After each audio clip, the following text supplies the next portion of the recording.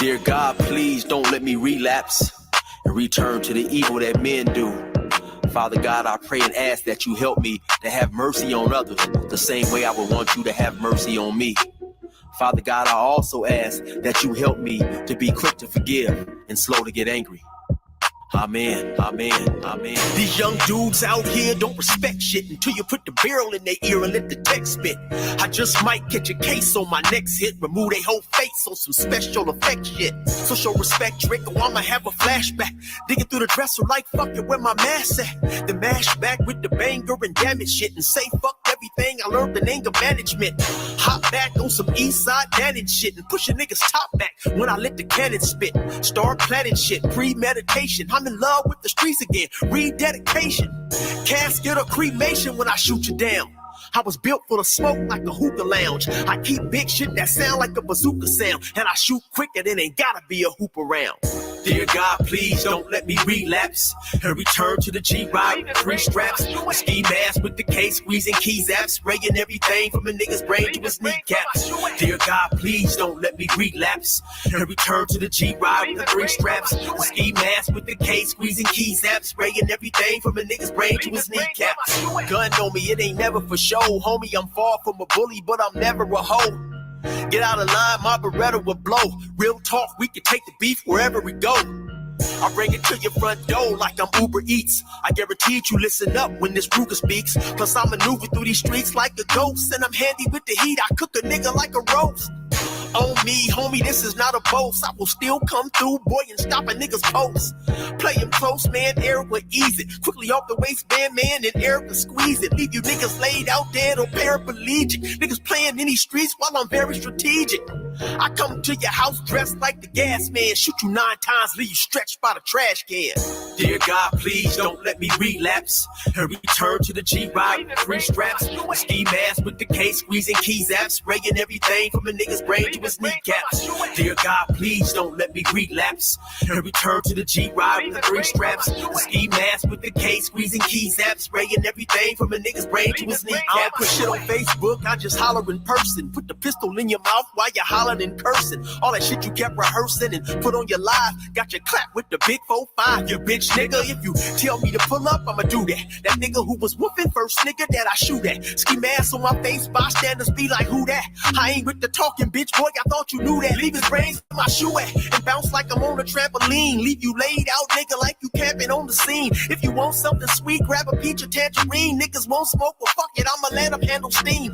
AR with the beam, you see the red dot? We tug on this trigger, nigga, it'll make your head pop. Blood pouring down to your shoes, call it Red Sox. Your brains hanging all over your shoulders like some dreadlocks. Expect the gang of dead off if they ever cross the line. The Lord said in the Bible, oh, revenge is mine. So I'm just trying to find a righteous path between the two. Before I lose control and do the shit I used to do. This being humble shit is new. I'm trying to turn the other cheek, but I ain't never been a bitch, so watch your mouth when you speak.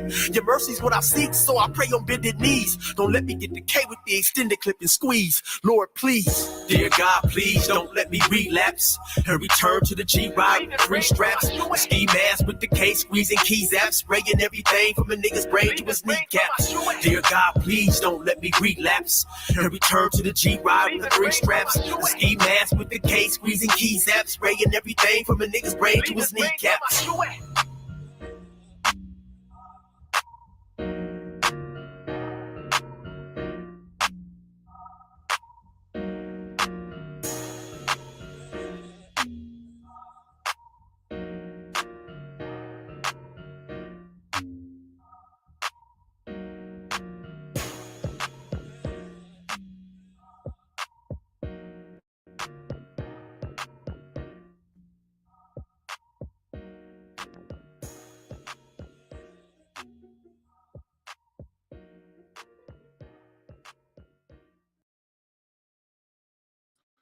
All right, everybody. How y'all doing today? Good to have y'all with us, man, on this beautiful, beautiful Thursday afternoon, man. Oh, my gosh. Man, just look outside the window, man, and tell me God ain't real. You see that beautiful sunlight coming down, the oxygen that you can just take a deep breath and take that oxygen in, man.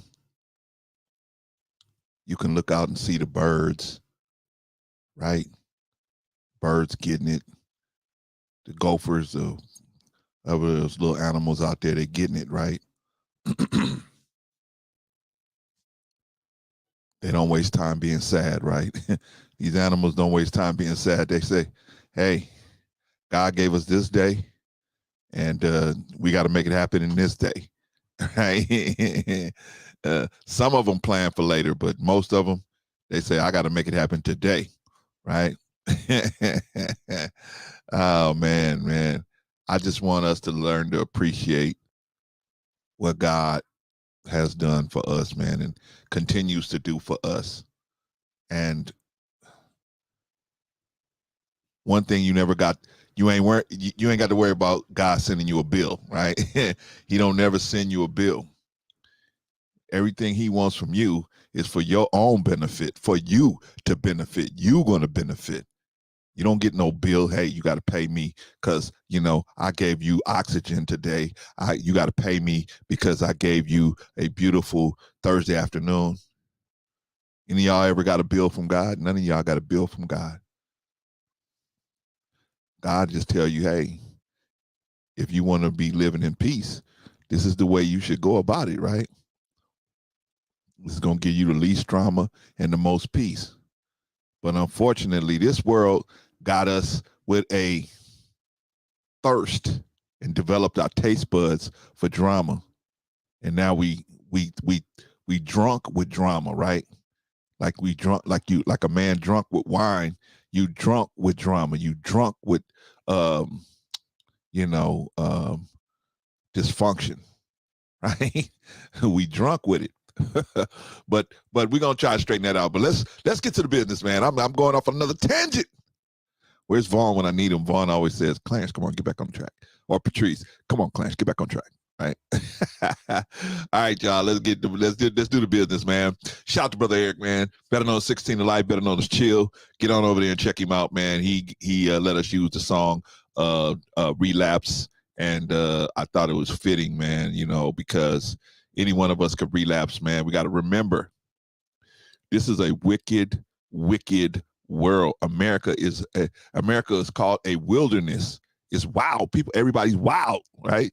People drive wild, they talk wild, they act wild, right? If you're not wild like everybody else, they're looking at you like you're a gump or something, right? What's wrong with you? What's wrong with it? Ain't nothing wrong with me. What's wrong with you?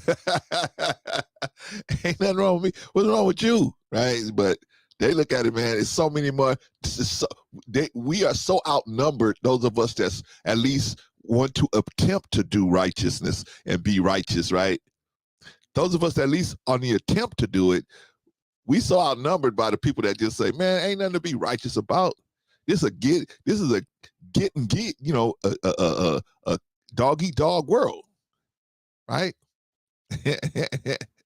Anyway, y'all, but Brother Eric, man, he gave us the song, not gave it to us, but donated it to let us use it in the show, Relapse, man, and I thought it was fitting because any one of us could hit a speed bump, right? I don't care how good you've been. You've been good 10 years, 20 years, 30 years. You never fell off the cliff.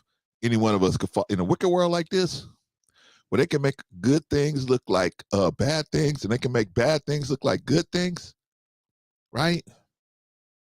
Think about this, y'all.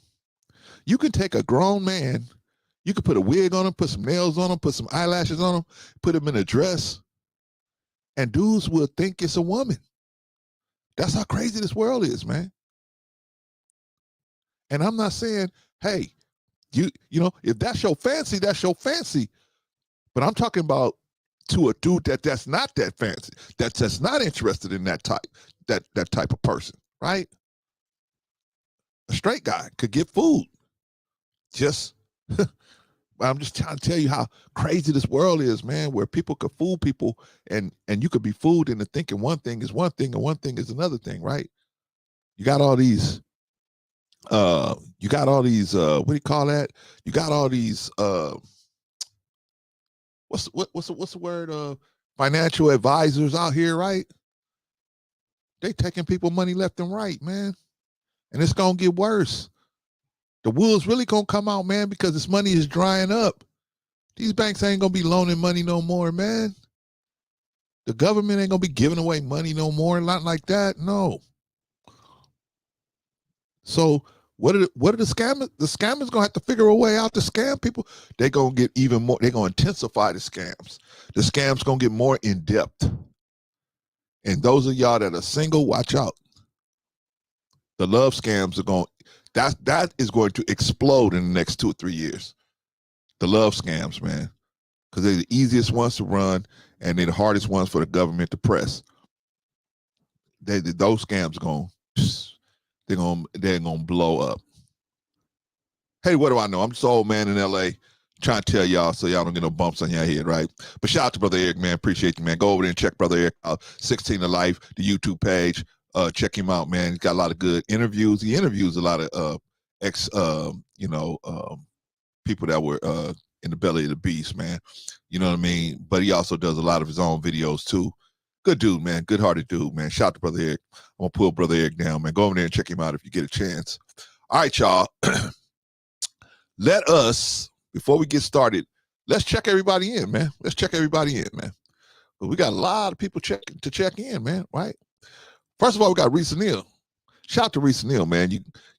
I'm telling you, man, you got to have an enforcer, man. You got to have somebody who's going to just sweep the trash right on out, man. They ain't going to ask, you know what I'm saying? They ain't going to ask. They ain't going to ask no questions, man. You got to have somebody who's going to shoot first and ask questions later. And I told Reese, man, hey, that's you. You do what you got to do, man. If somebody moving sideways, man, do what you got to do, right? So shout out to Reese, man. But you need somebody like that, man, because it helps keep your chat. Those of y'all that's listening, as other content creators, man, it helps keep your chat clean, man. When the trolls see somebody that they respect and they know, I've been to try it here, they just go somewhere else to play games, right? But shout out to Reese, man. Glad to have you in the building. Who else is in the building, man? OG Patrice. OG Patrice is in the building. Shout out to Patrice, right? Patrice is, man, I'm going to tell y'all something about Patrice, man. Patrice is always sending me a bunch of stuff, right? Hey, Clarence, look at this. Clarence, look at that. Clarence, look at this. We should do a show on this, Clarence. We should do it. And I'm like, man, she sent me such stuff. It's like hard. Okay, we can't do them all. We got to choose ones to do. So I try to get the latest one she threw up here. So we might get to them. But you know how we are. We talk, we do a lot of talking, we do a lot of monologuing over here. So because I want y'all to hear my perspective, and then I'll bring y'all up and let y'all tell me y'all perspective, right? One at a time, right? Except for, like I said, the home team, I'll put all of them up here if I got to, right? I'll have them all up here, right? Because I know they know how to, ain't none of them gonna talk for half an hour and then say, hey, you interrupted me, right? We can't have nobody talk for 30 minutes and then be uninterrupted, right? Or they're gonna, attack another person for their perspective. They may disagree with them, right? But they ain't gonna attack them, man.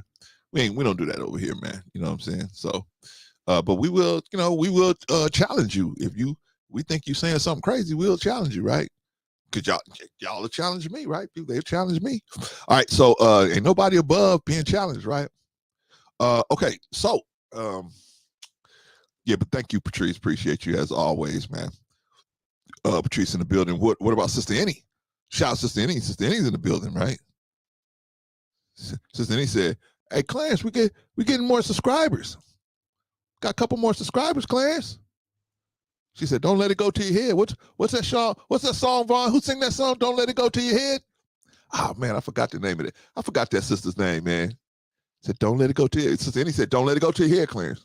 I tell you, I've arrived, right? We got 799 subscribers, y'all. We have arrived, right? Clarence, you ain't arrived. You ain't even monetized. You gotta have 1,000 subscribers to get monetized. Oh, okay. Yeah, that's right. I forgot that's what our goal was, to get monetized. That's right. That's our goal, right? We're going to get monetized. Man, shout out to everybody getting monetized. Good for y'all, man. But We just on something else here, man. So I preach, not don't take it the wrong way. If we get monetized, we ain't gonna turn YouTube down, but definitely that's not the focal point of what we're doing over here. But anyway, shout out to everybody, man. Shout out to Sister Annie. Glad to have you in the building. Of course, beloved. Who else is in the building? Who else is in the building? Who else? Von Bryant. Von Bryant's in the building. Von Bryant, as always, says greetings, peace, joy, and grace. Man, I'm telling you, man, if you want to raise some money, man, Vaughn is your dude, man. Vaughn is your dude. Class, let's spend all day Saturday when everybody's out with their family, handling business, begging them for money. And we don't even know them. We ain't even never met them. I said, Vaughn, this ain't going to work, Vaughn. Yes, it will, Clarence. It will. He was right. Vaughn was right. I had to give it to him for that one. He was right. Shout out to Von Bryant. Glad to have you in the building, my brother. Knowledge and relationships in the building. He said, good evening, bro Clarence, and everyone in chat. Shout out to you, man. Shout out to you, M3. Good to have you, man. Good to have you in the building. Shout out to you, brother. If you haven't already subscribed to Knowledge and Relationships, man, go on over there and give the brothers a try, and see what you think about them, man. Because they good brothers, man. They trying, man. Nobody's perfect, but they trying, man. They trying to give you something to help you do better in life, man. So shout out to Knowledge Relationships. Who else is in the building? Let's see. I think that's everybody that's in the building. Oh, Black Golden Age. Brother, Black Golden Age. And shout out to you, man. Shout out to you, brother. Glad to have you in the building. Man, good. Gene Carn. Thank you, Vaughn. Gene Carn. That's what I knew. It was on the tip of my tongue. Couldn't remember, man. I couldn't remember it, man. Vaughn said, I raised this money because of my Church of God in Christ experience, man. Yeah, Church of God in Christ. Now, I will tell you, man, Church of God in Christ, man, they don't play when it comes to that money, man. They will get that money, man. They're going to get that money for that wing. What wing, Clarence? That wing that's going up. We got that wing, man. We're gonna put a little school over here, and then we're gonna put a gym over there. That's the wing. That's the wing of the Church of God in Christ. They gets that money. Right? Who else gets that money? The Muslims, man. Whoo, man, that play go around so much in the mosque, man. You think it's a helicopter in there, man. We just need a few more dollars, right? You like, man, what? I ain't got no more money, right? I used to always tell the brotherhood. I used to be a special secretary, and I used to tell the brother, so I was getting money too, man. I used to get a lot of money, and so I used to tell the brothers, man, hey, bro, don't give us your rent money, man. You think the minister wants you out? You want out your getting evicted because you gave money to the mosque? No, man. Well, now he wouldn't be happy with that. We want the money that you going to, Morongo Casino with, or that money you spending on other frivolous things, right? That hamburger you trying to buy or whatever, right? Every once in a while, okay, that's what we want. We don't want your livelihood money. You're supposed to take care of your family first, right? But yeah, man, we used to get money too, man. So shout out to the Church of God in Christ, man. Shout out to them. They trying, man. Clear, the Church of God in Christ, they're Christians, and the Christians, the Christians, there's a white man. Oh, yeah, okay, all right. all right, okay. But shout out to the people that's trying. There's people that's out there trying, man. They trying to use the principles. And the principles don't have no color. The principles that God gave us in these books, they don't have no color, man. They ain't got no color, man. They got just either you with it or you not with it. And if you not with it, don't get mad when your life start falling apart, because you've been given simple principles, right? Right?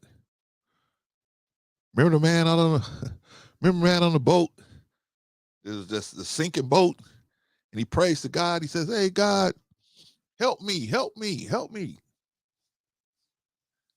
Boat comes, rowboat comes out there. Hey, I'm here, I can help you. Come on, jump in the boat.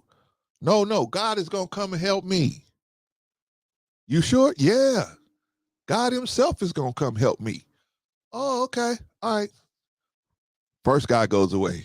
Another guy comes a little while later after the dude sitting there praying, right? Say, hey man, I'm here to take you out away from this danger. I'm here to take you away from this danger. Come on, jump in the boat. No. I'm not going with you. God is coming for me because I'm praying, and he's going to answer my prayer. He's coming. He's going to come. He's going to come and get me out of here. Okay. Second dude said, you sure? He said, yeah, man. No doubt. God is coming, man. You see me, I'm a praying here, right? I'm praying everything, right? For the Muslims, I'm prostrating, I'm in my salat, right? Right? God is coming. Right? So the second man goes away. Third man comes.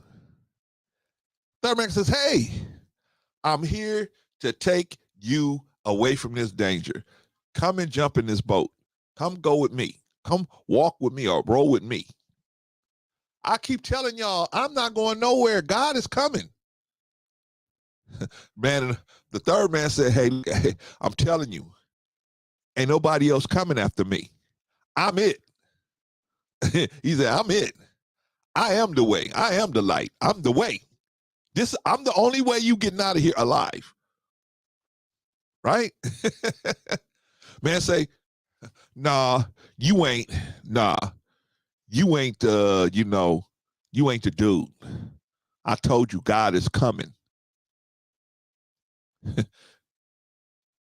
The third man said, final call, right? Final call. It's the final call. Ain't no more calls after this. This is the final call, right? You know, you get on a train, they say last call, they say final call. Or you in the club, they say last call, right? They say you ain't getting no more drinks after this.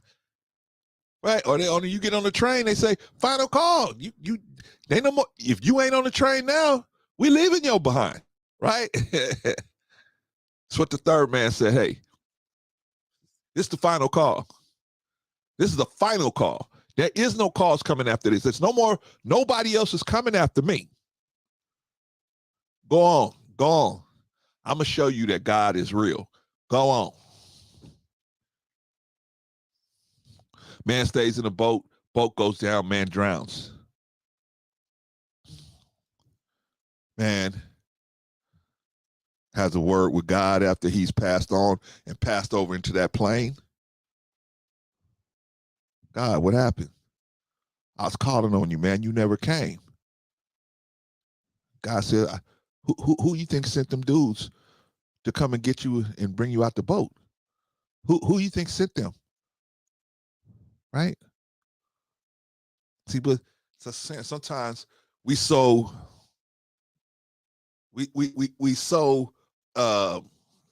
busy being this religious person, we can't even see God's hand in something. And we might miss it. We might miss the call, right? Everybody else is going right. And God sends somebody to tell you, don't go that way. Go this way. Right? Right? Shout out to Brother Bolo in the bill. Shout out to Brother Bolo, right? Excuse me, y'all. This cold is still trying to hang on. Shout out to Brother Bolo. Called me 4:30 in the morning this morning from the village, right? Now, me and Bolo call each other a lot. We talk on the phone a lot, right? But Bolo thought he was going to be funny and call me from the village while he was actually on the live stream. He decided, I'm going to call Brother Clarence. I know it's 4:30 in the morning over there, but I'm going to call him anyway. Right? Because Bolo's on the East Coast. I'm on the West Coast. He said he's going to call me. Hey, man, I just wanted to talk to you about something you said on Tuesday, right?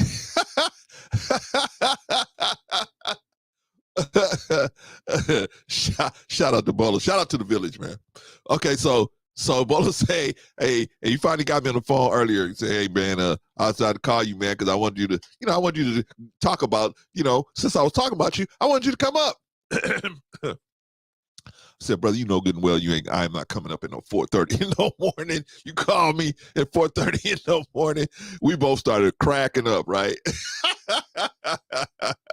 I said, man, brother, I called. I'm not going to answer the phone at 4:30. I was out, but I didn't get his call anyway, right? But I didn't see it until after because I told him, I said, hey man, I work for the white man. I got to get up. I got to go. I got to get some sleep, right?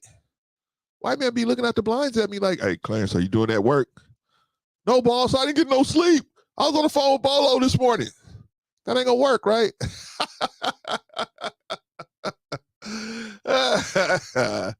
Nah, but this brother thought he was funny. Bolo is a comedian at heart, man. Really, he's a comedian, right? He's a teacher by trade. By trade, he's a teacher, right? He teaches, and he's a good teacher, right? Great teacher. Outstanding, right? But he's an even better comedian, right? He's an even better comedian. He's funny dude, man. He's a funny dude. But shout out to Brother Bolo, man. But we were talking about these issues, man, and just some issues about how we talk about Noah, as a matter of fact, and some of the stuff that Noah went through, where Noah heard that voice and decided to listen against the popular understanding that people had, that the people at that time had, right? Because I was telling y'all, right? People would walk by him on their way to Sodom and Gomorrah. Where y'all going? It's Friday night. What, Johnny Kemp? Remember that one, Vaughn? Johnny Kemp? It's Friday night. I just got paid, right? So they heading. Sodom and Gomorrah was the Las Vegas of the day, right? It was the Las Vegas of the time, right? Hey, where y'all going, man? I know y'all just got paid, right? Yup. We just did a harvest. We got paid. Everything's good. On my way to Sodom and Gomorrah to spend some of this money. You need to come with us, Noah, so you can spend some of this money, man, instead of hammering on that boat. What you trying to build out here, man? I'm building a boat. I'm building an ark because God said it's too much going on, man. He's going to have to do something. I don't know exactly what's going to happen, but I know it's going to rain. And I need to be prepared. And if you want to be prepared, you should do this. You should follow suit. You should follow suit. What? I ain't building no ark. Old man. What are you talking about? We about to go down to Sodom and Gomorrah and get busy. we gonna gamble. we gonna get lit. And then we gonna hit the ladies. Some of us gonna hit the men's, right? Some of us is gonna hit the animals. And unfortunately, some of us is gonna hit the children's, right? They're doing all manner of foolishness down there, right? And Noah's like, hey, man, I'm trying to tell y'all, man, if you need to be doing the same thing I'm doing, because this, you know what I mean? You need to be listening to who I'm listening to. But sometimes, man, you know what I'm saying? We don't see God's hand. Now, that was God trying to get to them other people through Noah, right? But because they was so what's the word I want to use? They were so possessed, or that the taste buds was for demonic frivolousness that they couldn't hear it. Couldn't hear it. The ears were turned off. Right? That's where we are today, brothers and sisters. That's where we are today. If you don't hear, if you can't see God's hand and moving, and you can't evaluate people, because this is where we're at. This is where we're at. I'm going to boil it down to you how you can be effective. You have to be able to evaluate who's helping you and who's not helping you, and listen to the people that's got your best interest. You have to be able to evaluate that. But I love this person, Clarence. I know. But maybe that person ain't got your best interest at heart, right? Arshawn had a lady on today, right? And she talking about she was married to a man that pretty much wasn't really interested in the married life as we know it, right? He wasn't interested in that. He was interested in some fugaziness, right?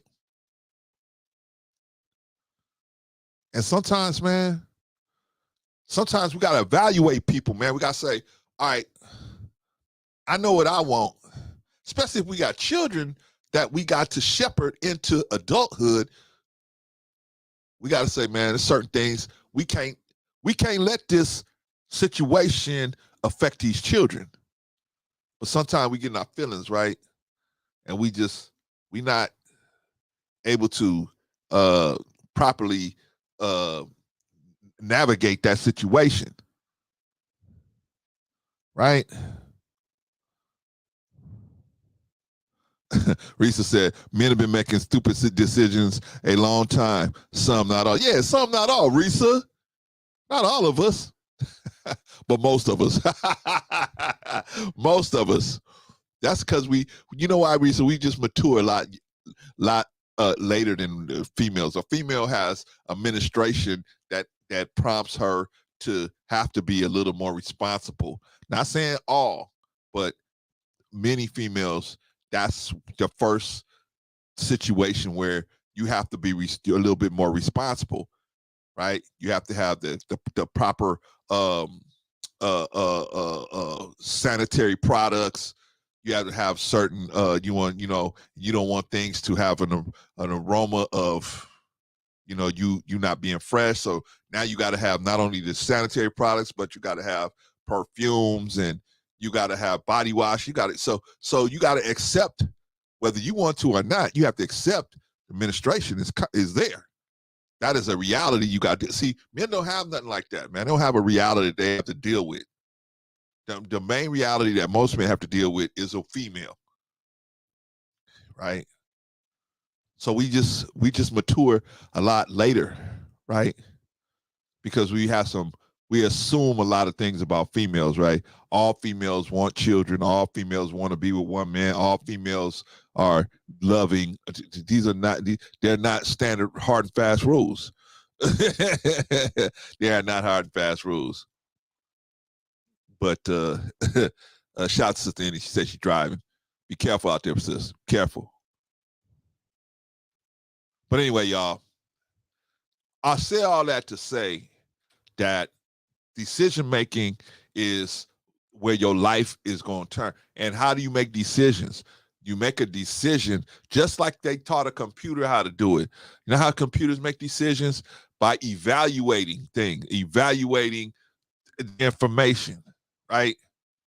All those zeros and ones and zeros, all that stuff can compile into whether this information is true and whether this information is not true. If it's true, do this. If it's not true, do that.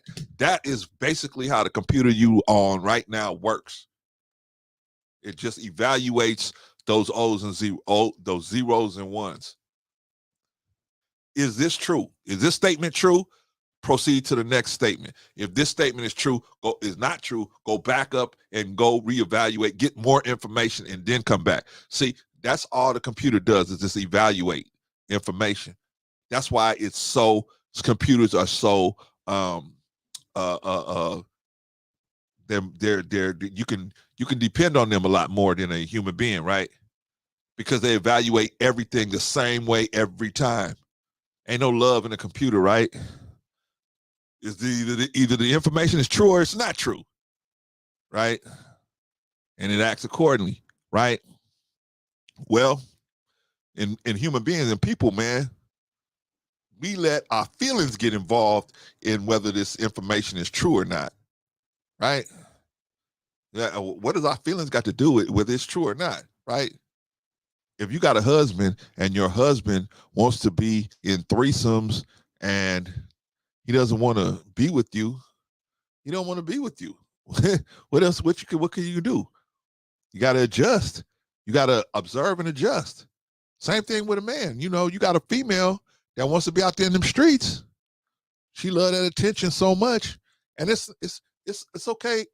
Females, they have a natural situation where they seek attention. It's natural. That's a natural thing for them.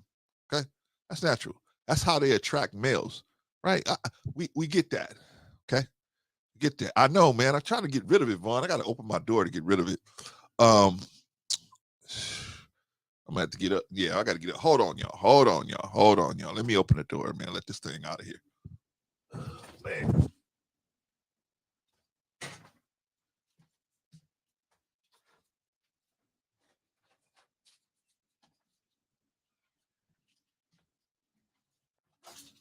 See, I got those. See, I use incense and scented candles, man, and they like that smell, man. So they come up in here trying to kick it, but no, let that dude up out of here, man. Ain't no food in here, so what are you gonna do in here? Just bother me? But they smell them candles, and I usually got the incense blowing too. I'm gonna get two more if I open the door. No, Vaughn, that's it, man. I'm gonna let them out. All right, y'all. So anyway, that's where we at, man. We trying to evaluate better, right?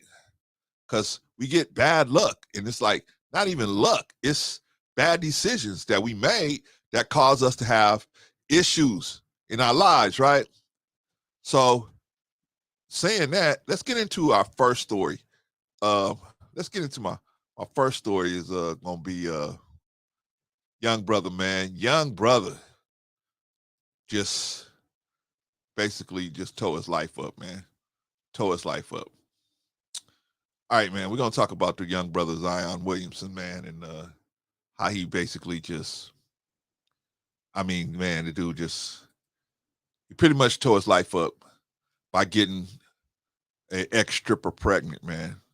And when I say ex, I mean she an ex stripper because, um, not because she don't have it in her heart, but she ex because she can't compete with what was going on out there, in my opinion.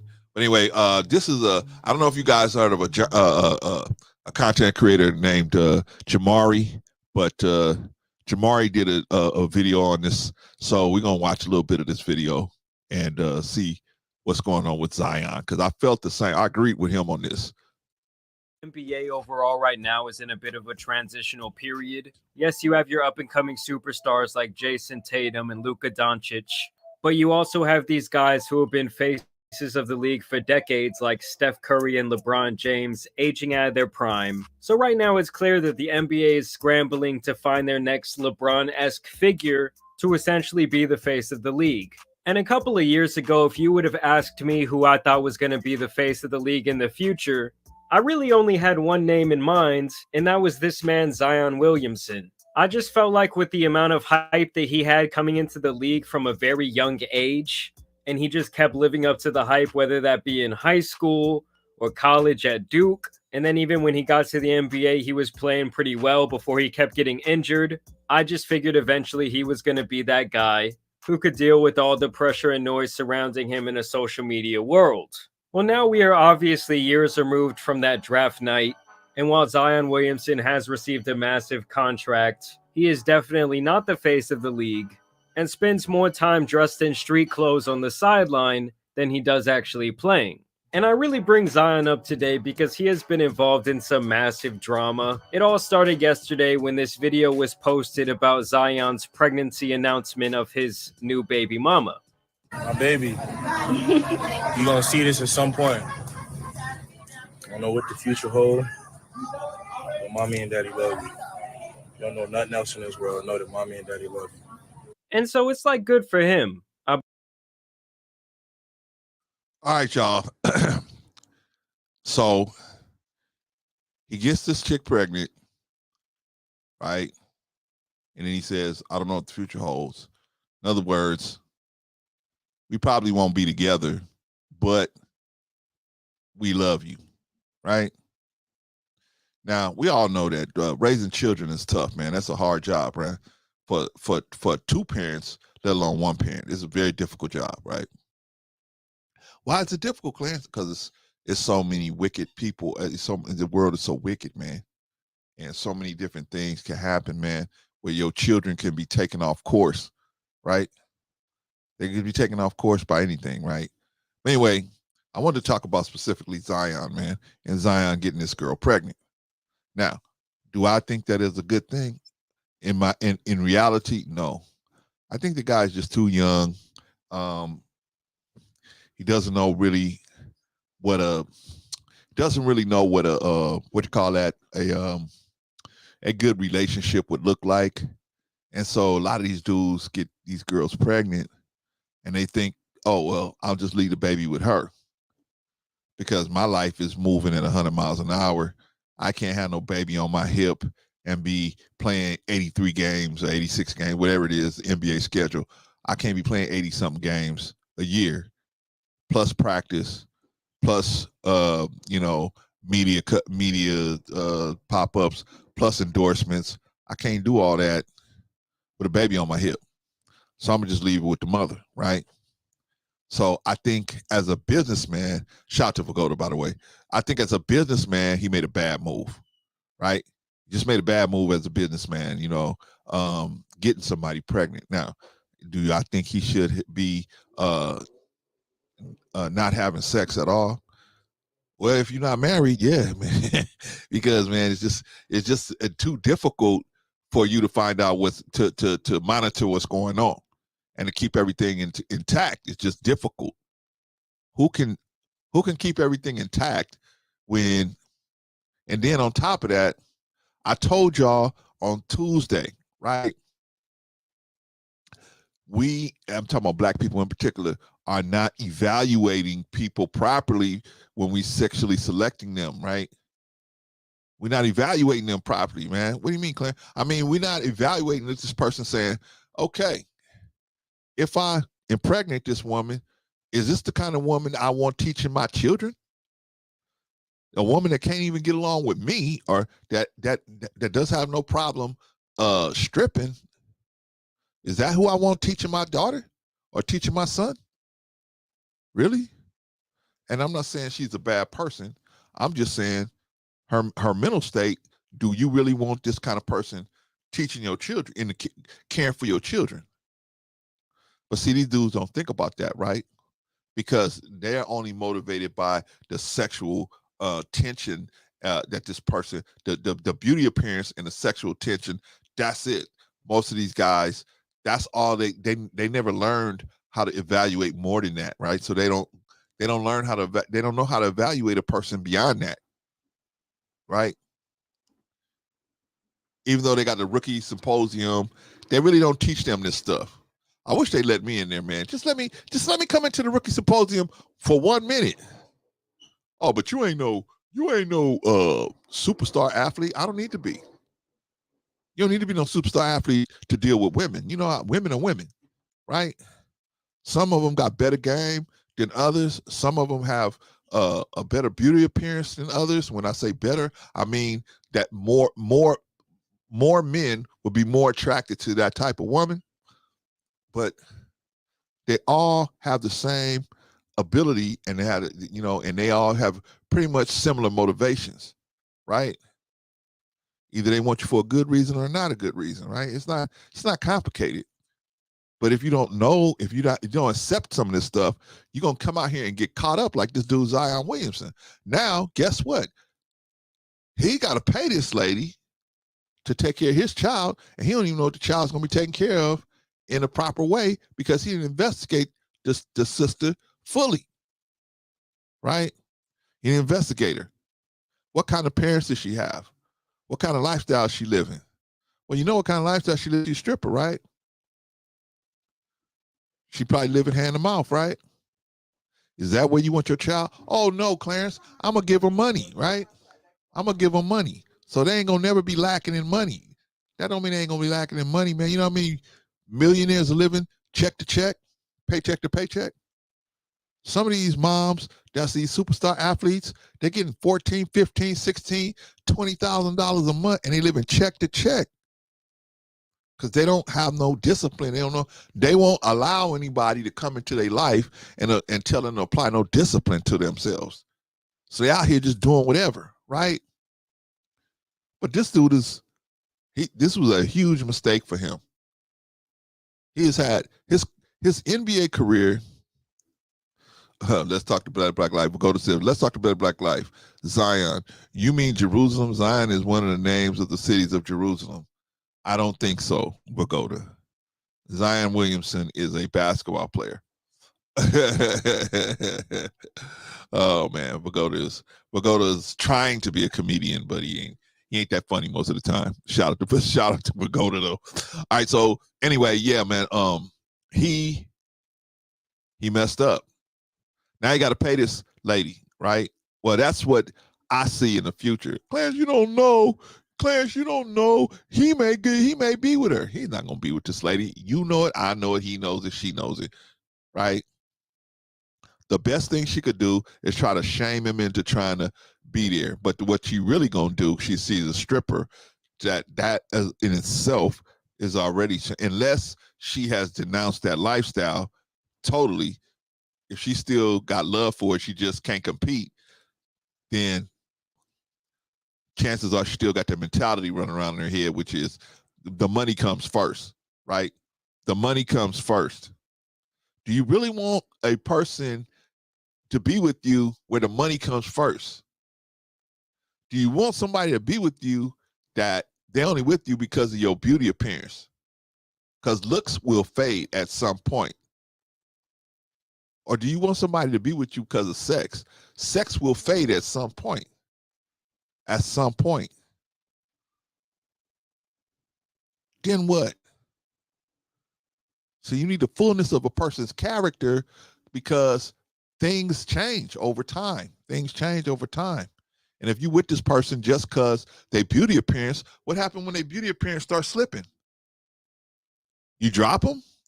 Here this woman gave you 3, 4 children. She basically gave you yourself, right?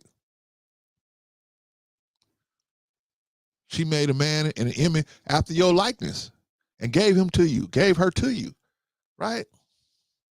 Just gonna throw her away because beauty appearance is not there. I mean, yeah, we don't get me wrong. We want y'all to look good. That's, but at a certain point, you look good we want you to look good on the inside. That's what's going to be the most important.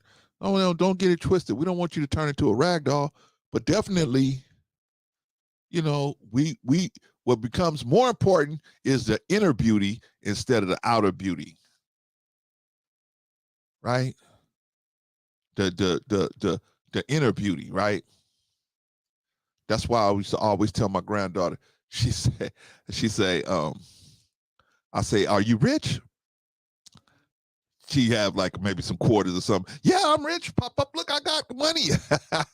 I said, no. I said, you rich with love.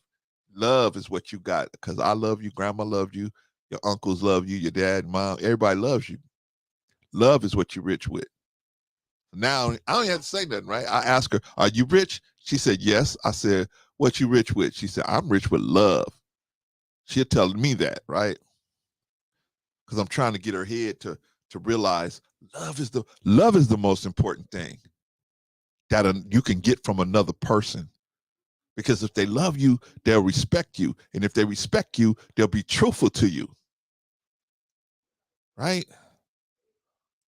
And when I say love, I mean they love you see, love is in my definition, I love you, so I want for you what I want for myself. I want somebody to tell me the truth. So I love you enough to tell you the truth. And you got a bug in your nose. Right? Your wig's crooked. Right? Your wig is crooked, right? Your edges is toe up. Whatever. I don't know. I'm just saying stuff that the normal person would just say. They're just not going to tell you this stuff, right? You got a little aroma there. You might want to do something with that aroma. Like Bolo say, your breath is kicking like a ninja, right? You might want to go and handle that. This is stuff that people that care about you going to try and tell you so that you can do something about it, so you can improve it, so you can fix it. That's love. No, it's not, Clarence. That's, y'all haters. No. The haters are the one that ain't going to say nothing and let you go out into the world looking like you crazy. Yeah, there you go, Vaughn. Your slip is showing, right? Your slip is showing. Fagoda said, I didn't know the name of the guy in the picture, his name or his nickname. That's his name. That's his legal name since he was born, Zion, right? That's his name. Yeah, your slip is showing, right? You don't, do you really, Vaughn, both of us are married, we know. Do you really want to say your slip is showing? No, you don't want to say that, but you got to say it, right? Because what's worse? The worser thing is her to go out into the world with slip showing or some toilet paper stuck to her shoe or something, right? That's even worse. The question gonna be asked, I thought you said you loved me. How could you do this? How could you let me go out knowing that I was gonna make a fool of myself? I was just too scared to say something. Duh, then you don't love me. Love is fearless. Love is fearless. Right? You see these dudes, man, somebody with their girlfriend, they really care about her. Man, they'll go up and want to fight some dude 99,000 feet tall because the girlfriend, and it ain't even the guy's fault. It's the girl. The girl is the one dipping and dabbing with the dude. But the dude care about the girl so much, he fearless. He willing to go and get into it with some dude he never even met over a girl that don't even care about him. Love is fearless. Love is blind. You don't see the danger, right? You don't see that, right? Love is compassionate. Love is compassionate, right? You see somebody doing something stupid, think back to yourself, did I ever do something stupid like that? Got a whole book in the Bible called Judges, right? Because that ain't our place. Basically, the whole book is telling you, this is not our place to judge another man. It's not our place. There's somebody who can do that. There's somebody who qualified to judge people. We not. We here, as my brother Bolo said, we here to just lead you to who can help you. It's on you after that. It's on you. You can't tell me, hey, Clarence, what should I be? Should I be a Muslim? Should I be a Christian? Should I be a Jew? What should I be? What's the best religion I should be? I can't tell you that. What I can tell you is there is somebody and they got a way. Now, the question is, what way makes the best sense for you? I don't know how you came up as a young person. I don't know what experiences you had.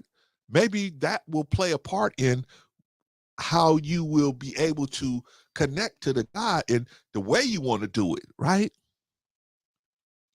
The way you say, hey, look, this way of connecting to God is better for me than this way.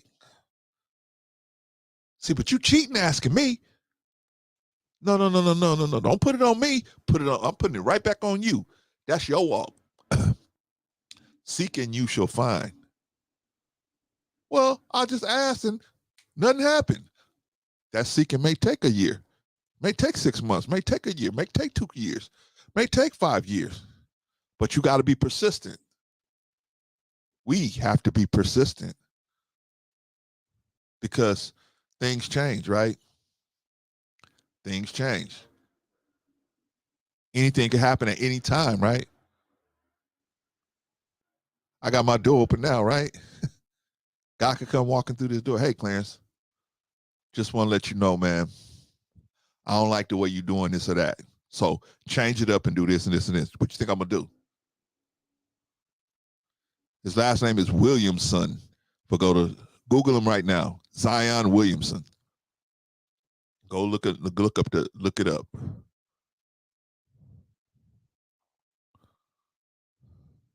I don't think any of his people are Jewish, but I'm not sure. They may be, but I'm not. I don't think so. I think it's highly unlikely. Anyway, let me get back to evaluation. So Zion didn't evaluate this chick. So now he's got a situation, right? And so what I want to do is use his situation to show how we are doing the same things. We are doing the same things. We're not evaluating business partners. We're not evaluating romantic relationships. We're not evaluating our children, right?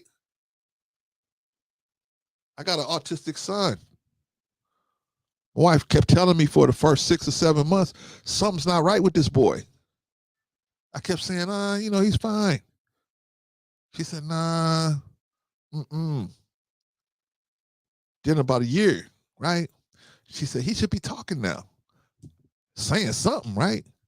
I said, man, maybe he's late, it's no big deal. She said, because I didn't want to accept it, right? I didn't want to accept the fact that I had a son that, has some issues. Finally, got to about 2.5, 3 years old, still not saying anything. I had to accept it. I had to say, okay, let's get him looked at. Let's get him evaluated. And after we got him evaluated, then we was able to get services for him, right? We was able to put him in the right type of environment, right? Right? They wanted us to put him in a regular school with regular kids. I would say regular, but higher functioning children, right? But he would never have made it there. He can understand what you're saying to him, but he can't exactly put it back out there to you, right? If you don't really know him, you can't really, it's difficult for him to communicate to you his needs and stuff. So all of that, but they were going to put him they were going to send him to LAU, a regular school for average kids. But that he would have got destroyed over there. Talk about getting picked on. He would have got destroyed. Right? So we had to say, no, he got to go to a special school. We had to fight the school district. We had to get an advocate. We had to get a autism advocate. We had to fight the school district for 2 years, right?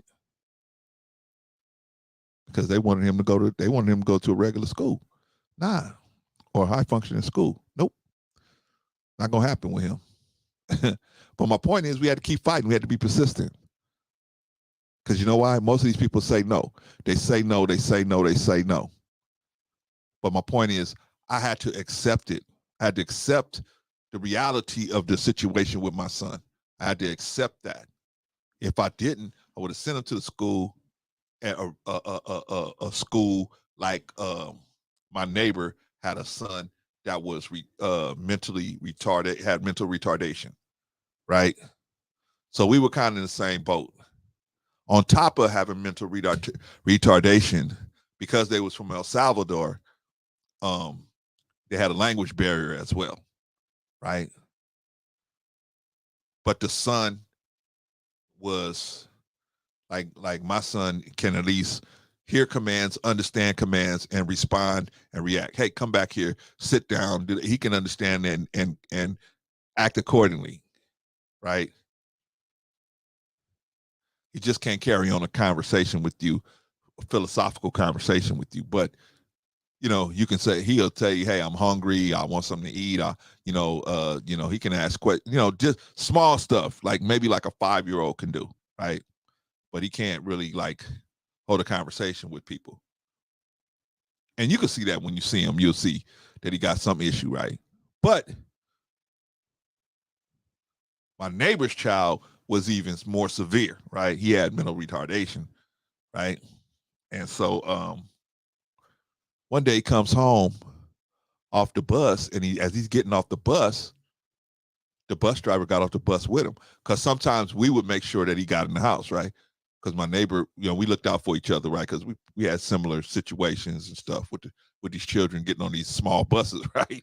So my neighbor's son got off the bus, and most of the time the wife was home, but sometimes if she wasn't home, we could let them in and just say, hey, go, sit down, or one of us might sit there with them or whatever until somebody got home. Anyway, so the mother was there, and she was crying. And I was like, man, what's going on, right? I could hear her. So she's crying, and so my wife went out there to find out what was going on. And what happened was they had the kids because they were sending him to a regular school. He was just in the barnyard unit, right? The barnyard unit where they put kids like him in a classroom and they just leave them alone all day. They don't engage them. They don't try to teach them nothing. Like my son can read and work on a computer and everything, but they don't engage these kids, right? They just barnyard them. Anyway, so they put they took the kid and they took excrement and they rubbed it all over his shirt, rubbed it all over his clothes, rubbed it all over it, put it in his clothes, they dogged him, right? So I told my neighbor, I said, man, you got to get you a lawyer, man. You got to get a lawyer to deal with that situation, man. There's no way that should happen to him at the school. And because my neighbor had his situation, he was undocumented. His whole family was undocumented, except for the children. Because he was in an undocumented situation, he was scared or skeptical of pursuing that. And I said, man, wow, that is crazy. That is crazy. But he was, he didn't want to get deported, because that would have been an even bigger problem, right? I mean, I understood, but I just was like, wow, that's crazy that he's in that situation, right? It's just, but my point in that is, we had to accept what was going on with our children, right? We had to accept that. Certain point, we had to accept that. Because if I don't accept it, I would have sent my son to school, and maybe something would have happened to him like that too, right? And you would never heard of Brother Clarence, because Brother Clarence would have been in prison. Brother Clarence would have been in prison. If I hadn't got to the principal, I would have got to the teacher. If I hadn't got to the teacher, I would have got to the aides that was out there. I would have got to somebody. I might have even lost my mind and gotten to the kids that actually did that to him.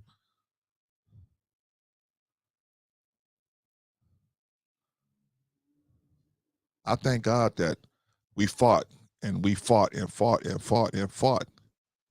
Going to court, going to meetings, but the point is, I had to accept. I got to accept. I had to evaluate the situation. Hey, man, there is something wrong with this situation. So we don't want to. Now that we know that there's an issue, we don't want to pursue it this way. Well, I'm telling Zion Williams is the same thing, and some of y'all in the same situation, right? You dating somebody, the girl look good. Oh, Clarence, she look good.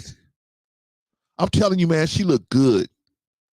And I don't mean good like, in the like Dave Chappelle said, not in the classical sense of good. I mean good like, man, I can see her breasts is about to pop out of her shirt. Her behind is about to pop out of her pants.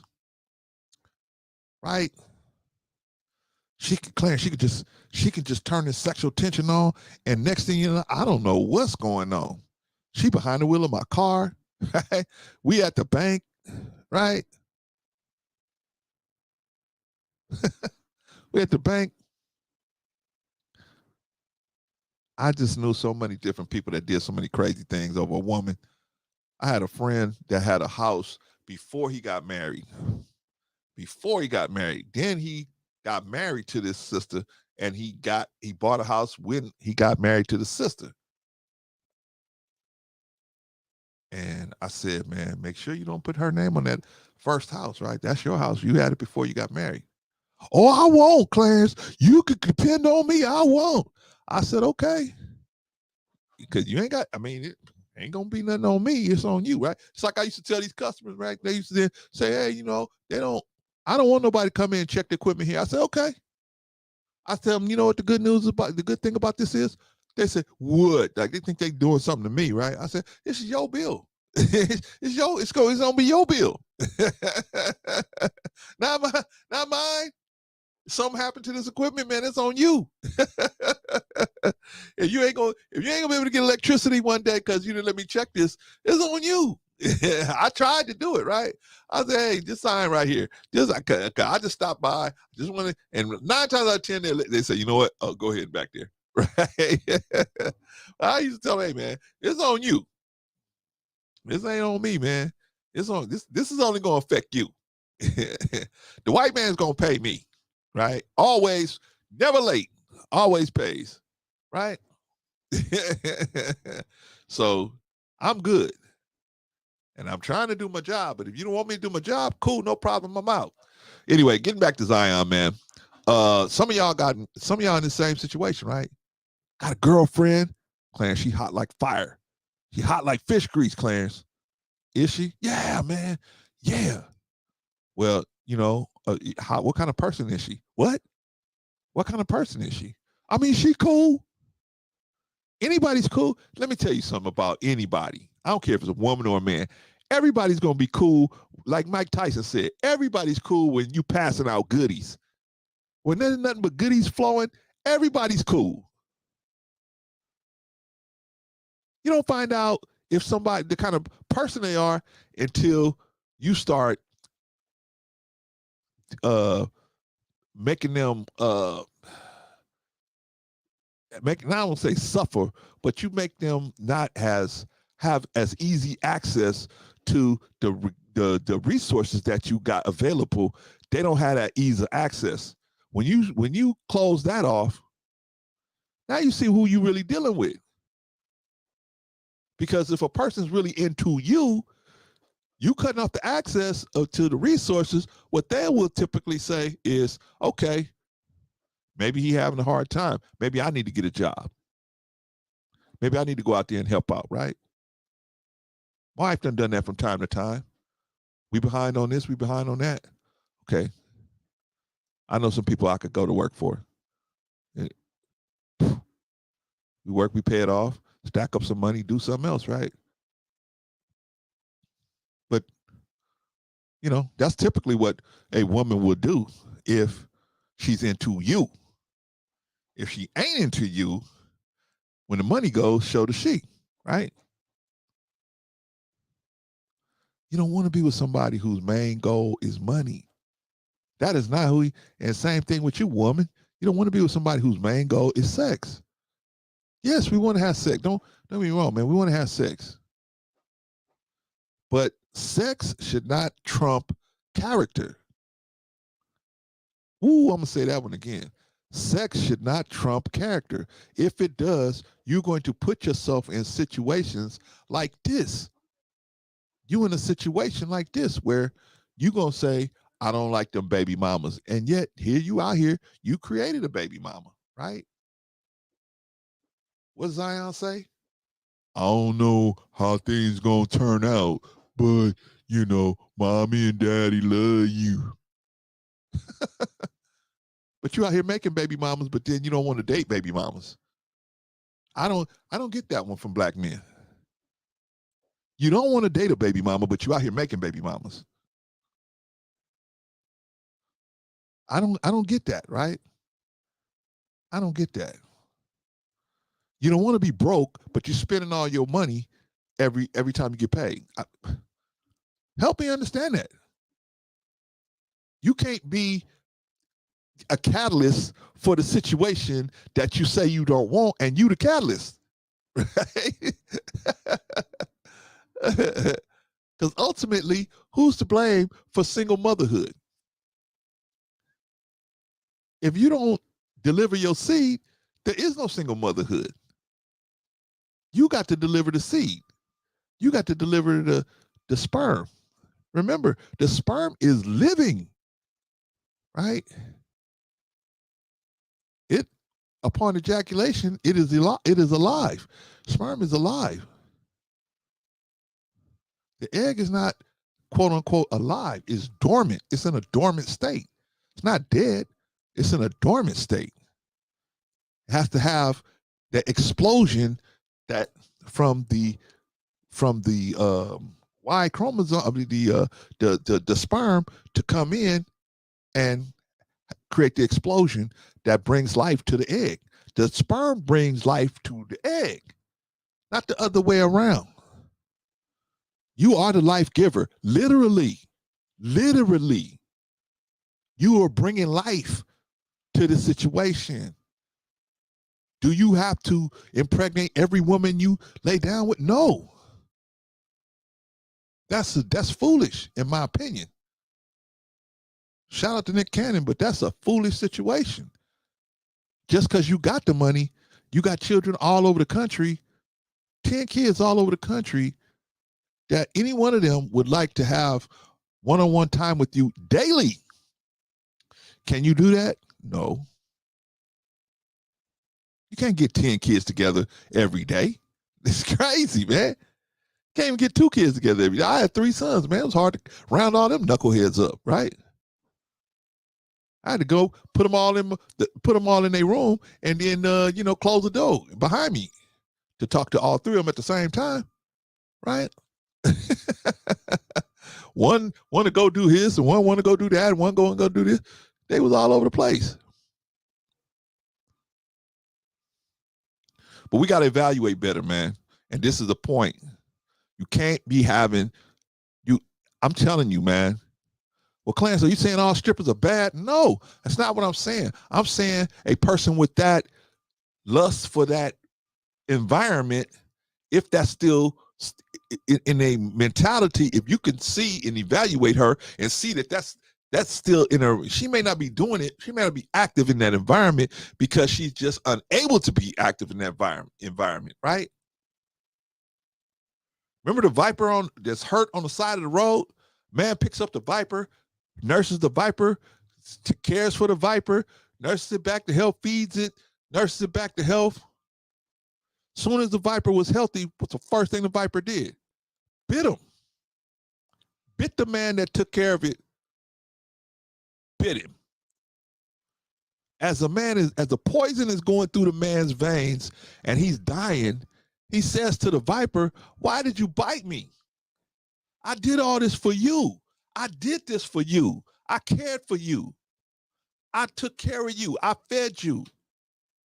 I made sure you was okay. Why did you do this to me?" Viper said, "You knew I was a snake when you picked me up. What did you expect me to do?" That's us. Here you got a woman that said she's a stripper. What do you expect her to do?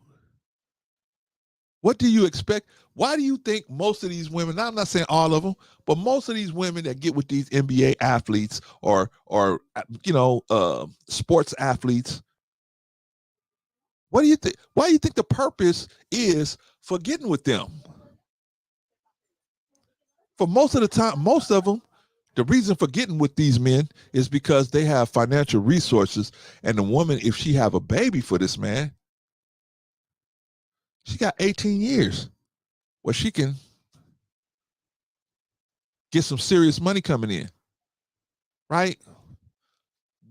And live a grandiose lifestyle.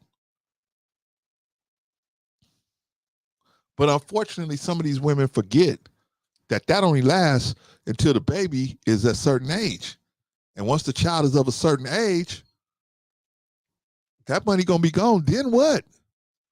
Then what? You know who found that out? You know who found this out the hard way? Earthquake, the comedian Earthquake's ex-wife. She found that out the hard way. Because why? Why, Clarence? Because what he did was, because he was making money as it was coming, he was just paying his child support. So he started paying it early. He had you got a definitive amount of money that you got to pay. If you pay it off early, right? Now the woman can come to you and say, hey, don't give me more than this much because you give me that, I'm going to spend it in this. But she didn't never do that, right? He paid it off early. He given her money and he paid it off early. Paid it off about 2 years early. The woman was like, where's the rest of the money? He ain't 18. Earthquake said, hey, this is my last payment. This is my last, I'm done. I don't have to pay no more. Well, we're about to get thrown out in the street. He said, well, send the boy to live with me. Send him to live with me. What? I mean, you got to take care of yourself, right? Because she ain't his responsibility no more. That's what a lot of these women forget. If they can't get that ring on their finger, and even if they do, those payments from these dudes ain't gonna last forever. They ain't gonna last forever. So what you need to do is you need to take care of yourself. Men too, right? What's that dude that's getting child support from Britney Spears, Kevin Federline? He getting 14 grand a month or something like that. Crazy amount of money for 2 kids. But guess what? Kevin, that money's gonna be gone at some point. What you gonna do? How you gonna support yourself at that point? See, some of these people, when they getting this kind of money, they forget. Hey, you need to go to school or something. Because when the money stop, you're gonna be back out there. Anyway, y'all, what y'all think about Zion Williams getting this supposedly ex-stripper pregnant, right? Clarence, are you putting her down because she used to be a stripper? I am not putting her down because she used to be a stripper. Who am I to judge this lady? What I'm saying is, should he be getting into a relationship with somebody where their mentality is money is the best thing? Money is the greatest thing. Should you be getting in a relationship with someone like that? From my perspective, no. But why are we doing that? Because we don't know how to sexually select. Us as men, we don't know how to sexually select. The women don't know how to sexually select. The women are sexually selected based upon looks and financial prowess most of the time. They don't know how to evaluate a man's character. You know how you evaluate somebody's character? You have to tell them no. That's when you see the kind of person you're really dealing with. When you tell them no. Hey, girl, I'm gonna go get a hotel room and we're gonna do this. No. Instead of doing that, let's sit down and let's talk for the rest of the evening. Let's get to know each other. Girl, I'm gonna get to know you when I got you over there at that hotel. I'm gonna get to know you real good, girl. Right? No. Same thing, men. I want to go shopping today. I want to go shopping. Let's go shopping. So I think we can hit, Gucci, the Gucci store. Then we get Neiman Marcus. Then we had all this. No. What? No. Now, a real woman, if you tell her no, the first thing she's gonna do is get mad, and the second thing she's gonna do is say, "This is a good brother. If he's telling me no, he probably got a good reason, and I don't want to lose this brother. I don't like it that he told me no, but I respect it, and I just have to." She gonna get mad. I'm not telling you every day a woman gonna like everything you say. No, they not. But sometimes you gotta tell them no, and not to play with them, but just because it's not gonna be a good situation. Sometimes you gotta say no. No, woman, we can't go out and spend this money that we don't have on a car that you don't need. Let's get you a little car, and let's spend the least amount of money we can so we can still have some money to do some other things. But a lot of people, a lot of men, what they do, man, because they're so scared that the woman gonna leave them that they Oh, I gotta buy all this car. I gotta buy this house I can't afford. I gotta buy this car I can't afford. Or this woman gonna leave me. Let her leave. Let her leave. Same thing with the women, right? Oh, I better do all this freaky. I'm gonna do all this freaky deaky stuff with this dude. Like we gotta do these threesomes, and we gotta go to these what do you call those clubs? Those swinger clubs. We gotta do all that because this man gonna leave me if I don't do this stuff. This man gonna leave me. Let him leave. Let him leave. Let him leave. Nobody is worth your self-respect. Nobody is worth it. Nobody is worth that. Nobody is. You know what? When you get up, let me tell you what you should do. When you get up in the morning, you should be able to look yourself in the mirror and say, you know what? I respect you. I don't always like some of the, we make mistakes, but overall, the way you roll, you should be able to look yourself in the mirror and say, I like the kind of person I am or I'm becoming, right? But when you can't look yourself in the mirror, I've been that person, man. I didn't look in the mirror for years because I was a scoundrel, right? I turned around and I was an old man. I was like, what the hell? What the hell happened? That's how long it had been since I looked in the mirror, right? But thank God, man, some serious men of God came my way. And they weren't going to let me be no knucklehead no more. And I fought them as much as I could. Then one day I had to submit because I said, damn, man, everything they tell me, they right. I hated that. Then I said, man, shit, I ought to be glad that somebody's telling me that to turn from my wicked ways. But we don't want to turn from our wicked ways, man. This young brother, man, you know what I'm saying? You've been going to school, some of these schools, and been around people that, that was really, now you around women that the competition is this high, right? You're around women, man, there is no line of demarcation, man. There's nothing that they won't do to cross over into the world of an NBA athlete or NFL athlete or MLB athlete or soccer athlete. There's no line that's too big for them to cross.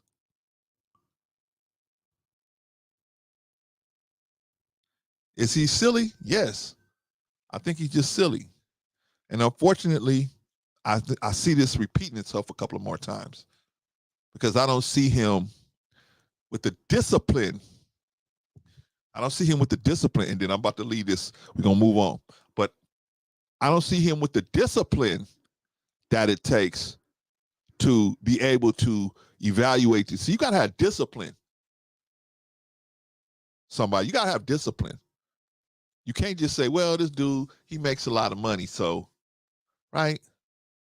As Rico would say, your goddaddy, right? Your goddaddy said, hey, if a dude make enough money, hang in there with take the abuse, right? Right? We do the same thing as men, right?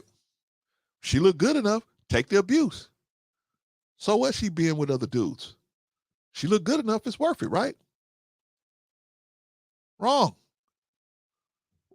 Abuse is never okay. Never. I'm never going to tell you it's okay. If you're being abused, I'm never going to be one of them ones that say, well, girl, suck it up. Go on back. You ain't going to find nobody else to do it. I don't care if you don't find nobody else. God will make a way if you are disciplined.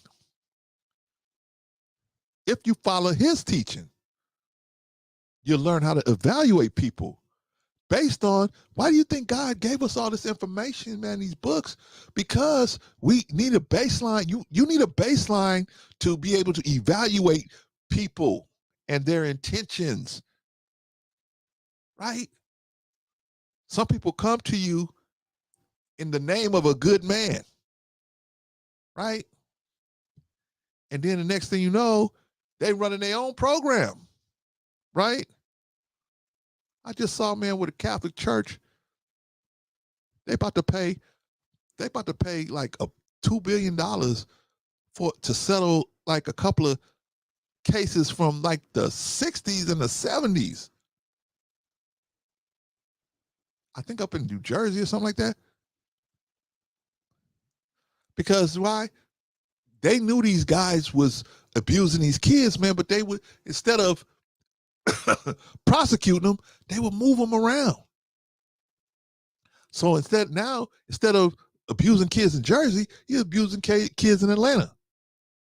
And then when they get caught up in Atlanta, they're moving to California.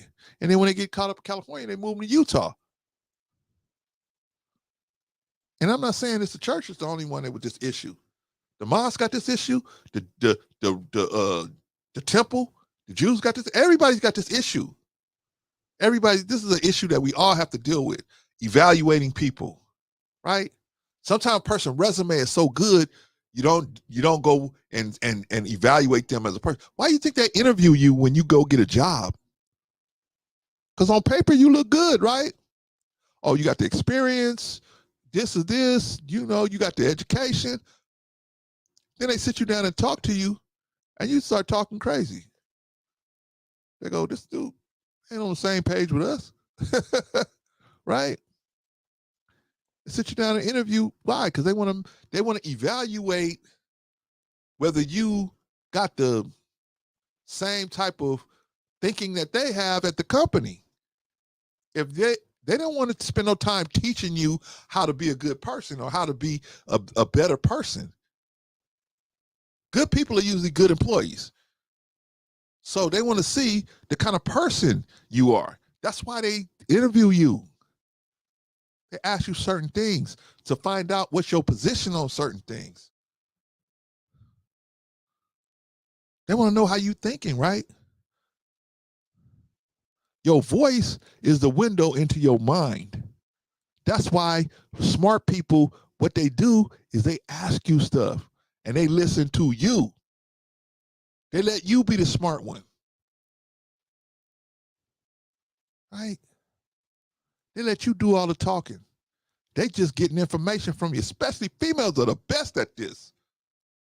A female could sit back and say, wow, you got some nice arms. How did you get your arms like that? Girl, girl, I go to that gym, I be pushing that iron, girl, well, let me tell you, see, the first time I was pushing the iron, girl, I gotta tell you, the first time I was pushing the iron, I was like 12 years old, but I was still pushing the iron, right? This nigga gonna be talking for about 45 minutes about himself, right? Don't even take a break in the conversation, right? The girl can just sit there and listen to it, right? That's all you gotta do is be patient. Right? She'll get as much information as she needs. Right? Likewise, she'll come up to you, hey, that is a very nice car. How'd you get a car like that? Girl, come on now. I'm the head manager down at UPS. I make 80 grand a year, girl. You know that. I got some money. I get some money. I get mines. A girl like this stripper be like, she doing the math in her head. She said, well, you ain't got no girlfriend or nothing? You ain't got no wife or no girlfriend or nothing?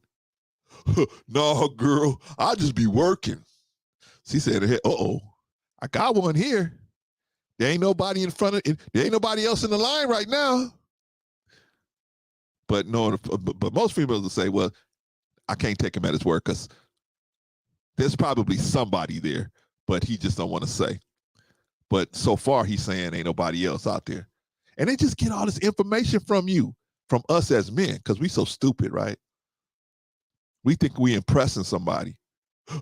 Girl, this car, this ain't nothing. It only cost me about 80 grand. I'm only paying about 1,500 for it, girl. Well, you got to have ends coming in to do that, girl. So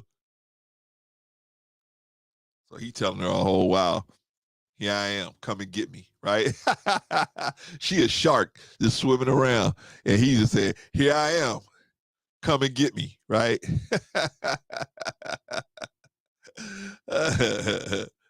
Women do the same thing, man. Women do the same thing, right?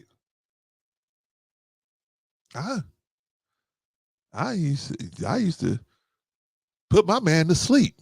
What? I used to put him to sleep.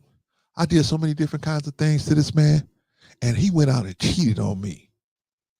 What you do back up and say, "What women? What kind of stuff did you do?" Oh, I'm good with my hands. I'm good with my feet. I'm good with my lips. I'm good with everything. The dude just had this all up in his head going, oh my God, I done hit the mother load, right? I hit the mother load. This girl, man, oh my gosh.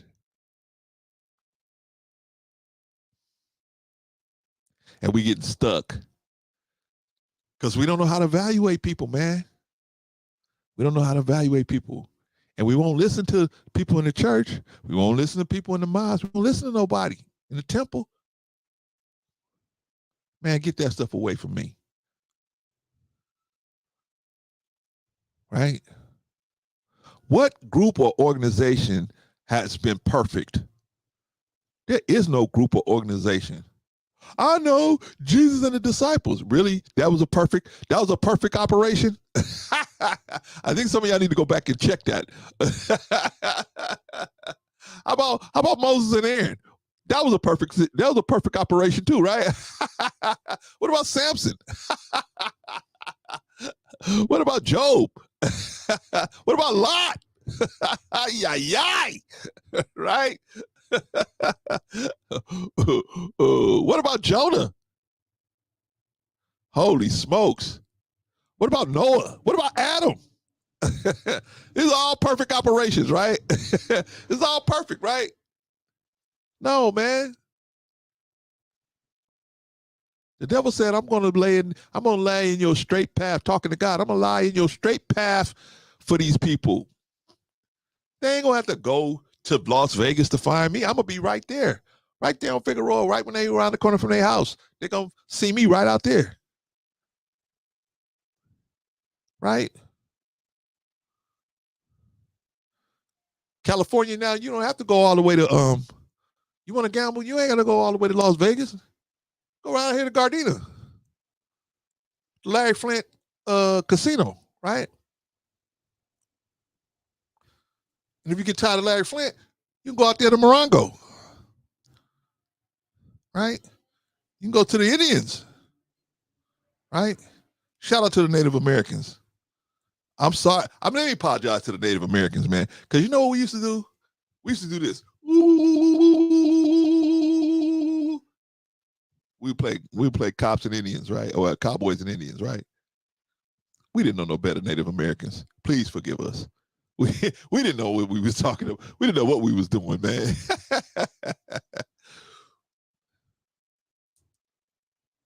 But we got to get on the ball, y'all.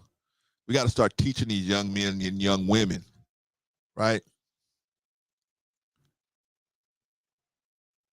I'm talking about the temple of the Jews, Vagoda. I'm talking about any temple, the Buddhists, the Native Americans, but I'm particularly talking about the Jewish community as well. I'm lumping them all in with us all. We are all having issues, all of us, and we all need to fix those. You know what I mean? Yes, he is 6'7" in American measurements. We do feet in inches. He's 6 feet plus 7 inches, right? Pretty tall, brother. But he's too heavy. Needs to stop munching on those snacks because he's messing his knee up because he's too heavy. Same problem that Charles Barkley had, right? When the Sixers told him, hey man, you gotta lose some weight. Or we're gonna write you off this contract. So he had to lose about like 60 pounds. Because, these guys gonna get injured, right? You weigh 300 something pounds and you jumping up in the air and you coming down on that knee, all that weight coming down on that knee, eventually it's gonna torque it, right? That's what's happening now. Pagoda said Jews go to a synagogue, not a temple. Oh, I'm sorry. I thought a synagogue was a temple. Please forgive me, Brother Pagoda, and thank you for correcting me. So everybody that goes to the church, to the mosque, to the synagogue, to the temple. How about that, Pagoda? How about that? How about that?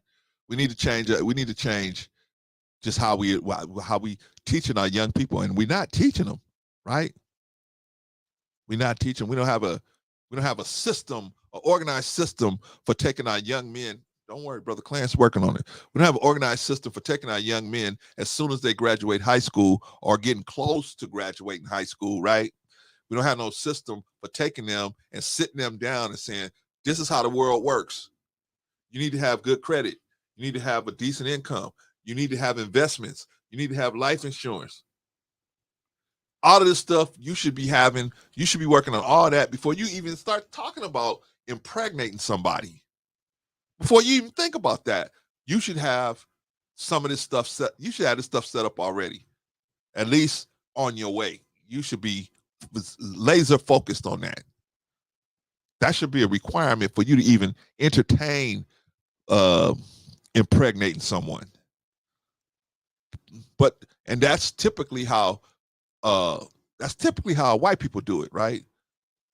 They say they will look at the cost involved in children and say, you know what, I can't do it because the cost is too great right now, right? I'm in my 3rd year of medical school, or I'm doing this, I'm doing that. I got my career. I'm a career pilot in the Army. I'm doing this, I'm doing that, whatever, right? They say I got too much going on. What do we do as Black people? It ain't never gonna be a good time. Might as well do it now. It ain't never gonna be a good time. It ain't never gonna. You're right. I will agree. It ain't gonna be a good time, but it's always gonna be. It can be a better time, right? Why bring a child into a situation where they're going? What's going on, man? Why bring a child into a situation where they're gonna face hunger and poverty and neglect? All because you said, oh, this feels so good, I'm not going to stop. And all was just narcissism. Now you got a child out there that has to deal with hunger, neglect, and even if they ain't hungry, right? But they facing neglect. Why? My children ain't missing nothing. I pays my child support. Guess what your child want more than child support? They want you. They want you. We ain't getting that as Black men, we ain't getting that. We think if we give the mother money, that's some kind of way magically it's gonna make the children be in a better situation. And then if you got to fight to get with your children, you got to fight to get with them. Oh man, my child's mother ain't gonna, let me. They don't want to let me see my children. Hey, gotta remember one thing: you picked that lady. So whatever come with her, you picked it. You can't walk away from your children because of her. If you got to endure something, if anybody got to endure something, you endure it, not the children. The children should know you fighting for them. The children should know you fighting to come and see them. Right? And if you honestly doing that, they'll see it. They'll see it. They'll recognize that. I don't care how bad the mother talk about you. She can't talk that bad about you if you fighting to get in your children's lives. Clan, see, you don't understand. See, they don't let men do that. Oh, really? Oh, okay. I guess I'm not going through this whole situation with my oldest son and my granddaughter right now. That this boy finally listened to me, and guess what? He got full custody of my granddaughter because he listened a little bit. Right? Oh, Pops, I'm going to just go in there with no lawyer, see, and then I'm going to tell him, I said, no, you're not. No, you're not. You getting a lawyer, and we're gonna go in there with a lawyer. But I ain't got no money, Pops. Don't worry. We'll help. I'll help you. Drop $2,500 out of my pocket for a lawyer. Right? But what was my option? I mean, you think I'm gonna let my baby go over here to these people that's basically gonna teach her how to be for the streets? I'm not. That was not an option for us. See, we got to be like that, man. We got to be like that. Oh, Clarence, you a goody goody. I'm not a goody goody. I recognize when there is no other option. There is no option. For me, sending my son into a court to talk for himself, and my baby was on the line, where she was going to be living was on the line. That was not an option for me. I didn't trust my son in that situation. I love that boy, right? But I didn't trust him in that situation. Now, of course, he think he the slickest thing since axle grease, right? I can talk my way out of it. Okay. But you talk yourself out of your own situation. My granddaughter, I'm stacking everything against them. We're getting a lawyer. We're going to rehearse, go over everything. We're going to get all the necessary information and documentation.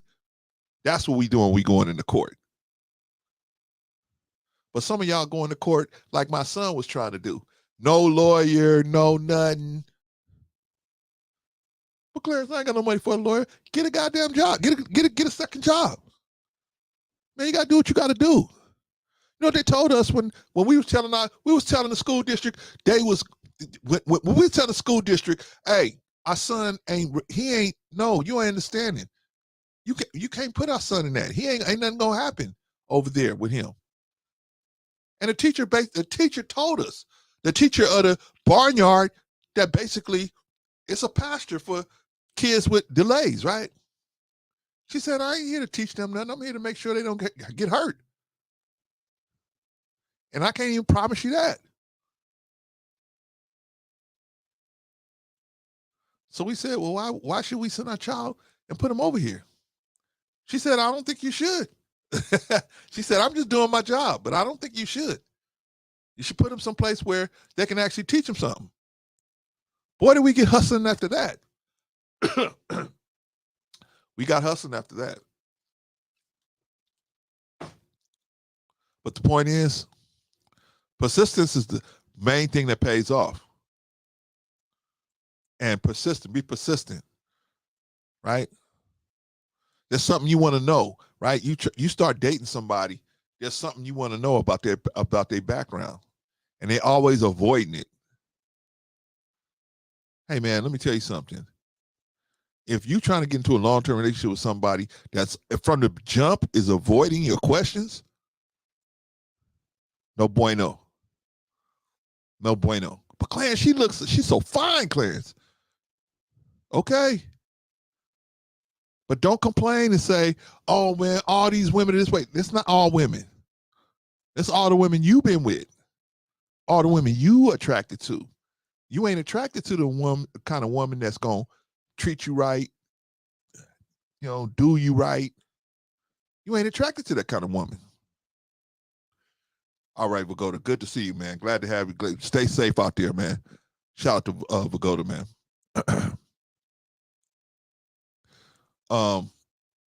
Yeah, man.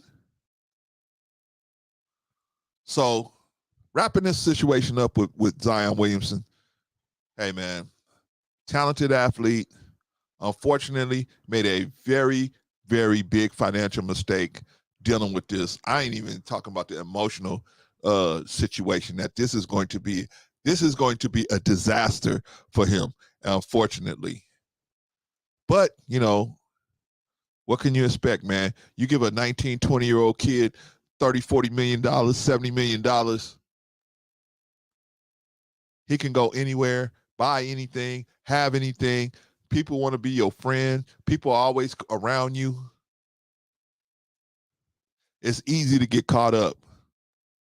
Everybody telling you the greatest thing since sliced bread. It's easy to get caught up. it's easy to get caught up. I remember when I was heavy. You know, I used to be when I still am a martial artist, but I used to be really heavy into. I mean, I was going to the dojo like maybe 3-4 times a week, right? Teaching sometimes, right? You guys seen some of the shorts of me teaching sometimes. You guys see me teaching, Brother Chad. I would be teaching, right?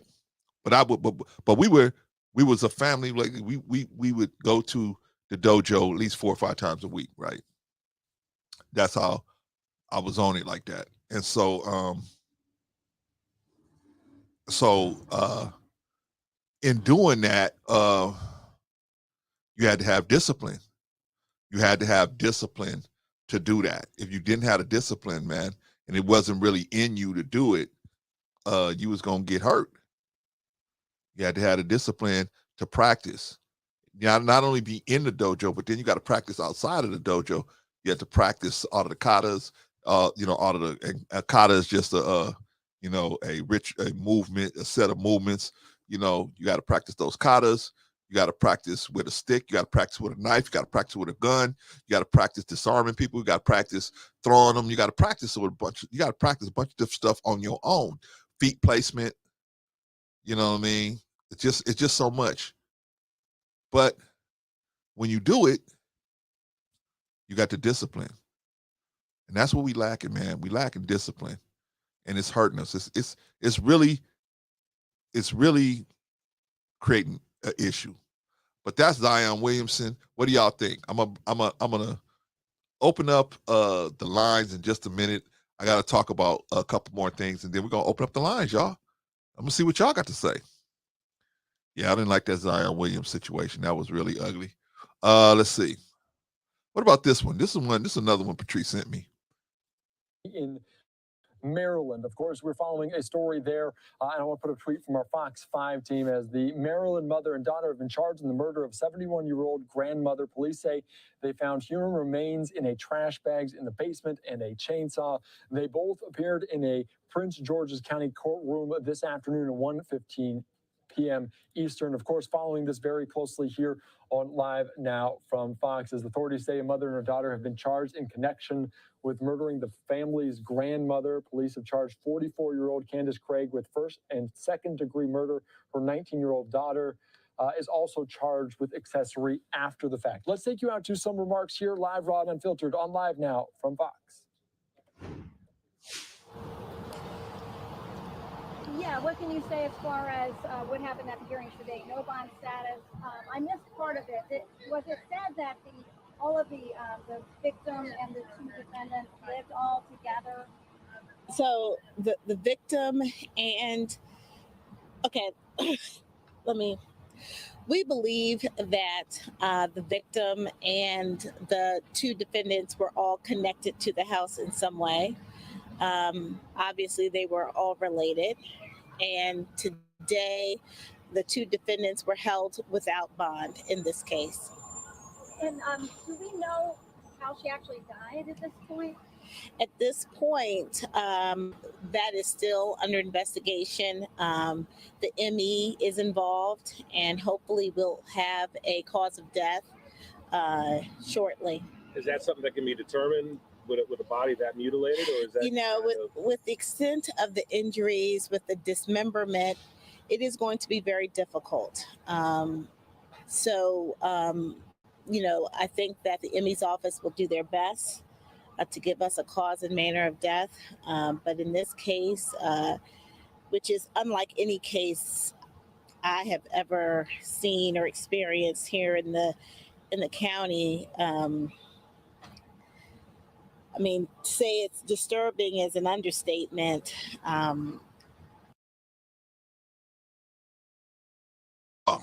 All right. Shout out to Brother Watkins. Glad to have you in the building. My brother, good to see you. Brother Watkins, she's driving. She said she's on the road, but she'll check in when she get a chance. Yeah. Now imagine this, y'all. A mother and a daughter They murked the grandmother. And what they used to cut her up? A chainsaw. I mean, what's going on with black people? This is what I'm telling you. I've been telling y'all, man. See, we didn't used to do stuff like this, man. But see, we getting too accustomed to evil. We getting too close and friendly with evil. Until getting to the point now, we getting so desensitized to wickedness, man. We can just cross that line. See, when you get to a certain point, you can just cross that line. Right?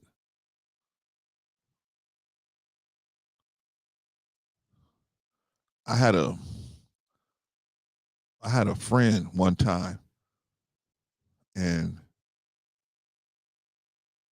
he had got sent away to because he was having problems with his moms. You know, his moms was having some issues. So all the kids got sent to foster care, something like that, right? Where they got put away.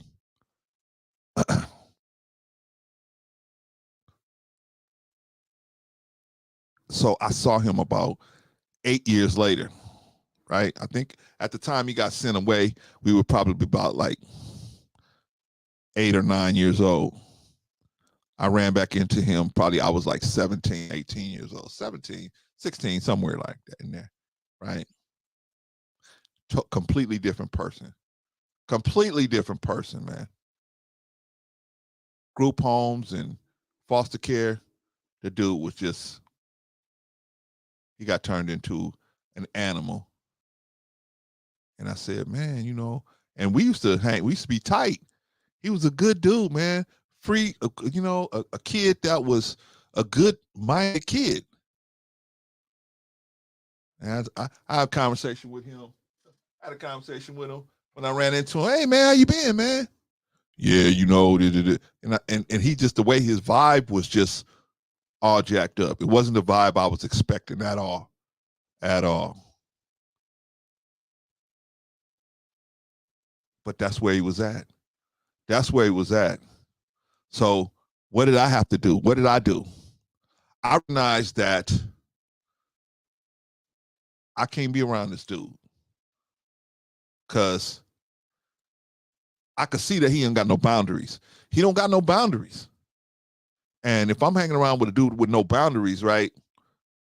Hey, he might pull me into something crazy. And I'm the type of dude, I don't even want to pay for my chicanery. I don't want to pay for your chicanery. Just because I was with you, that I got to have an issue, right? Right? Like Ice Cube and Fridays, right? Just because I smoked a little weed with you, now Worm is after me too, right? I'm not, no way. I didn't know this. We were smoking your weed, right? Thought this was paid for weed, right? But sometimes it's the company you keep.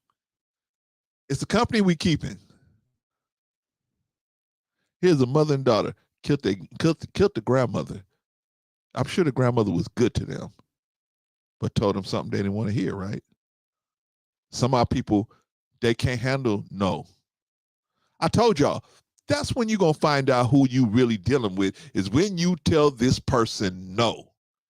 That's when you're going to find out who you're dealing with. See, when you just telling everybody yes, you're going to have friends for days, right?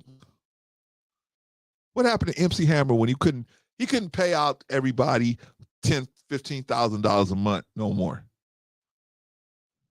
Did they get together in the community as a group and say, you know what, brother, we're going to all work and help you pay off this tax debt? Not a peep out of none of them, right? But when he was paying them all, go Hammer, go Hammer, go Hammer, go Hammer. Right?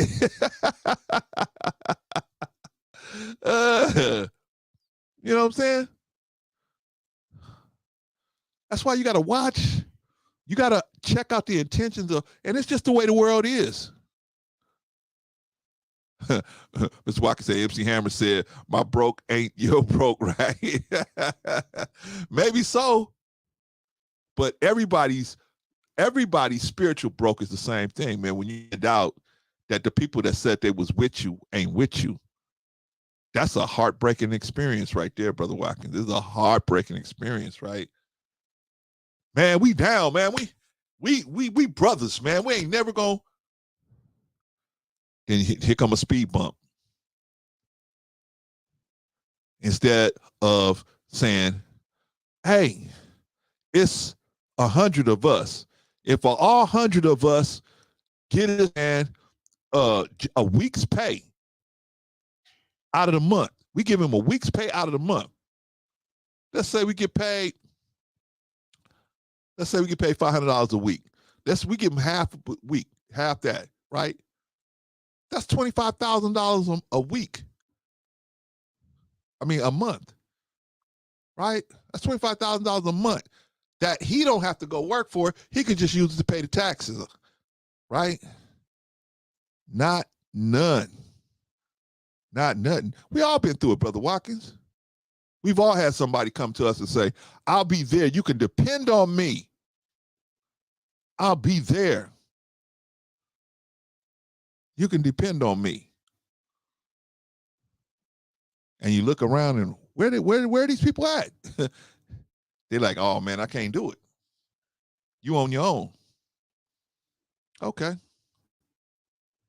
When I was probably about 20, when I first started DJing, man, me and two other dudes, we said we're gonna start a crew. We're gonna be a DJing crew. But none of us had no equipment. We had no equipment. So I went to a place called Astros. See, Mr. Watkins, you young, man. You young and good looking, man. You ain't old like me, right? So you used to the internet. No, bro. I'm talking, you had to go to the place to shop, right? We had two places you could go get DJing equipment out here in LA. One of them was downtown. Well, both of them was downtown. Astros was downtown, and even down farther downtown was a place called Crazy Gideon's, right? Crazy Gideon's was a place where you could get all kind of electronics, but mostly you could get the DJ equipment. You get speakers and turntables, and you get 1200s and mixers, murk mixers, and all the stuff you need, right? Wires and everything, right? Cern Vega speakers, right? But I went to Astros, right? Not me, but all three of us. We went to Astros, right? So we in Astros, right? They say, oh yeah, you could, they put a whole system together for us. Turntables, the DJ stand, the boxes, that the covers, that the everything that you need to DJ, right? So they put it all together. Total price $3,500 and some dollars, right? We looking around at each other like shit, and we ain't got $20 between us, right? But I was working. I was, out of the three of us, I was working at the time. So he asked us. He said, "How you guys gonna pay for this?" I said, "No, we just talk about it right now, and we'll see." And so I went to them and I was like, "Hey, how we gonna pay for this?" And so them two dudes told me, "Hey, man, we'll help, if there's a way, we'll just make payments, and then, let's just make payments. I'll get a job." Both of them was like, "I'll get a job and I'll make payments." I said, "Okay, cool, because I already got a job." Cool. So I went there, and so dude said, "Well, what we gonna do, gentlemen?" I said, "Well, we want to make payments. Is there a way we can, we dumb, we didn't know no better, right? We thinking you could just walk in there and just like layaway or something, right?" Dude said, "No, we don't got layaway here, but what we can do is we can finance this for you." I said, "Finance? What do you mean?" He said, "Well, we can let you buy it on credit, and you could take it now, and you could pay us back. You could pay it off while you out there DJing, making all that money. You could pay us back." I said, "That sounds good. How do we do this?" They said, "Okay, well, which one of y'all is working?" I said, "I am." He said, "Okay, we're gonna run your credit." So they said, "Hey, guess what? Just so happens you got enough credit to do this, right? Just so we ran your credit and you got enough credit to do this, right? Tell you what we're gonna do. We're gonna give it all to you. All you gotta do is sign all these papers. So I signed everything. I said, y'all gonna help me, right? Yeah, man. We gonna help you, Clarence. We gonna help you. Yeah. I said, okay, cool. First payment. I'm looking for him. Hey, this payment is here. You know what I'm saying? I forgot how much it was, but $120 or something like that. Something like that, right? Hey man, just $120. You what's happening? Oh man, I ain't got it right now, but maybe next month. I said, oh, okay. The next month came around. Finally, the one dude just stopped answering the door, right? He just stopped. I never saw him ever again. But the other dude was a little closer, a lot more closer to me. So I knew his house and his family and everything. So I was like, hey, what's going on? He said, man, I can't do it. I said, but the whole reason why I did that is because you guys told me you was going to help me. He was like, oh, well,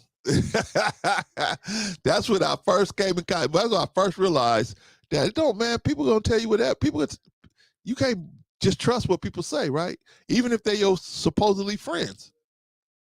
So I said, okay. So let me tell you how crazy this dude was. So I said, okay, I'll just pay it off. So I paid it off. And so, he called me, he said, hey, can you bring the equipment over my house so I can practice? I said, wait a minute. I said, you who ain't got a dime to help me with this equipment, you want me to bring all this equipment over there and leave it over there for you to practice. Do I got that right? Yeah, man. How am I going to get better if I don't practice? I said, nah, I ain't going to be doing that. Now, if you want to help me with it, cool.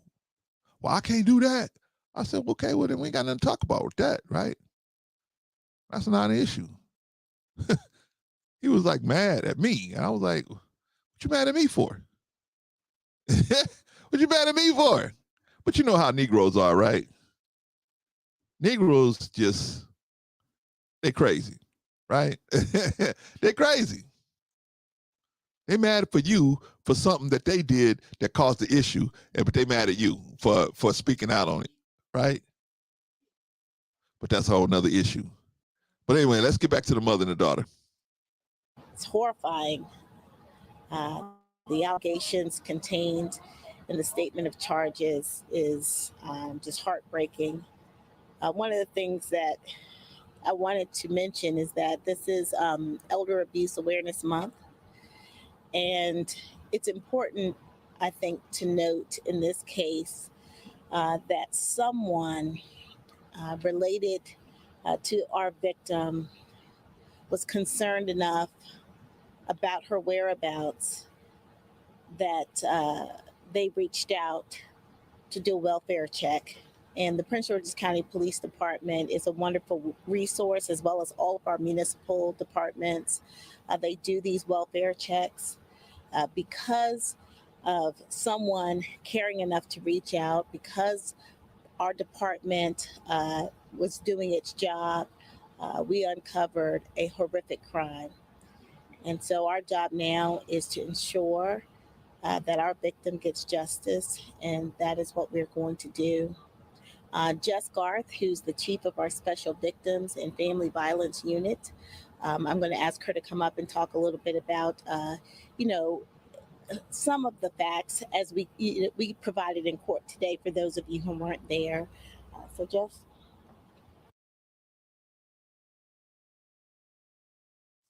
Most people have no clue that in 2023, the best way to make money on Amazon is not with. Good afternoon. As the state's attorney said, somebody did come forward and contacted the police department and asked the police to do a welfare check. At the time that the officer arrived at the home, they were allowed to enter the home by one of the residents. In the basement, they uncovered the putrefying remains of the decedent in this case. They locked down the scene. They went and got a search warrant.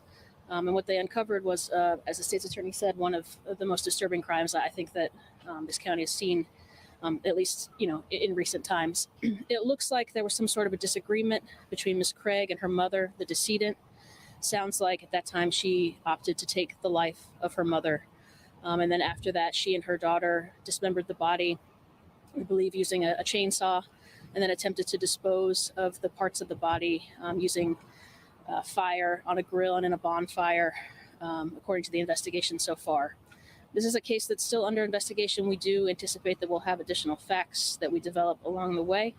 If there are any questions, I'd be happy to try to answer them. Is there any guess as to how long she may have been died before the police were called? I don't know. There is some indication that the fire department was called out on May 27th to investigate one of the fires that was being used to dispose of the body parts. But ouch, ouch, ouch. I see, Mr. Watkins. Mr. Watkins said, "Don't let the good looks fool you, Brother Clarence. I've been in this game since '87." He said, "Don't let the good looks fool you, man." Okay, I got you, Brother Watkins. I got you. Oh man, they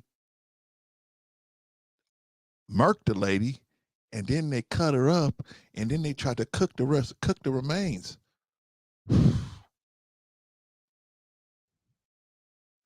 How could you murk your mother and then try to cook the remains, man?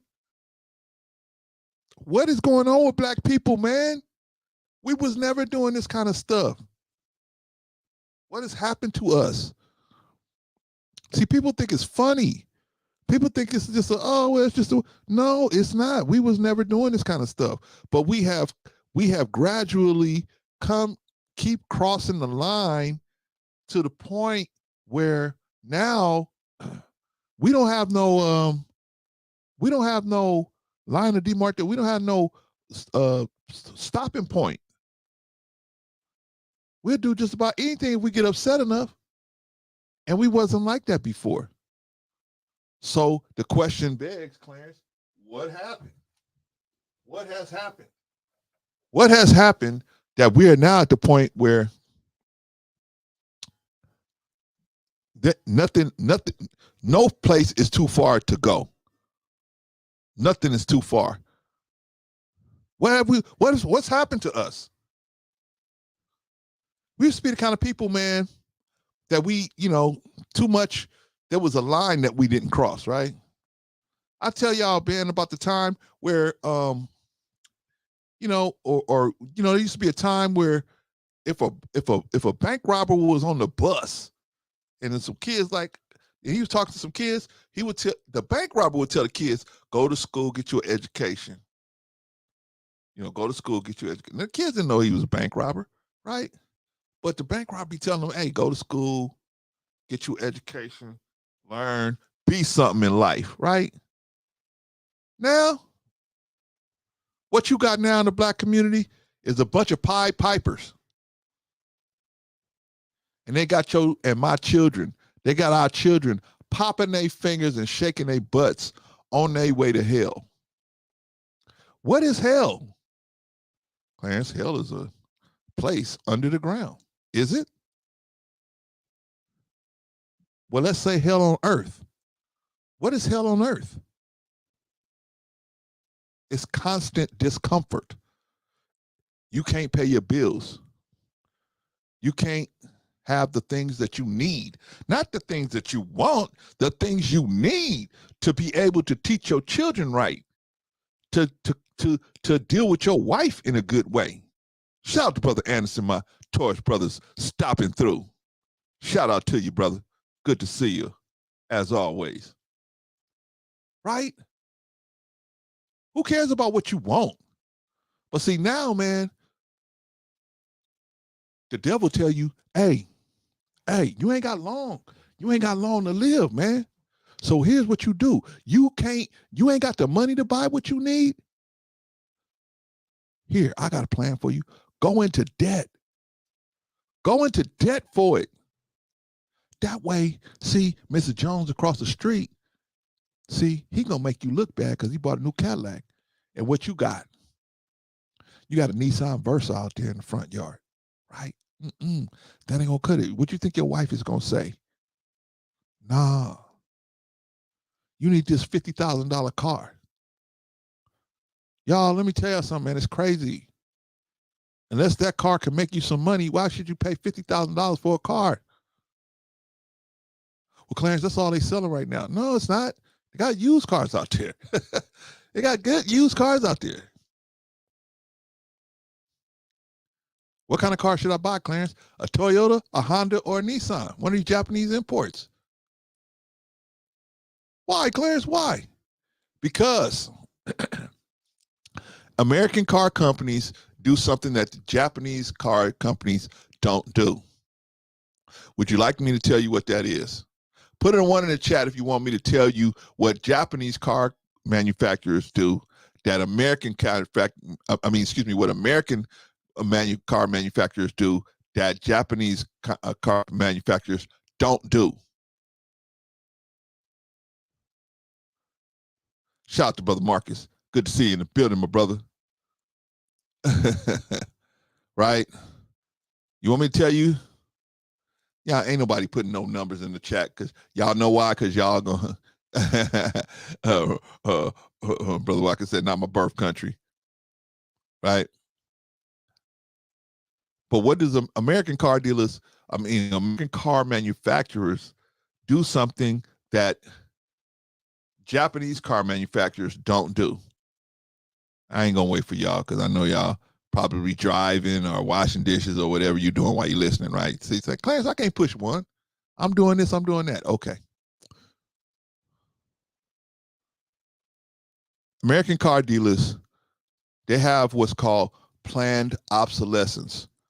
American manufacturers, I don't want to say just car manufacturers, American manufacturers they do something called planned obsolescence.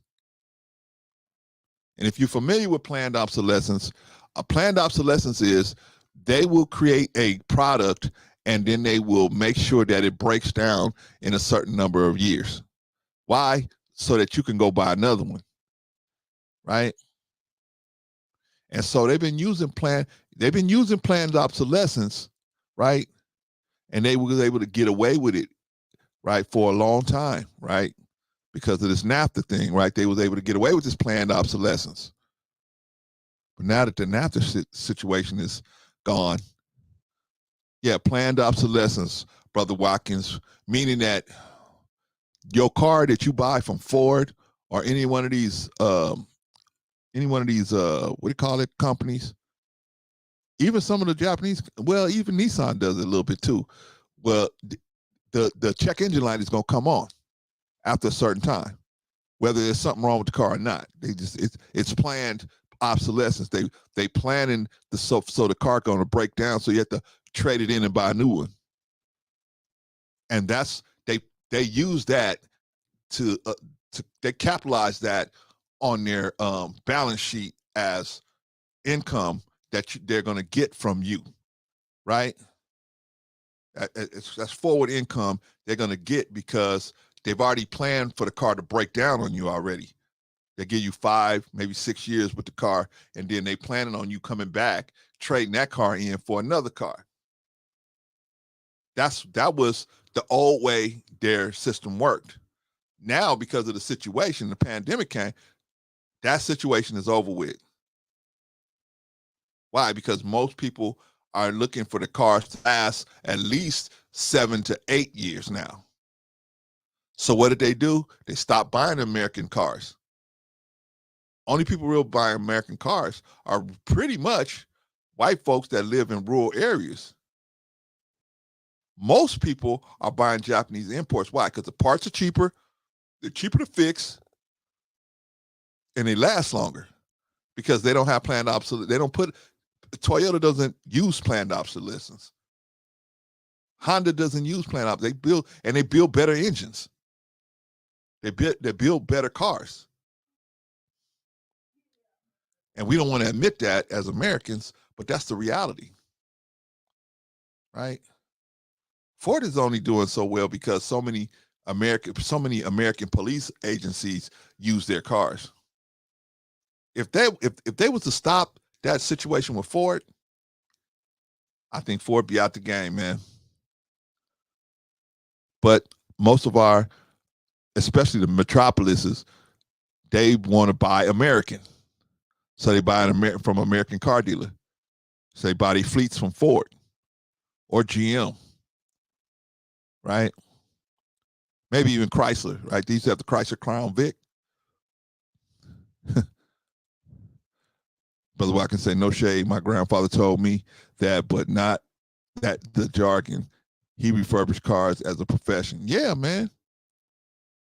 And I'm going to tell you, in my opinion, that's the new way to get some serious wealth without spending an arm and a leg, is flipping cars. I think now's the time for those of us that's inclined to save, to be able to, to get into flipping things.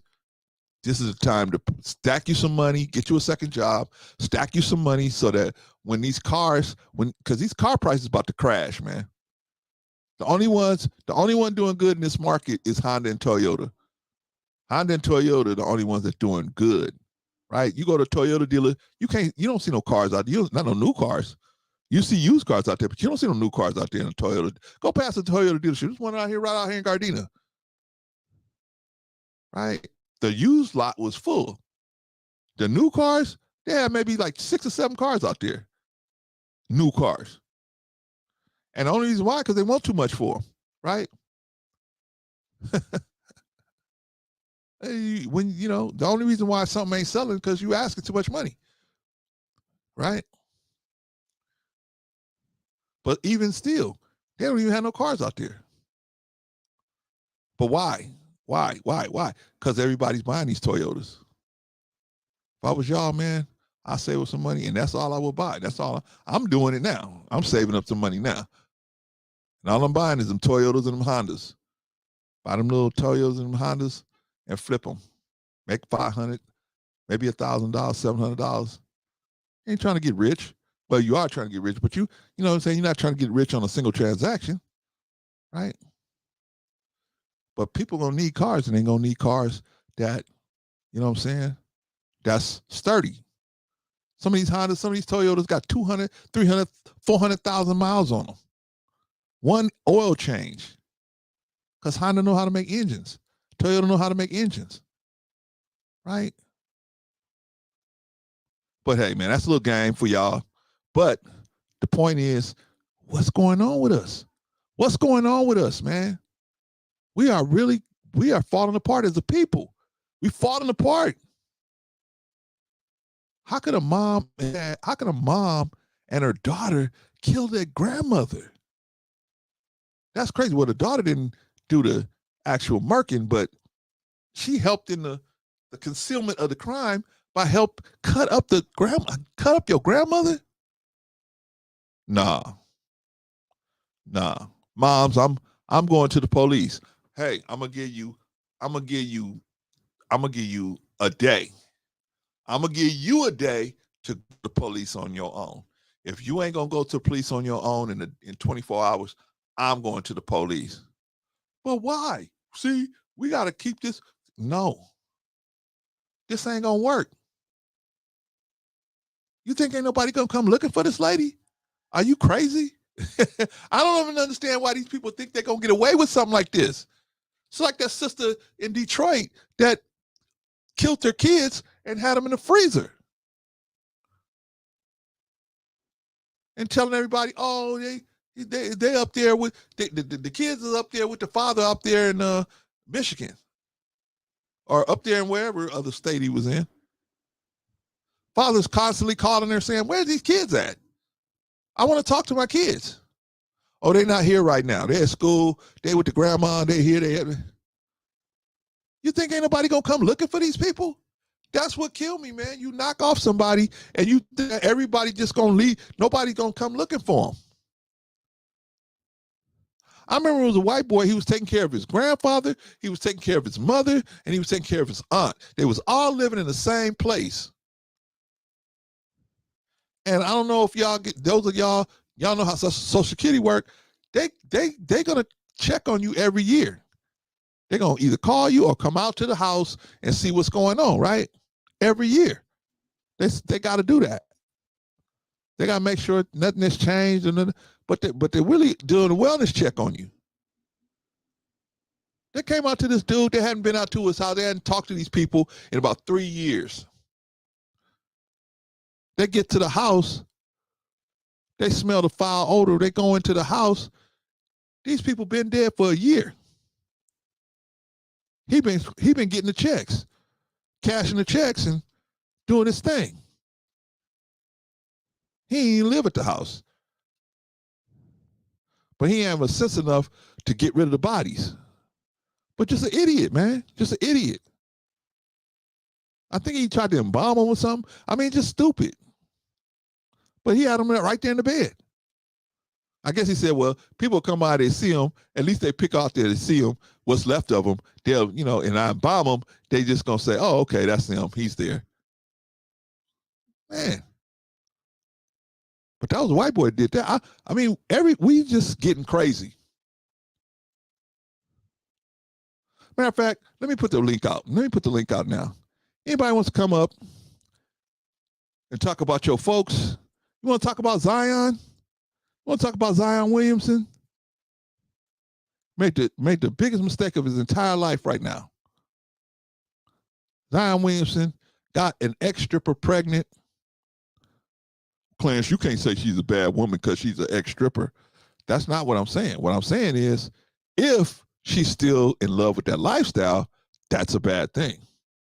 If she's repented, if she has cleaned herself up, how can a woman that's living that kind of lifestyle clean themselves up, Clarence? They can get a cellular cleanse, a cleanse that will clean out all the cells in their body, right? That's what you should do when you marry a woman. When you're going to marry a woman and you haven't been the only person that she's ever been with, what you need to do is ask her to get a cellular cleanse. Because if somebody has ejaculated in her, it might be some remnant still there. And it might be affecting her health.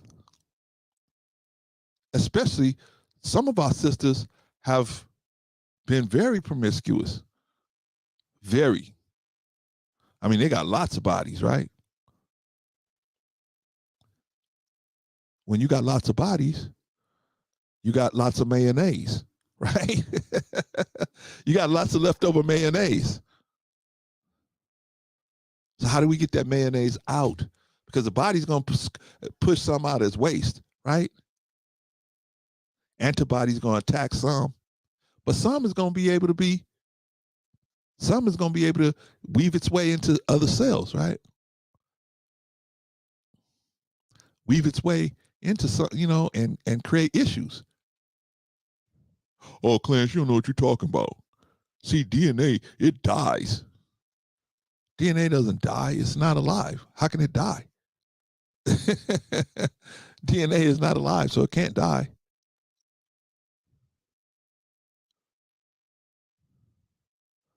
It's either dormant or it's non-dormant.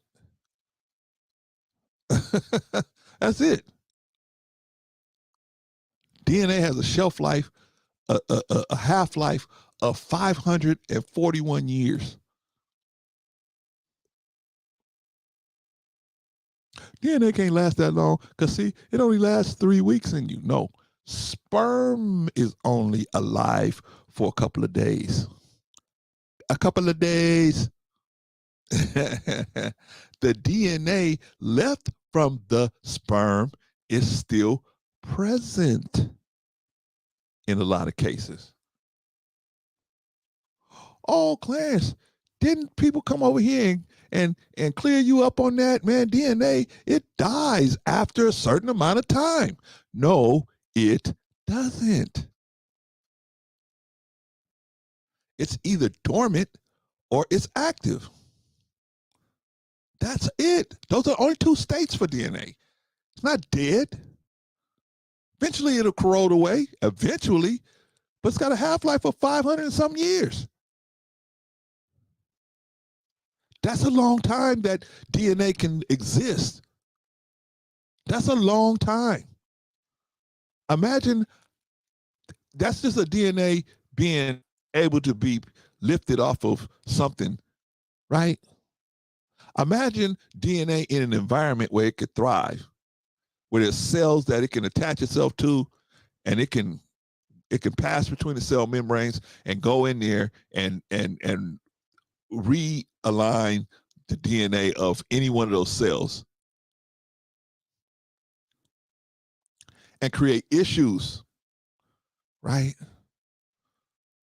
Get the immune system in a bad place, right? Now suppose you got multiple sets of DNA in a person's body.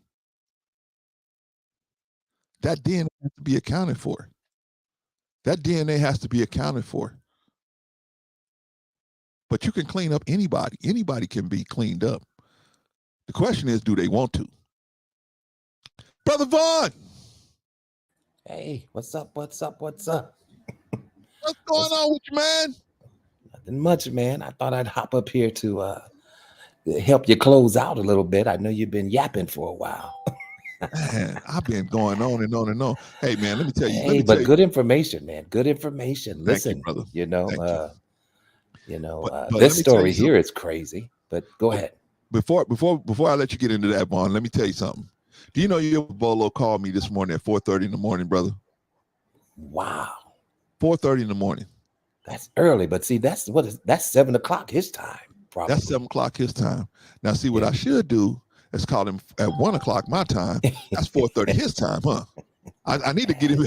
I need to get him back for that one, right? No, don't be vengeful. Don't do that. Don't be vengeful.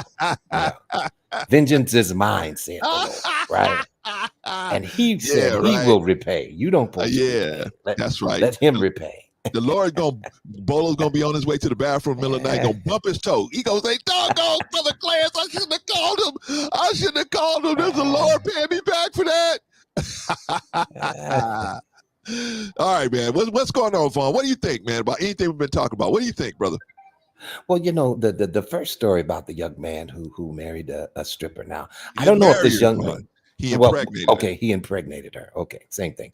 Anyway, I'm just saying, because now you're definitely tied to this young lady. See what I'm saying? So you're basically married to her. Definitely. Right? Might as well be. Exactly. But man, listen, I know it's hard, but sometimes you just need to think with the other head. You know what I'm saying? Because some of these situations that these young people are getting themselves into, man, listen, it's in the long run, it doesn't work well for them. No. If you had just thought it out a little bit better first. No. Put a little thought into it before you just jump in. Man. But hey, hopefully the situation turns out okay for him. But many times when you meet these young ladies and by her former job, that she's all about that money. See what I'm saying? So she's going to make sure that she gets what she needs to get from him. And so this is unfortunately unfortunately a lot of our young people are, and not just the young people. Let me correct myself. Even the older people, we're making foolish mistakes as well. You know what I'm saying? When it comes to vetting people, vetting business partners, vetting women, vetting family members. Sometimes you got to vet even your very relatives. Yes. Hello. Yeah. Definitely, man. Look at Joseph, man. Yeah. Sometimes you gotta vet him, man. What about Lot? You gotta vet these That's people. right. And see, Joseph was the type of individual who, he really couldn't keep his mouth shut. He would just tell it as soon as he got the information. I seen all of you cats getting ready to bow down to me. See what I'm saying? And then after a while it sounds boastful, right? you know, not knowing that it would put him in, harm's way. But Yeah, but sometimes we have to think before we speak. But yeah, you gotta when know we the look at people that's his around you. outcome, when we look at his outcome, the story unravels and it becomes a really great story. Yeah, but So, that's only because you know who got involved, right? If he hadn't got involved, that's right. Yeah, yeah, it would have went the other way. Exactly. You know what I'm saying? If the God of the universe had got involved, man, woo. That's right. That's right. Woo. And so that shows you right there alone, when he's involved in your life and in your trafficking and in your doings. You see what I'm saying? Things just tend to turn out better. Yeah, I agree. But this particular story here, Brother Clarence, it's just so ungodly. The mother and the daughter, conspired to murk the grandmother. Yeah. What kind of craziness is that? You know what I'm saying? Like, was it for insurance money? Was it because she got on their nerves, or why would you do that? Why would you do that? I don't know. What's running through the minds of an individual that does that to grandma? I can't even relate, bro. I can't even wow, that's crazy. I have no clue, man. What would put you in the mind state where you would, you would take your mother out? I can't fathom. Exactly. And then to try to hide the evidence by, putting it on a barbecue pit. That's just that's mindless. Well, that lets us know the kind of people they was. So maybe it wasn't a far stretch that they murked her, because if you could put your mother's remains on a barbecue grill, that's saying a lot about you, right? No, man, you're right. You're right. That's saying a lot about you, man. For what cause? That's what when we talk about these stories, I wish we could get into the minds of the person and figure out for what cause. Like, why did you do it? You know what I'm saying?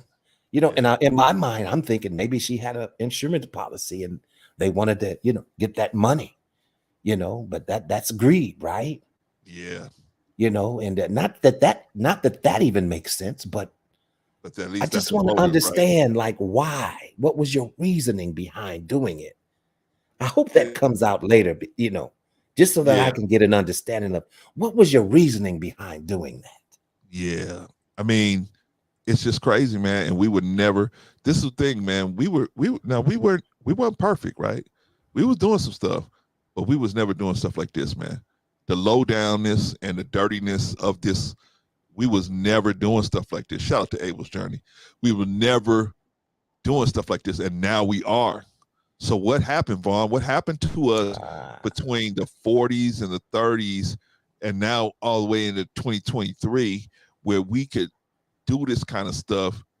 Here's somebody birthed you, took care of you, did everything for you, and you take them out. And then upon taking them out, you try to get rid of the evidence. We used to be smarter, right? Where we would say, well, even if you felt like doing something dumb like that, right? You can say, well, damn, people gonna still look for this person. So it don't make no sense for me to do something like this, because people gonna come looking for them. They don't even think about that. You're right. I believe Brother Abel in the chat possibly answered my question, because I really didn't get to read the all of the report and all of that. But he says that the news reported that the grandma was talking about pressing charges on the mom because the mom had been using grandma's credit card. Thank you, Abel's journey. Thank you. Without authorization. There you go, Vaughn. And so, how minuscule is that to weigh in the balance of a person's life? My goodness. So mom, that's crazy, man. We have lost it at some point. Yeah. We have definitely lost it at some point. At what point is it? What's worse, Vaughn? Mom not being here at all, and you the one that murked her, or you going to jail for a month for doing something credit card and probably getting probation behind it, right? You know, or how about offering to pay mom back? How about that? And tell her that you're deeply sorry and regret what you did. Yeah, man. And if you would allow me to pay you back, I would never do something like this again. And I'm so sorry. What about that? You're right. That's what we should be. But you know what? This country has, and the way that the culture of the country has created in our people as well, a really crazy sense of entitlement, right? Where some of us feel like the government should pay for our lifestyle, right? And the government should pay for this and the government should pay for that. And then if somebody tells us no, right? I was talking about this earlier, where that's when you find out who the person you with is really, is when you tell them no. See, anybody gonna go along with you when you tell them yeah, but when you tell them no, I'm displeased with what you did. That's when you're gonna find out what kind of person you are. And so then when the mother could have said, like you said, hey, I'm sorry. Let's, go ahead and do what you got to do. You got to press charge, but I'm up you back. Just allow me to pay you back. Cause but no, they ain't even sorry. They mad because they got caught. Damn, I got caught. Wow. It's just not worth it, man. It really, it's not worth it. A life should be way more valued than the amount that's on a credit card. Come on. Yeah. What type of society and people have we become? That's crazy, man. That's crazy. That's what I'm talking about, Vaughn. This society tell you ain't got enough money. You too fat. You too skinny. You need a BBL. You need to go to Weight Watchers. You need this. You need that. It's always telling you lacking. And so that's true. We got subliminal self-esteem issues, right? And so some of us we ain't got no, like I was saying before, we ain't got no line of demarcation. See, we used to have a line where black people, man, would have a line and say, we're not gonna cross this line. There's just a line we're not gonna cross. That line is gone now. That line is gone. The rappers got rid of it. The rappers wiped that line out. And wow. Anybody who tried to put that line back, Love and Hip Hop came and made sure that line wouldn't come back, right? So that's a whole topic within itself. That's a whole topic within itself. We might do a topic on that one too, Vaughn. We might do a whole topic on just that alone. Listen, the ratchetness of it all. Yes, the ratchetness of it all, man. And unfortunately, this is where our children are learning how to have relationships by watching these toxic relationships on any one of these bad black people acting stupid shows, right? Black people acting stupid in Atlanta. Black people acting stupid in New Jersey. Black people acting stupid in Chicago. Black people acting stupid in LA. Well, you know what, Brother Clarence, you got a good point there. I would never disagree with you. Now, I've watched these shows now. Some may say that that's my guilty pleasure. Wow. Can you believe that? But I am appalled at a lot of the stuff that I do see. And a lot of it is very shocking. But then again, should it be shocking? I guess it's shocking to me because I'm really not out there like that.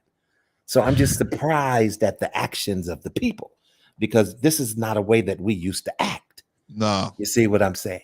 And then some people say, well, no, Brother Vaughn, it's just scripted. They're just acting. No, they're not. No, they're not. Yeah. This is how these people are really living. People really live like this and worse. And even if they acting, the problem is, okay, you acting, right? The problem is our children watching you. Our children are thinking this is how relationships work. Definitely not. Yeah, definitely not television for children. I would definitely say that. But they watching this stuff on. They learning how to have relationships, especially our young sisters. You're right. You're right. They learning how to have these dysfunctional relationships, and then they run around saying, "How come I can't find a good man?" But they create the toxicity that runs off good dudes. Like good dudes ain't even gonna come into a toxic situation, right? When they see somebody is They can see right off the bat you toxic, right? Wow. Let's say the sister was. And you know what? The way that our women are depicted on some of Oh, these shows, man, oh my God. it's like, God, are our women really like this? I mean, because this is not a good look at all. This is not a good look. This is not how we should be representing ourselves. You know what I'm saying? So what, for the most part, is it really scripted, or are they acting, or is there a definite reality to what we're seeing on some of this programming? I think it's that is some people's reality. So I'm not going to say it's not reality at all, but it don't have to be out there like that, right? That is definitely some people's reality, toxic relationships, right? But it don't have to be on, we don't have to have 15 incarnations of toxic relationships, right? In my opinion, we should have, okay, if you want to do 2 or 3 of them, okay. That's as far as we're going to let you go with it. But now, man, I mean, if you watch shows about black people, there ain't no shows with no black people in it where the black people got sense, especially the black man. You watch any show out there right now, black men ain't got no god doggone sense. They either drug dealer, they killers, they gang bangers, they pimps. What show? And even in a show like House of Pain, the black man is the fool on the show. We used to have where the black man was the rock, right? Shows like the Cosby Show, Jefferson. You know, the man was the rock of the family. Now look at us. Now look at us. Now the black man is a running gag. He's a joke. Shout out to you, Sister Annie. Glad to see you in the building. Glad to see you made it safely. Good for you, sis. Well, you know what, Brother Clarence? I'm trying to figure out too, because in the back of my mind, I'm just kind of thinking in regard to this story right here, about the grandmother and the daughter and the granddaughter. You know, I wonder if drugs had anything to do with this, or either Maybe some type of addiction. Maybe because so. I can't see. I just really, I can't see you just going all the way that far just because of the use of a credit card. See, you know what I'm man, saying? Something that can be paid back, something that can be regained and paid back. You know? But this is my point. It's how sick we are, man. We really are sick, and we don't know we sick. That's why we caught up, right? We ain't willing to acknowledge it, right? I was telling a story before about my son, my autistic son, right? I wasn't willing to acknowledge that he had some problems, right? I didn't want to acknowledge that. So we was about to put him into regular school. And my wife was saying, I'm telling you, man, something's wrong here. I finally listened, and we didn't put him in the school because they wanted to put him in a class. Oh, we're going to put him in this class. Yeah, but those kids can still talk and they can interact. This kid can't interact like that. He's going to get dealt with. They're going to be picking on him. What you think he's going to do when you send him go out to get lunch? He's not, no, he can't handle that. But if I didn't accept that, I would have put him in that environment, and who knows what would have happened to him out there, right? That's what we doing, man. Unfortunately, the grandmother, she didn't recognize who she was dealing with, right? Sometimes you got to get rid of people, man. You got to get them out your circle. You don't know what I'm talking about, Vaughn. You don't know what I'm talking about. You got to get some of these people, you got to get them out your circle, brother. You got to come on, man. You know, hey, listen, especially when you get to be older. Yes. Because that's when they want to take advantage of you. Yes. See what I'm saying? Oh, well, you know, Brother Clarence, he's old, you know, he's about to get up out of here. So why don't we just try to, take as much advantage of him as we can? See what I'm saying? He won't know the difference. Right. You see, so we abuse our elders. Yes. You know, wow, just crazy. I knew somebody trying to get his mother. He was trying to get his mother to get a reverse mortgage, right? Not because she needed the money. He needed the money. He needed the money. And I said, what? Why are you doing this? Oh man, if I just had this money, I could do this. And the dude is horrible with money. Horrible. And I went to the mother and said, hey, look, I'm just letting you know, it's not really none of my business, but I wouldn't do this if I was you. That person found out that I told that to that lady and got mad at me. You meddled in my business. I said, well, that person is close to me as well. I didn't, want to see that happen to that person. Because people, like you said, people take advantage of them, right? People take advantage of people, especially like you said, when you get older, they think you slow, right? Exactly. And so, nah, man, we gotta be on point. We gotta be on point. Yeah. All right, y'all. Let's do this, Vaughn. Anybody wants to come up and discuss anything, we're gonna give y'all about 15 minutes to come up here. If you don't come up here, we're gonna just close the show out. We just wanted to talk about a couple of different things. I really wanted to hit that Zion Williamson things because a lot of the young guys are making that same mistake. And they're going out here, they're running out, jumping into the situation, and not evaluating the whole thing, right? They just saying, oh man, you talk about Zion Williamson, man, you ain't having the well, brother Clarence, what was that story that everybody was covering a while back about the young man who, I think he was an athlete and he was dating, he got some young lady pregnant and her name was very popular. She would be on videos and YouTube or TikTok or whatever it was, but gosh, I can't think of the name. Brittany Renner. No, there you go. So see, this story is basically similar, right? Very similar. Yes. Very, very similar. Well, these young people are actually really this is worse. Well, I mean, you know what? But listen, these young people who have made it, and have gained some type of fame and fortune. You see what I'm saying? The women are throwing themselves at them. So, when you're in a position like that, man, you really have to be careful and disciplined. And see, they're just not disciplined. And so these things are going to occur. You see what I'm saying? But it would behoove you to learn some type of self-control and discipline. Well, Vaughn, like me, you're 20 years old, you got millions of dollars, everybody telling you, and then you sit down in a room with me, right? You sit down in the room with the old man, and the old man say, hey, bro, no, watch out, because these women are coming after you. They're going to tell you whatever, and so you got to evaluate them very thoroughly. You can't just go off of what they're saying. You got to evaluate. I'll sit there and tell you that, right? But you don't listen. As soon as I walk out, the girl walks in. Yeah, and there and all it the is. girl got to do is start rubbing on you, and then guess what? Yeah. What I said went right out the window, right? But unfortunately, man. Well, Brother Clarence, that's because the spirit is willing, but that flesh is very weak. Yeah. You see what I'm saying? Problem, man. So what we got to do, man, we got to intercept that. See, that's the thing. What we trying to do, Juan.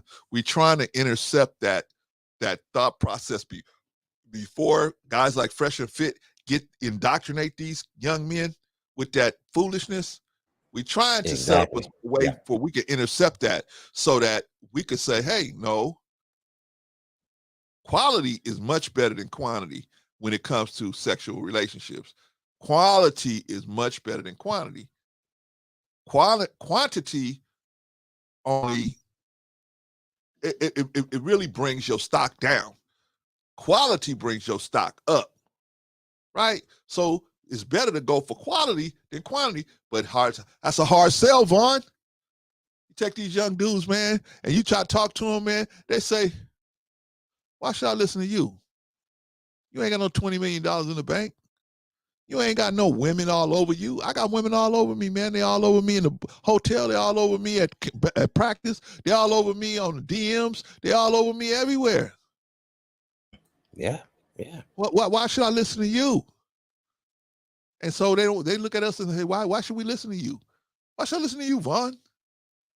I know you married, I know you got everything I'm looking to do at a certain point in my life, but why should I listen to you? Right? I don't want that stuff now. Now I want to mow through every woman I fit. So we got to get to the point where we dismantle that as a thinking process, as a culture for our young men, for our young men. That's why I want to get them at high school age. I want to get them at high school age. That's a very good point. I mean, that's where we should get them, and even older. Right? They can still use the example of someone that's been through some things. But the point is, Brother Clarence, a lot of people just don't listen. You see what I'm saying? There's a saying that says, "Faithful are the wounds of a friend," right? But the kisses of an enemy are deceitful. Yeah. And when somebody's your friend and they check you, you see what I'm saying? Those wounds, those are good wounds, right? Yes. Yeah. Right. Yeah. Because your enemy has absolutely no love for you at all. Yes. But yet they kiss. Yes. Many kisses, Yes. but very deceitful. Yes. And they setting you up for a fall. Setting you up for a fall. Yeah. They're setting you up. They're buttering you up and buttering you up and buttering you up. Right? Yeah. It's like it reminds me of, see, you too young, there used to be a show, there used to be a cartoon called Rocky and Bullwinkle, right? Oh, with Natasha and Boris on there. Right. Boris and Natasha. Right. Yeah. And I may be old enough to remember that. Well, in the cartoon Rocky and Bullwinkle, man, Boris was always buttering them up, right? Every time they turned around, hey, we need a tour guide. Allow me to introduce myself. I am a OG tour guide person, right? They're like, hey, have you seen you now before? You sounding like Vagoda now. You sound like Vagoda. Go ahead. Go ahead. That's Keep how going. Vagoda talks, right? I am an OG tour person. I ain't just stopped over here because I knew you need a tour guide. Let's go, right? He just, what I'm saying, setting them up so that he can mark them, right? Or will do whatever you want to do with them, right? So my point is, there's always going to be people that's going to be listening close. Your enemies are listening to you. They listening to me, Vaughn. They listening to us, right? They're out there. They in the bushes. They might even be on the and they're watching. They might even be on the replay. They might even come through on the replay, right? Here you go. Uh-oh, here you go. Let me see where Vaughn messed up. Let me see where Clarence messed up. So far, I guess we haven't messed up that bad. We haven't messed up that bad where they come back and come here and challenge us, right? And they say, hey, Clarence, you said this. Hey, Vaughn, you said this. Let's so far, I guess we haven't stepped on ourselves yet. But I guess they waiting on us. I don't know. Maybe they just haven't said anything about it. Whatever, man. I'm sure I put my foot in my mouth once or twice at least. Me too, brother. Me too. But we here, right? We standing in truth, and so if you can show us in truth, but I always stand to be corrected. I don't mind. That's what I was going to say. You see what I'm saying? If you can show me that I'm wrong, then I can humble myself and that is it. Concede and say, well, you know what? Now that I've thought about it, you're right. Yes. Thank you for that. Right. But pride has to go out the window in order for that to take place. That's it. Okay. That's it. Yeah. You can't be prideful and then say and then you never wrong. You never wrong. And that's how it is in these spaces. Nobody is ever wrong. No, like, wait a minute. You can't be right all the time. Yeah, nobody's ever wrong. Never. Yes, I'm I see some of these content creators, man, giving out some of the worst advice ever. Oh, man. Sometimes I just turn my head. I try to either turn the volume down or maybe act like they didn't say what they said. Oh man, dude. And you know what? And know when it's wrong advice too, Brother Clarence. You know when it's not some right. of the people out here don't, Vaughn. I know it. I can see it a mile away, right? And that's the sad part because you're leading many astray. Yeah, with your rhetoric, with your rhetoric. And and they say, well, Clarence, we got more subscribers than you, so obviously we know what we talking about. Yeah, you barely got you don't even got 1,000 subscribers. If you knew what you was talking about, you'd have many, many more subscribers, right? Just like they tell any man trying to do right, right? They said about the Prophet Muhammad, peace be upon. Hey man, if this dude is such a if he's really the man of God, how come he got a job? Apples should fall out the sky and line up right there to him. He shouldn't have to work for nothing, right? They said, man, just because he working, that don't mean he ain't a man of God. Even a man of God got to work. Jesus had a job, right? you say, hey man, they say, hey, the Son of God is coming. Oh, Son of God. They roll out the red carpet. Here come this dude on this dusty donkey, right? What? That's the Son of God? Y'all tripping, man. Y'all know y'all ain't talking about him right there. Yeah, he was supposed to come in here. He was supposed to come in an Escalade, not a priest. He's supposed to come in an Escalade, man. What we doing here? What we doing? Drop down in the back seat. What up, y'all? What up, man? Let me throw a couple miracles out there. Bam, bam, bam, bam. Miracle for you, miracle for you, miracle for you. I got to roll, man. In and out is up the way. I got to go to In and Out. But I see y'all. Peace. Right? That's what they thought they had with Jesus, right? And Jesus was going to pull up in an Escalade, just making it rain. Here y'all go. Here y'all go. Like Goldie on the Mac. I know, Vaughn, you young, man. You never heard of the movie called The Mac. But there was a movie called The Mac in the 70s, man. It's called Blaxploitation. Yeah, I saw that at the movie theater. Well, I said he went to he saw it in the theater.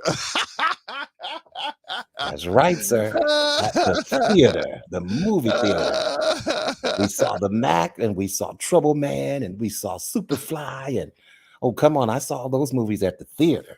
I got the best kind of killers, white killers. Man. Freddie, I thought I told you to take care of that business. Oh man, you know, Goldie, I had to do my thing, man. You know, and that's Freddie, we don't see Freddie no more, huh? You know, there's a movie that makes light of all of those. If you call them black exploitation movies, you remember those, right? And like Coffee and all of these different ones, right? Yeah. And they did a very good job at doing it, and it's called Black Dynamite.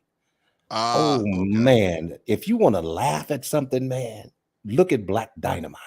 Oh, okay. All right. I'll check it out, man. Hilarious. What used to come on Adult Swim? No. It's a movie. It's movie. It's an actual movie. Yeah, with Michael J. White, right? There you go. You got it. Yeah. Okay. Man, I never laughed so hard because, they were really telling the truth about how the movies were depicted back then. But they made it very comical. Oh man, even with the technology back then and how they had to do different scenes, man, hilarious. Just hilarious. Well, the point is, brother, that we transitioned from a place where we had some solace and we were at a certain understanding, and now we've transitioned because they desensitized us. And you know what they used to desensitize us? They used our own music to desensitize us, right? They used our own music to desensitize us till we got to the point where we as a black man, we don't care nothing about nobody except our sexual exploits. That's all we care about. And if we got to get a better job to improve our sexual exploits or increase them, then that's what we're going to do. That's what motivates us all, is our sexual exploits. Well, that's what I think Freud said, sex motivates us all. Well, we all want sex, but some of us are motivated by other things. We want sex as well, but we have other things that's motivating us as well, right? And that's true, but some of us are so motivated by the sex, until we'll murk an individual. You see what I'm saying? Crazy. Look at David in the Bible. He was standing on his balcony looking down, and he saw Bathsheba, right? Yeah. Got to have her, right? Knew she was married. Knew that the man worked for him, right? Yeah. What did he do? He put the man on the front line, sent him out into battle on the front line so that, he could get murked. just so Yeah. he could be with that man's wife. Now that's Yeah. David in the Bible, ladies and gentlemen. See, Yeah. nobody's perfect, right? The Bible even Nobody's says that he was perfect. a man after God's own heart. Yeah. If And you can even believe that. even he made some mistakes, right? Oh man, he's made some doozies. So who are we? Who are we to condemn other people? We can try to lead them That's right. lead them to the light That's if right. they want That's to go, right. right? But to judging them, we're not here to judge, man. We here to just lead you and just say, here, man, this information is out there. The person you've been looking for, that person has made himself available to you. But you got to seek his word. You got to seek his way, because his way ain't evident out here, right? The way this society is set up, his way is like the oddball way. The normal way is the demon way of doing everything, following your desires. Desire is what leads you, not discipline, right? The righteous man is attempting to walk in discipline. The unrighteous man ain't got and Brother Clarence, yeah. When we fail to do that, walk in that discipline that you're talking about. You see what I'm saying? Man, it puts us in a position to where, we're definitely in harm's way. Yeah. You see what I'm saying? Definitely in harm's way, because we're not moving in discipline. We're not walking in discipline. Actually, we are out of control. Yes. Because we have not practiced self-control. Yes. Everybody talks about abstinence and all of that. Hey, try it. You may not be as successful at it all the time. Right. But the more you practice it, maybe the more better you will become at it. The safer lifestyle. This is what I'm saying, Yeah, so man, I mean, but see, that's a hard sell, Vaughn. In a wicked world like this, it's a hard sell, man. We out here trying to tell these people this stuff, man, and they just don't want to hear it. Yeah, because everybody has their own way of leaning to their own understanding. They don't want to hear anything else other than their opinion.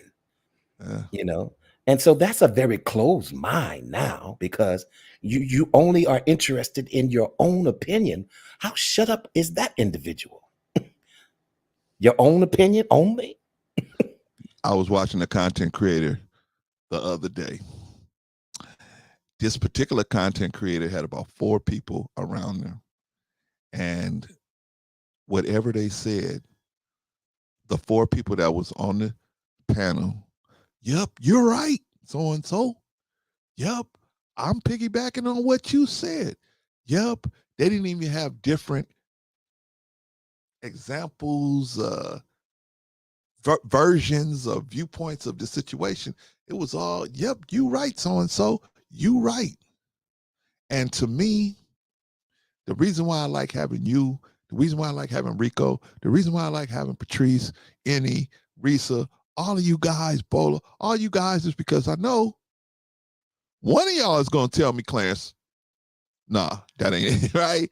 Sim, one of y'all going to say something. If not all of y'all, at least one of y'all, Rico, especially Rico. Rico has no filter, right? Rico just will say, Clarence, that was stupid. Why'd you do that? Somebody's going to say something to me if I overstep, if I do something crazy. But that keeps me honest, right? That keeps me honest. And I know, hey, man, these people care about me, right? Because they not going to let me go out there, or they're going to attempt to at least stop me from making myself look like an idiot if that's what they think I'm trying to do, or not trying to do. But what's going to happen with me, they're going to at least try to stop me. I appreciate that. Right. So then we are our brother's keeper.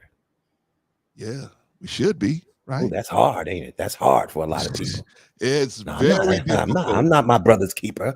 What he does, that's his business. No, but if it's your brother, see what I'm saying? You're gonna learn how to tell him, stop, don't do that. Yes. You're making a mistake. You see what I'm saying? And on the flip side, if that's your brother talking to you, you're gonna understand. Even you may not agree, but you're gonna understand. You're gonna see where he was coming from. Right. His heart was there. His heart was in the right place. So I can't even be upset because his heart was in the right place. He's trying to help me. He's trying to help me. When I became Islamic, man, my family went bananas trying to pull me out of Islam. They went berserk trying to pull me out of Islam. And a friend of mine said, "Hey man, ain't you tired of that? What you gonna do?" I said, "I'm not gonna do nothing. These people are trying to help me. What you think I'm gonna get mad at them because they doing that? They trying to help me. They really trying to help me, man." I said, "No, man, I respect that. I respect that. I don't agree with them." And they at certain point they finally they just understood, hey, that's his position. That's his walk with God. He has to do what he has to do. We can't pull him out of that. You can't pull somebody out of what they believe. Either they gonna walk with you or they not, right? Can't pull nobody out of that. That's it. That's it. But and then, Brother Clarence, how can two people walk together except they be in agreement? See, that's going to be a difficult road down the road to travel and traffic with someone, especially when you're not in agreement with each other. It's a reason why that verse says that. Well, it's definitely going to be an issue when the principles by which you live are in conflict, right? Like you live by this principle and I live by this principle. How are we going to be together? But if we got the same principle, we live by the same principle, then that's where we can agree, right? We can say, okay, yeah, okay. You feel like you going to stop at a stop sign just like I'm going to stop at a stop sign. Okay, we can agree that that's a safer way to live, as opposed to you feel like you should stop it, but I feel like I don't need to stop at no stop sign. I'm just going to go do what I want to do. Right. No, we have to have common codes of conduct so that we can have respect for each other, right? No matter what. I agree. No matter what somebody's doing. That's why I don't let nobody cheat. And what you mean cheat, Claire? I mean, I don't let nobody ask me how they should walk with God. What religion should I be? I don't know. That's something you need to research. You need to find out. I'm just telling you, he's here. He's here. Now you find the best way for you to walk with him, because I can't tell you the best way. I can tell you what's working for me, but I can't tell you what's best for you. You have to find out. You have to seek that out for yourself, because maybe another way is better for you. Maybe this other way is better for you. Who knows? But you need to find out for yourself and make sure that you're on the right page. Right? But you can't do that without studying this information. How you going to see when this God is moving when you don't study the information and the principles that he left here for you? Oh, well, that's why I say, man, don't cheat. Don't ask me. I'm just to hear the messenger to tell you the person you're looking for, they've arrived. They left a lot of information for you. So it's information that can help you turn your situation around, right? No matter what language you speak, color of your skin, whatever, what part of the planet you was born on, whatever. There's information out here to help you turn your situation around. You got to find it. You got to seek it out. But Clarence, that might take that's going to be some work. I thought when you find God, Vaughn, everything is easy, right? Not so. Hey, Vaughn, in the church, it's nothing but recliners in the church, right? Everybody's reclining back because it's all easy, right? It's easy, right? Same thing in the mosque, right? They got nothing but recliners. Everybody's back like this, like, we ain't got to do nothing. That's not it. That's not it. Right? Yeah. I mean, when you choose to serve God, believe me, that puts you in a position to be up against more opposition. You see what I'm saying? Because see, now you're traveling down a different road, and every obstacle that you could think of is going to try to get in your way to deter you. So it's not always an easy road. Just like it says, straight is the way and narrow is the gate. See what I'm saying? That leads to everlasting life or to knowledge or to God, but broad is the way and wide is the gate that leads to destruction, right? And it says, many there be that will find that one versus the straight gate. So, yeah. And the same thing in the Quran says, "Oh, you who believe, struggle is ordained for you." Right? In other places say, do men think they'll be left alone on saying we believe and not be tried? You're going to be That's tried, it. man. You're going to have things that pop up that you're going to have to try because faith grows under struggle. That's it. If everything was easy, what you need faith for? Exactly. I'm going to ask that question again, and listen, yeah, no, ask it again. Yeah. If everything was easy, why would you need faith? Yeah, because everything would just be given to you. Everything would just be given to you, right? Yeah. Everything. You wouldn't have to even, why pray? What do you need to pray for? You just demand, hey, God, I'm hungry. I want a ham sandwich right here. Or those of y'all that eat ham. I want a tuna sandwich right here, right? I want a tuna sandwich right here, right now. And you demand, there it is, bang, right? Exactly. You know, just like gold. Gold is refined in fire, right? We know that, right? Right. It has to go through a process of heat, in order for it to come forth as pure gold now. Correct. Right? And so that's kind of like it is with us. We have to be tried by the fire. You see what I'm saying? Yes. Because and that's how we come out as pure gold. You see what I'm saying? Everything is just not handed to you, on a silver platter. Some things you have to work hard to get through. Some lessons are hard lessons to learn. How they say you always have to learn it the hard way. Well, I was definitely one of those that had to learn it the hard way. Me too, brother. That's why I speak the way that I do now. See, the bumps on my head are the bumps that you don't have to get on your head. I'm trying to help you now. I'm trying to hope you a little bit. Thank you, Vaughn, because we need you, brother. We need your voice out here. Sister Eddie said, I know y'all ain't trying to have Bible study without me. Excuse me. No, we not, sis. But it's a process, man. It's a process. Listen, even a diamond, it doesn't show its true form until it goes through a rough, rigorous process, right? Yes. And so that's how it is with us. How do you have a testimony? Because you went through some test. Now, if you ain't never passed no test, then you don't have a testimony. There you go. See what I'm saying? There you go. But like you were saying, you made a great point, Vaughn.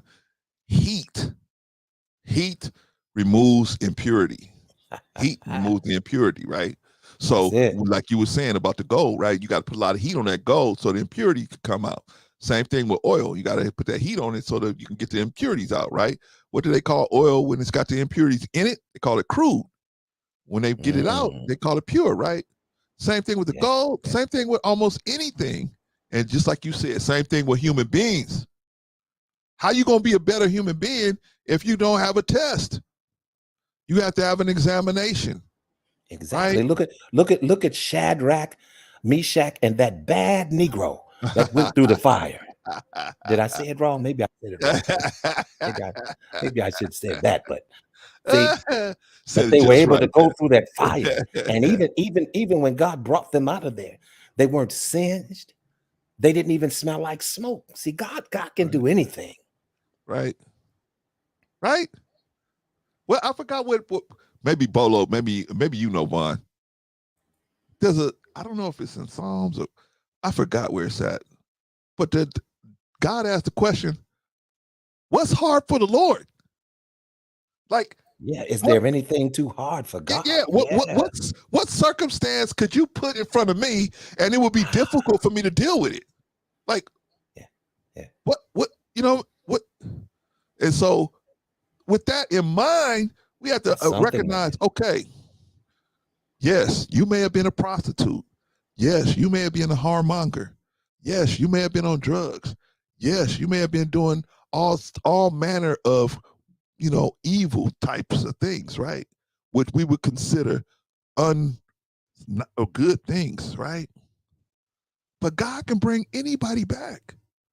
But you got to want it. You have to want it. You have to have a certain amount of responsibility and drive and desire and discipline to apply yourself to what's given. See, Vaughn, I think a lot of people make the mistake of thinking that, okay, if I believe in God, poof, bang, pow, bang, boom, bang, poof, abracadabra, all my problems gonna go away. No, your problems ain't gonna go away. You just got a way to handle it better, so you can deal with your problems better. We all gonna have problems, but the Pope don't have no problem. The Pope got problems. I don't care who you think is so holy running around here. Mr. Farrakhan got problems. Everybody got problems, right? What's his name? T. Jakes. T. Jakes got problems.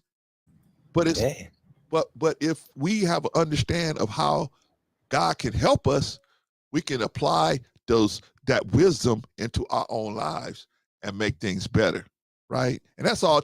These two old men, we just up here trying to tell y'all, man. We been through it. Vaughn got bumps on his head. I got bumps on mine. We trying to get you to not have these bumps on y'all head, especially you young dudes, man. We're trying to get you to not have these bumps on your head, right? Sister Annie said Genesis 18:14 and Jeremiah 32:17. I am not opening up the book today. Maybe on Saturday. Maybe on Saturday. Sister Annie tried to get me to do another 3-4 hours. No. No, Sister Annie, I'm not gonna do that, right? We're gonna do it. That's my fault, Brother Clarence, because I always end up going there. Sometimes I try not to, but it's all right. The conversation just, it goes in its own direction sometimes, Hey man, it's like I tell them. And I just me personally, I like to just flow with the conversation. Me too, man. Yeah. It's like you think when Jesus was grabbing all that bread and fish, he was like, oh, we only got this much. They said, hey, master, we only got this much. He keep digging in the bag, there's more in there. Right? He just he ain't asking no questions. Okay, it's another fish. Cool. There's more bread. Cool. Right? So you just keep. That's how it is when we up here talking, right?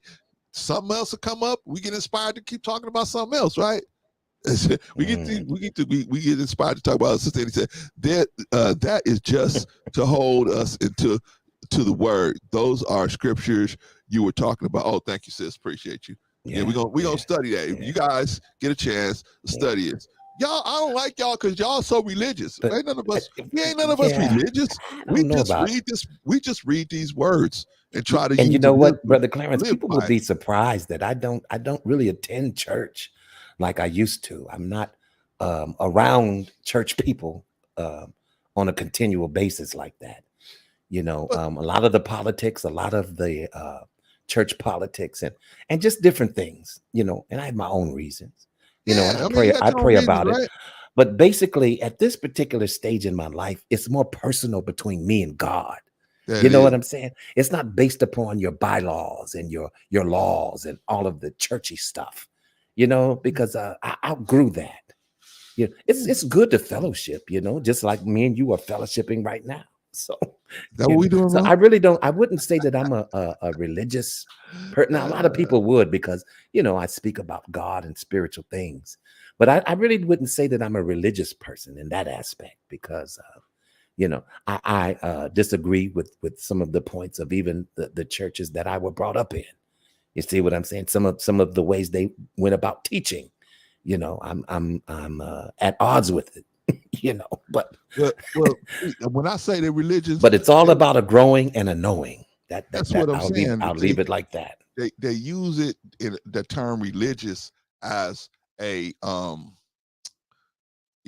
as a non sequitur, as a way to as an insult by saying if you trying to live this lifestyle where you have some respect for the word of God, you some kind of way a bad person because that is not there's no, because they don't see the validity in it. They say, well, since I don't see the validity in it, then you shouldn't see it either. And all we saying is, hey man, we're not telling you what to do. We're telling you what we doing. And if you want to do you want to do something similar, come see us. Come check us out. Come talk to us, right? It's crazy, brother, because last night I was perusing through, how you peruse through YouTube. Mm-hmm.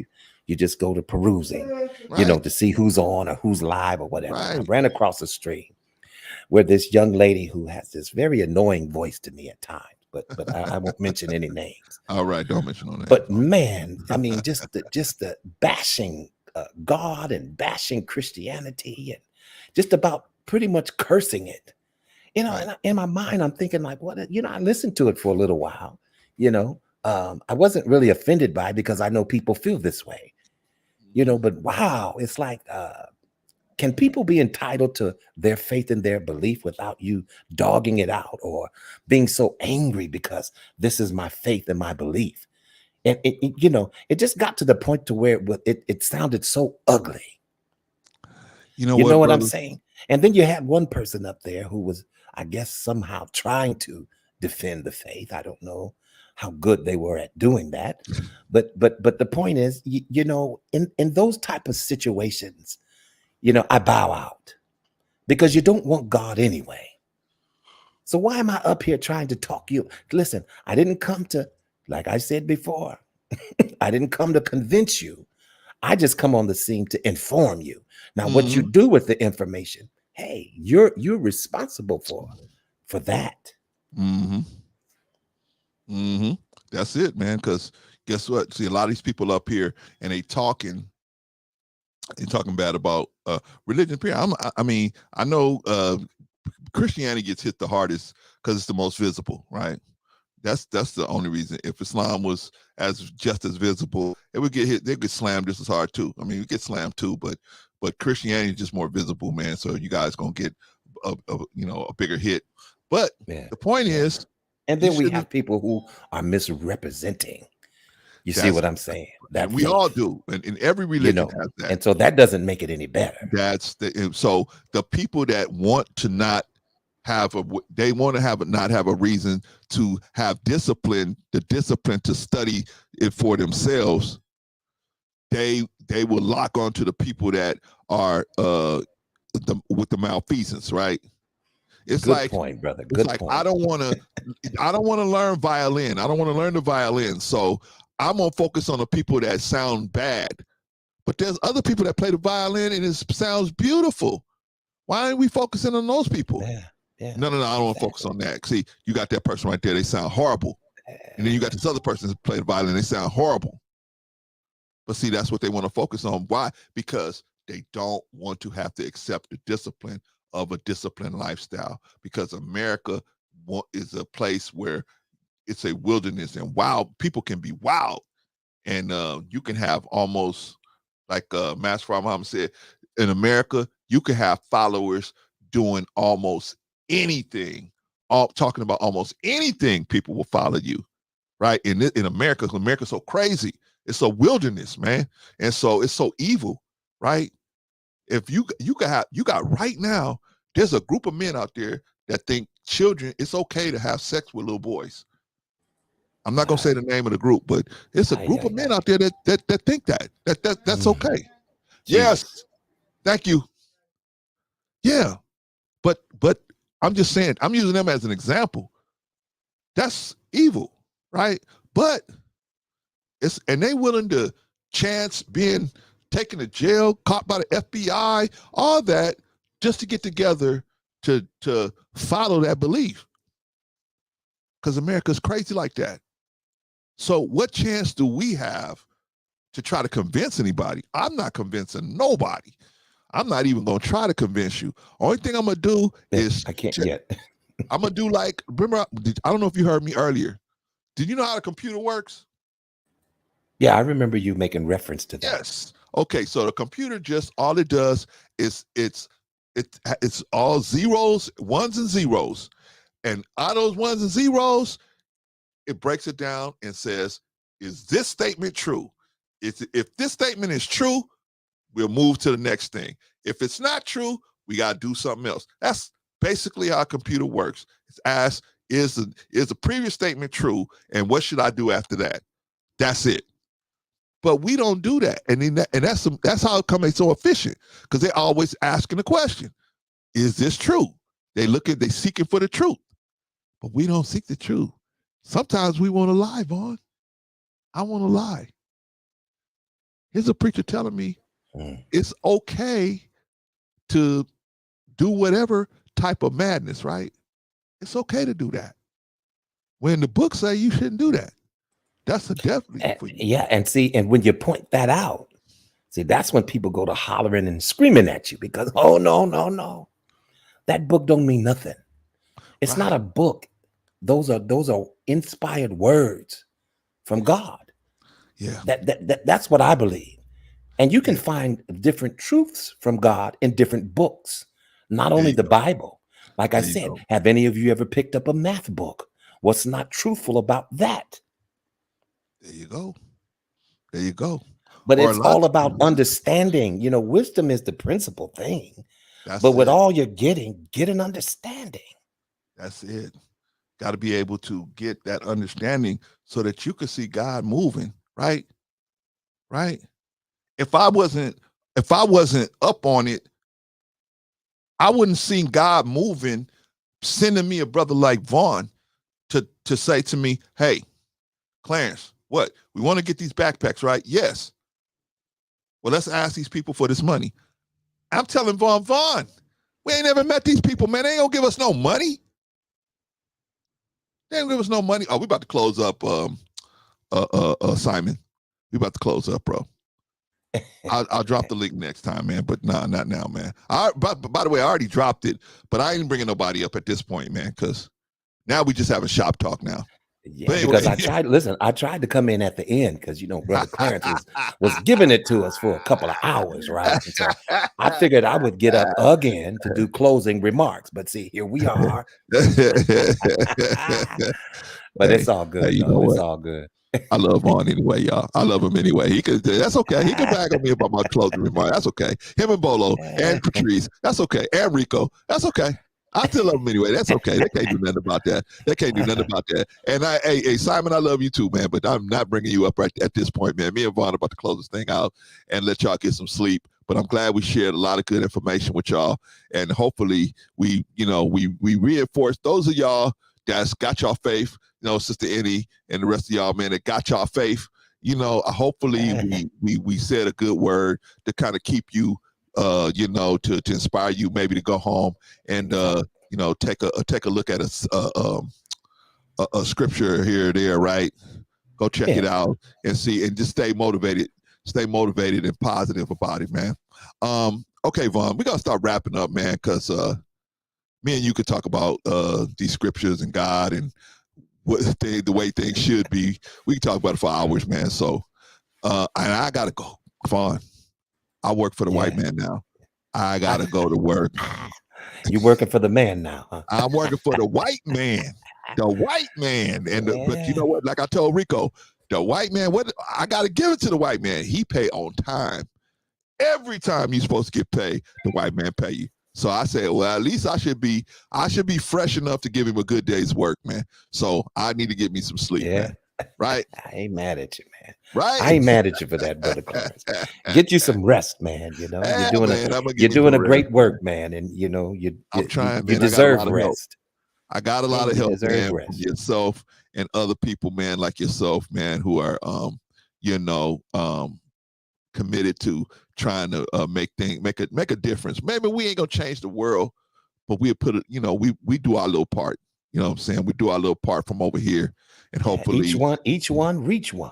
We may inspire somebody that will do, you know, that will get out there and change the world. So hopefully we can at least do that, but at least we can, you know, introduce a lot of these young men to a thinking process that'll help them be more successful, man. All right, man. Any last words, Vaughn? Let's close out, brother. Wow, I think we've definitely you know, touched bases on a lot of stuff already. So I really don't know what else there is to say, you know, other than, you know, I appreciate these type of conversations. And, you know, my aim is to basically try to edify, encourage, uplift people. And you know, I would be remiss if I got up here and did otherwise, because that's not my purpose. My purpose is to spread joy. See what I'm saying? To lift up, you know, to encourage. And so that's what I pray that my words are doing when I come up here on different panels. It's really not to argue or to debate. You know, it's just to, what good thing can I bring to the table? What good thing could I bring to the conversation? So, you know, and that's what I strive to do. You know what I'm saying? I'm not always good at it. You know, like I said, if it's a bad Wednesday, you know, you might catch me off a little bit. And, you know, you may have to just pray for Brother Vaughn. You know what I'm saying? Vaughn, you mean you're not perfect, Vaughn? You're not perfect? In no ways. In you no know way. But we got somebody that's perfect that's here right now. We got somebody that's perfect because, see, this dude is perfect, man. He perfectly awful. You know what this man did? This man called me at 4:30 in the morning, y'all. 4:30 in the morning Pacific Standard Time. Like I told y'all, this man is actually a comedian. He's a teacher. He's a good teacher, but he's a comedian, man. This dude is a comedian right here. The people asked me to call you, brother. It wasn't me. If the people asked, I'm the people's champ. I give what the people want. Now it's the people. Now it's the people wanted that. Okay. I told you that when I spoke. And the people asked me to call you, man. You know, they wanted to hear your voice because, first of all, I didn't want to steal. I wouldn't listen to your show. I wouldn't listen to the show. So you saw it, right? So you saw that it wasn't me. I wasn't trying to steal your example. The people wanted to hear it. You asked. You the one that asked. Hey, y'all. Should we wake Clarence up, y'all? What y'all think? All right, let's wake him up. Oh, let's call him again. The people wanted to hear it out of your mouth. That great example that you gave that our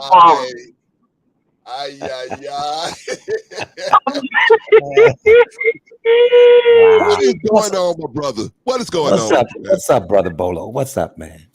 I'm good, man. I'm breathing. The Lord gave me another day to get it right. I'm listening to you and Brother Clarence drop some jewels. It's a good night, man. You know what I'm saying? It's a good night. I love you both, man. Yes, sir. Always, man. Always. We ain't got nothing but love for you. But if you call me at 4:30, brother, you're gonna keep getting that voicemail, man. I'm not, That's wrong, brother. That's wrong, brother. You're supposed to pick up and talk to me, brother. You're supposed to talk to the village. I want to talk to the village, but it's not at 4:30 in the morning. I'm not talking to the village at 4:30 in the morning.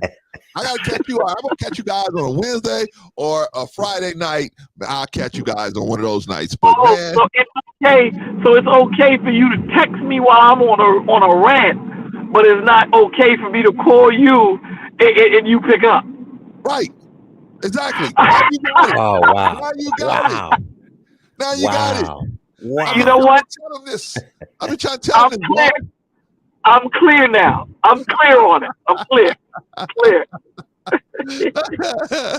I listened to the conversation, and me and the brother talked this earlier today, right? So he's like, "Yeah, bro, I just wanted to, you had a great example." He was buttering me up and everything. Hey, you had a great example, man. I just wanted to hear you, express it again, man. And so I just called you, man, because the people want to hear from you, right? I go listen to the stream, man. Hey, y'all, wait a minute, come here, huddle up. Y'all want to call Clarence? Let's call Clarence, y'all. Y'all want to call Clarence? Let's call him right now. I think it's 4:30 in the morning over there. Let's call him right now, right? Wow. Listen, man, I gotta blame it on somebody, right? I gotta blame it on somebody. Man. That's okay. I'm gonna come over to the village. Usually, I just listen over at the village because you guys got so much wisdom over there, man. I'm actually trying to soak up a lot of wisdom, but. Now, I'm definitely going to text you for sure. I might even show up. I might even step through. Well, you know what? We can benefit from your wisdom, brother. We can definitely benefit from your wisdom and your patience. Oh, yeah. Your wisdom and your patience and all that stuff because you know what? It's about, getting that different perspective to complete the whole picture. You know what I'm saying? And that's what's so important. You know what I'm saying? Yeah, definitely, man, definitely. So I had to come up just to give some citations to the brothers. Vaughn. When you hear Vaughn Bryant speak, you ready to go to sleep and listen to some classic, classic R&B. You know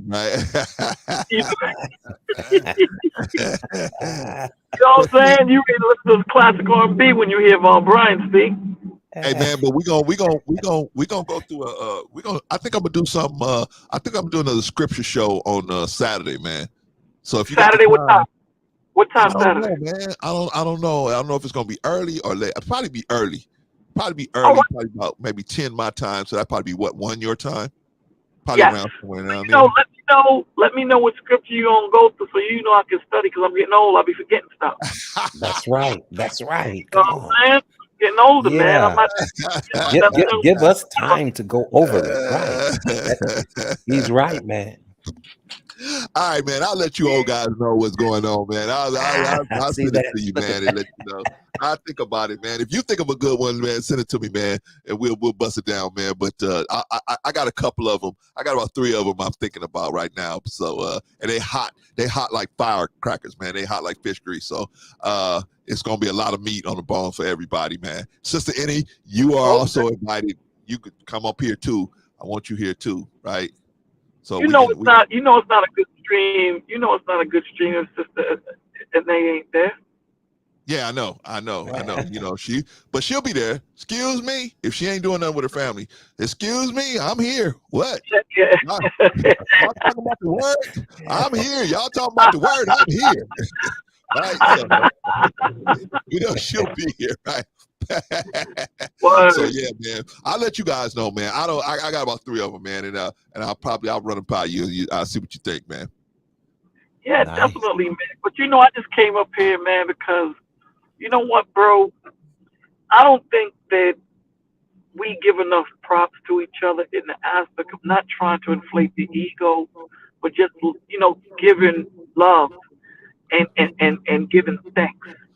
You know, I just want to thank you two brothers for being who you are, man, for allowing the Most High God to use you both in the aspect of being, you know, humble and you know, allowing Him to use you as a light to guide and to be there for these young men that need examples. Man, I just want to thank the Lord for 2 brothers like you and all the others, you know, and you know, and all the sisters that's in the building.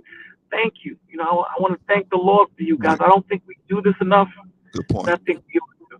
You know, so we thank you too, brother. We thank God for you too, brother. You know, like definitely. Hey, man, I you know, I was pleading with this brother, man. I had a phone conversation with this brother. I was like, please, brother, we need you. You have to be here. We need you, brother.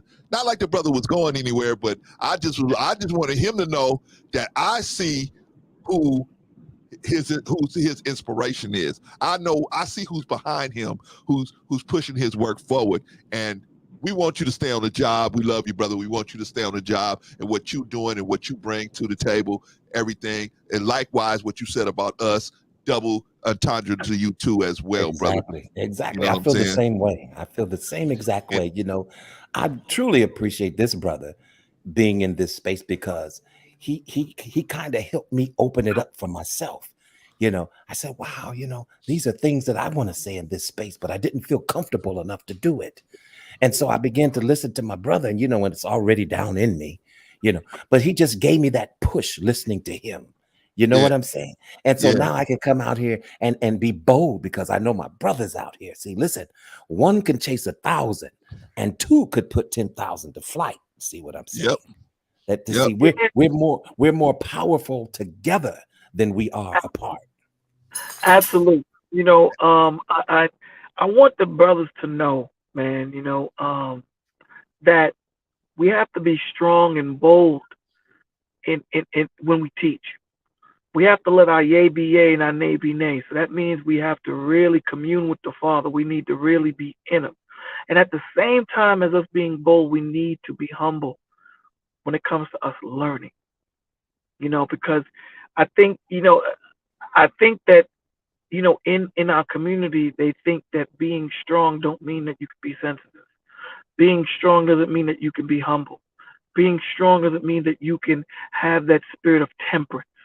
And you can be all these things all at the same time. So, you know, I use you guys as examples all the time in saying that, you know, again, you know, we can be wrong and still have that spirit of humility. You know, we don't know everything. And the beauty of it is, you know, we lean on each other. That's the beauty of it. We lean on each other because that's how we grow. Yeah. So, amen. I agree. And it's a good thing, man. It's always it's good for me because Vaughn too, but Vaughn goes both places. But see, I got a place where I can say, hey, look, y'all don't want to hear from me. Okay, go listen to the brother. Brother will tell you. You know what I'm saying? If you didn't like the way I said it, he'll tell it to you the right way, right? He'll tell it to you in another way. But what do? We all have the same goal, and that's to get these people up out the gutter and at least show them the way. Hey, that's where you should be going over that way. Because they don't know. They out here, brother. They out here and they don't know. They don't know the difference between up and down. They don't know nothing. And so it's our job. It's some of us, right? The people like us three, right? And I told Polo this before. We don't got the easy ones, man. I wish we had the easy ones, Polo. I wish we could say, man, we got the easy ones. Like at the church house, they just walk in and sit down in the pew, right? But not here. Not with us. We got to go get the ones that's in the gutter, in the YouTube streets gutter, right? Yeah, these are trenches. Yeah, man, we got to go get them, right? Yeah. And so that ain't always a fun experience, man. It's challenging. It's challenging, right? I don't think the people really understand, how, I don't think, the people understand how tiring this, how much it goes into, putting together a show, to give information. I really don't think they understand it. I think they just think it's just us getting up on stage and saying 1, 2 things and all that stuff. No, getting this information, making sure that we're giving you the right information, researching it, making sure that it's the right way, giving it in the aspect that you guys can get it. It's really hard, man. It's not easy. So when I have brothers on stage and sisters on stage that is able to, aid, that is so good, man. It's a good feeling because you know that you're not in the fight by yourself. There you go, man. There you go. That that, hey, man, if if I want to cross-reference something, I can pick up the phone, Bolo. Hey, man, what does this mean? What is your interpretation of this? And vice versa. Like that. Exactly. About it like that. Okay, cool. Man, and we're all motivated by the same motivation, which is helping our people get up out of the mess they in, and at least attempting to help them. If they don't take the help, that's on them. But at least we putting, we putting the arrows out to show, hey, that's the way. This is the way to go. If you want this, if you want more information, I just got a little bit of the light, but this is where you go to get your own light. This way. And that's the thing. When I hear you two speak, it's so refreshing, man. Because a lot of the times when people speak, they always throw ego in there someplace. To let them know that I'm the man. But when I hear you guys speak, it's not about ego, most of the time. It's always propagating the Father. It's about him. And again, I tell the people all the time, you don't got to steal. The Lord he gives this freely. You ain't got to steal. And the beauty of God is he tells you, check this out, my G. Listen, you are no longer a servant. You are my friend. You are going to shine anyway. Why? Because you next to me. Period. You have no other choice but to shine. But you got to go through these different hurdles to get to the point of where you need to be so that I can communicate with you so that you can be that light in this world that is getting darker. And like you said, this is the ark, baby. This is God over again. God is repetitive. He tells you I'm the same yesterday, same today, same forever. He does the same thing over and over and over again. It's just that this time he's putting everything in one crescendo. So when the Lord closes that door, when he tells you, seek me while there is still yet time, because when that door closes, when that ark door closes, all of you going to scream. Ain't nothing that anyone can do to get you in. So if it's your son, your daughter, your mother, your father, your husband, your wife. At the end of the day, can't nobody do nothing to open up that door because the Lord closed it. That's it. Mm. That's it. And it's nothing like being separated from God, Absolutely. eternally. See that part right there. Just an eternal separation. That's something right there. And that's not a fear tactic. It's just, hey. It's the truth. It's not a fear tactic, but it's the truth because I'm afraid. I am afraid. I am afraid to be in darkness, bro. I sit Exactly. down at times, there's Shout you times right I there. sit down, there's times I sit down and the house can be, totally quiet. And as the man of the house, you go around making sure everything is locked. And there's times I just sit down and I just think about what would I be or where would I be if I didn't have the Father? What kind of man would I be? What kind of people would Bolo, I I don't have even want to around think me? about it. I don't even want to think about it, Bolo. I don't even want to think about it. It's crazy, man. What happened now? Now the StreamYard kicked Bolo off, huh? Y'all saw me. My hands was up here. I didn't kick him off. So I don't know what happened. I don't know what happened. Maybe his phone. Well, it wasn't me. It wasn't Yeah, me. no. His phone probably fell. It's probably his phone probably lost charge. But he was He'll making some pop good back up. points. He was making some great points. You know what I Oh mean? yeah, So, man. so, And I praise God for that brother right there because yeah, me too, brother. he has no idea how much he has encouraged me. Me too. To even open up my mouth in these spaces. You know what I'm saying? And to be able to do that boldly, you really have to step out on faith to do that. Because you're going to get some flack. Yeah. People are going to come up against you. You see what I'm Yeah. saying? They're going to cuss you Yeah. out. They're going to put you on the chopping block, Brother Clarence. I've heard about it. I've heard about it. But brother, when I first met this brother Bolo, I was mad at him because they was ripping me and Rico apart. Me and Rico and Patrice, they was ripping us apart. And when I say they, I mean, mostly the people that came from either the lead attorney or the mothership. They was ripping us apart for being involved with a certain content creator, right? And all we was doing was trying to tell this content creator, hey, don't talk about people's families. Don't do that. And that's what we was doing. But they was ripping us apart, right? So I didn't see them treating Bolo the same way. So for some reason, I didn't see it.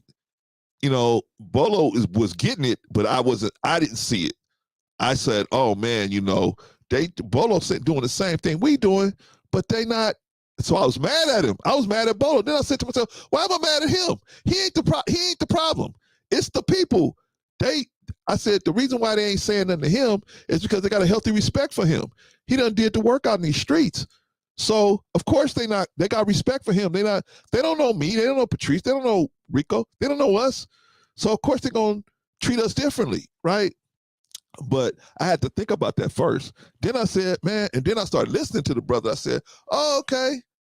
Yeah. We on similar pages here. Okay, cool. You know what I mean? And then of course, meeting him. Well, I haven't met him face to face, but meeting him, having conversations with him on the phone, and spending time with him outside of just the YouTube space. I've grown to love the brother even more, and Exactly. He's a good brother, man. I mean, if he don't talk to me in a week or so, he'll call me, hey, bro, what's going on, right? Mm-hmm. And likewise, I'll do the same with him. Hey, I ain't heard you. Now, what's the difference between me and Bolo? I will call you back at some point. Bolo won't call you back. There you go. See now, I got. You were doing good, and then you just felt it. See, I was doing good. Hey, but I'm just telling the truth, right? I got busy. You see that, Bolo? You see, I was trying to keep him on track, bro. But you see what happened. What I wanted to say, because I dropped off. What I wanted to say is, I'm thankful for brothers like you and the sisters that actually stand up in this dark world, because it's real easy to close your mouth and hold your light under a bushel. But you men and women that stand up and become a bullseye for this wicked world to take notice of, and you're not afraid for you to stand up and do this. I thank the Lord for you guys daily. I pray for you guys daily. I thank Him. Same here, And I brother. just wanted to say thank you guys, man. Thank you, sisters, for just being who you are and just embracing the light and saying that I'm gonna stand up. And for those that need to see it, I'm gonna be that light for them. Thank you. I thank you, brother. Man. Thank you for the village. Thank you for putting that community together, man, because Yes, our sir. people need, that is the real arc, is the village, man. That's the arc. That's where you can go. And, you know, the door is open right now. You can run in there, but who knows what may happen later. But right now, the arc door is open. You can go into the village and you can soak up some of that wisdom, man. You can soak up some of that good vibe. And you can see, even sometimes, well, Clarence, it's all good on the village, huh? Well, sometimes they have conflict to resolve over there, right? But you can see how grown people should resolve conflict, right? You'll see everything. You'll see a little bit of everything over there. That's why I got a lot of respect for the village, man. Y'all know I don't send people a lot of places, but so I'll tell, when I send somebody someplace and I say, hey, here's my stamp of approval on this one. Y'all should go over there. I'm telling y'all, go on over to Bolo TV, go on over to the village, check it out, man. You'll get a lot of information, not just scripture. It's scripture based, but it's not just scripture, man. They talk about a lot of different stuff, and they're always coming from a good place, man. Even if you disagree with them, you got to admit they're coming from a good place and they trying to do something to help you, man. And if you really think about the things that they telling you and you try to apply them, you just might have your life turn around or something improve in your life, man. And I can respect that. I can respect that. You know, I can respect that about the village. That's why I'm always going to send people over there, man. You know what I'm saying? And this brother right here, we thank you, brother. We're glad that you out there, man. You can create this community that we all feel like we are invited to come into and sit down, and if we want to just sit down and listen, or we want to come on the stage or whatever, we want to just sit in the chat, we can do that, and we don't feel like it's no issue, man. So thank you for creating that situation. Thank you for giving us props, and thank you, man, for just being yourself, man. And I need you, brother. In August, I'm gonna need you. I'm gonna in. need you. I'm there. I'm there. You know, I need you all the apologize. time. You know, I apologize to you for the last time, but I'm there. You know, the thing that the thing specifically that I like about just us three talking right now, right? And I think that people in the chat could see that I've been wrong in times, right? And as We all hard as have, it, brother. and that's the point. You know, as hard as it is to hear that you're wrong, you know, sometimes you just got, step back and revamp and reevaluate and then get back into the fight. We've all have been wrong, and we all have been humbled, and we all have taken it and grown. So, and that's a beautiful thing for young men to see. Amen. They need to see it, so I'm gonna let you two guys cook. I'm gonna let you guys get back to doing what you're doing. I'm sorry that I interrupted. I just wanted to let you know I love you. And all good, man. We love you too, my brother. We love you too, man. We may call you tomorrow at 4:00 in the morning. I don't know. See, I told you, man. I told you, this dude need to be on and have his own show, man. This dude his own comedy show, man. This dude is a comedian, man. He's a teacher, but he's a comedian, man. I'm just saying, brother. If the people say, listen, if the people say, I'm just saying. Roll up in there. I'm gonna roll up in the village. I'm gonna tell on you, man. I'm gonna put you on the platform and say, you know what? Bolo said y'all wanted to call me. I heard the whole stream. It was only 38 minutes. I heard the stream. It was him. Right?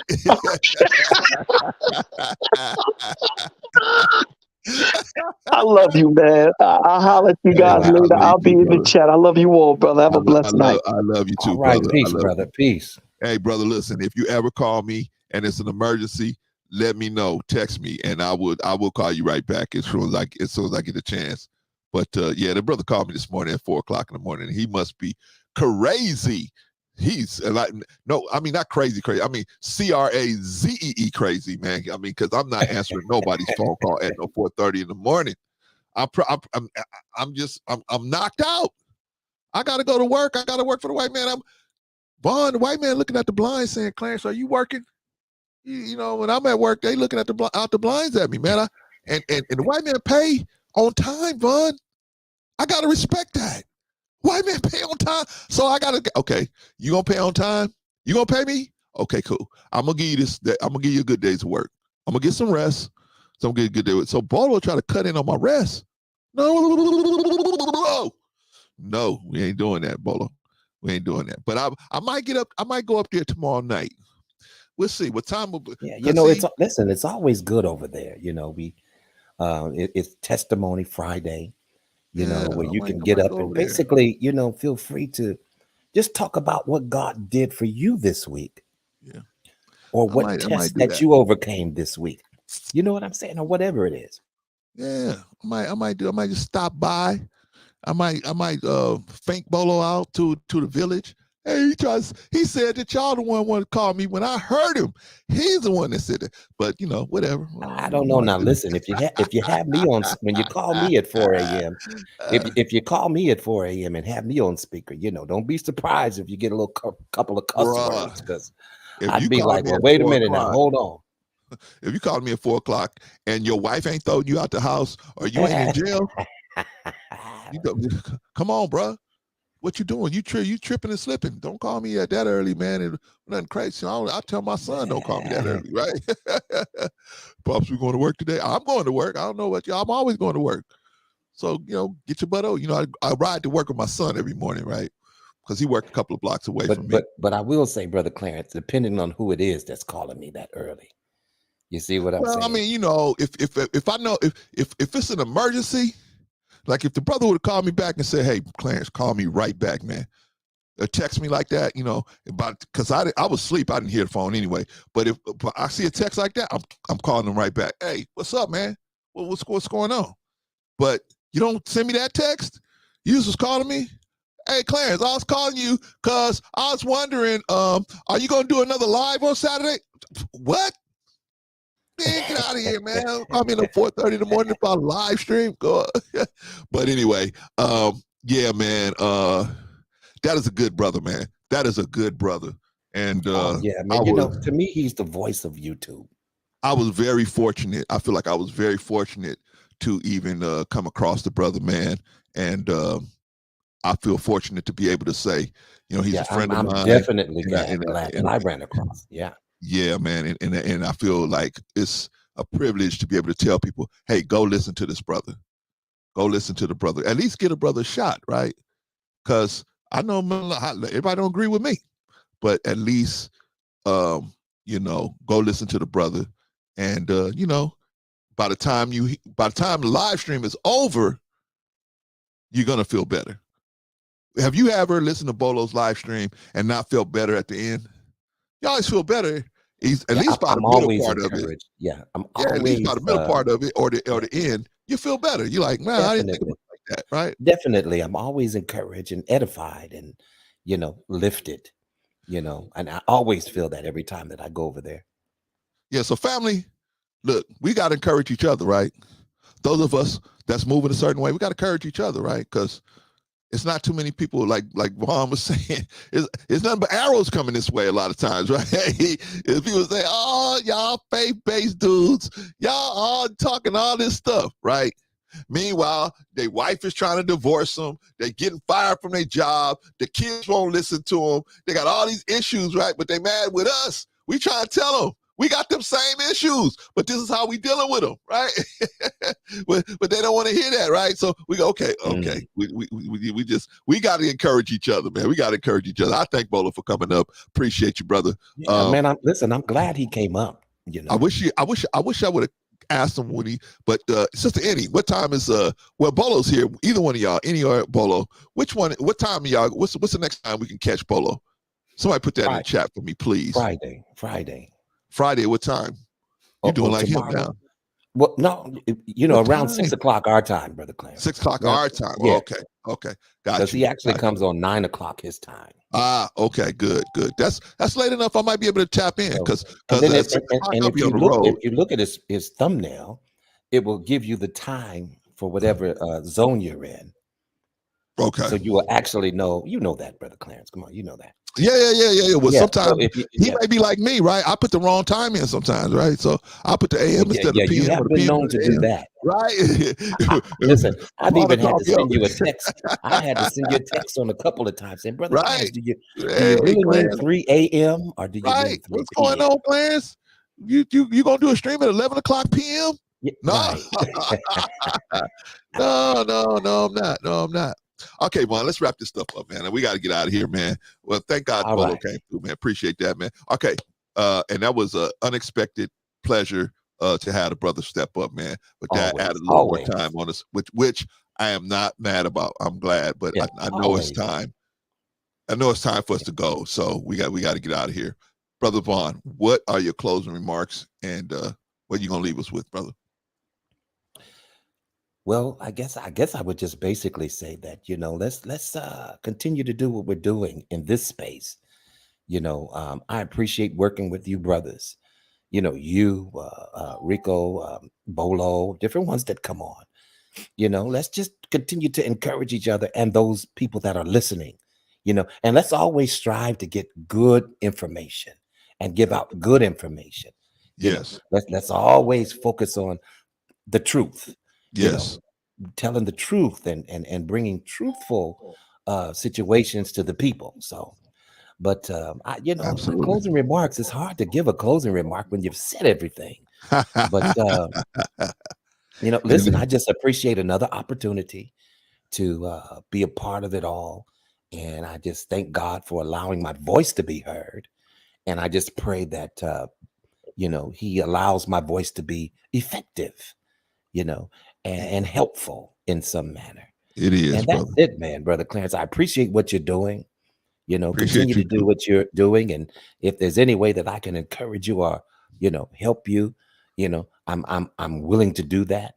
And thank God for this space that, God has blessed you with. And it looks like you're using it for a good purpose.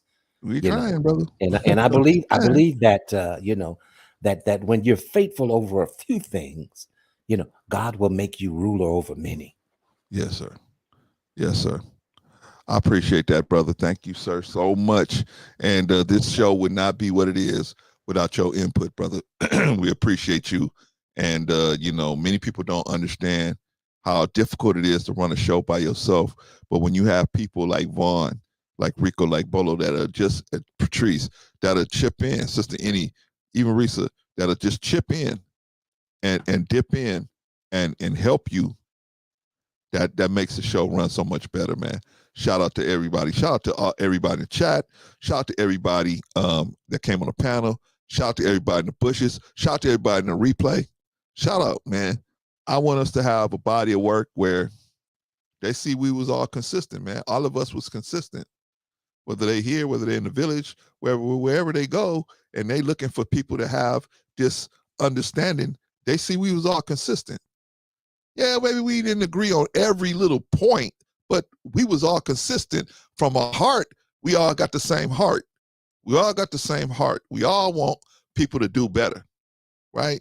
We all want you to know God and know Him as best as you can.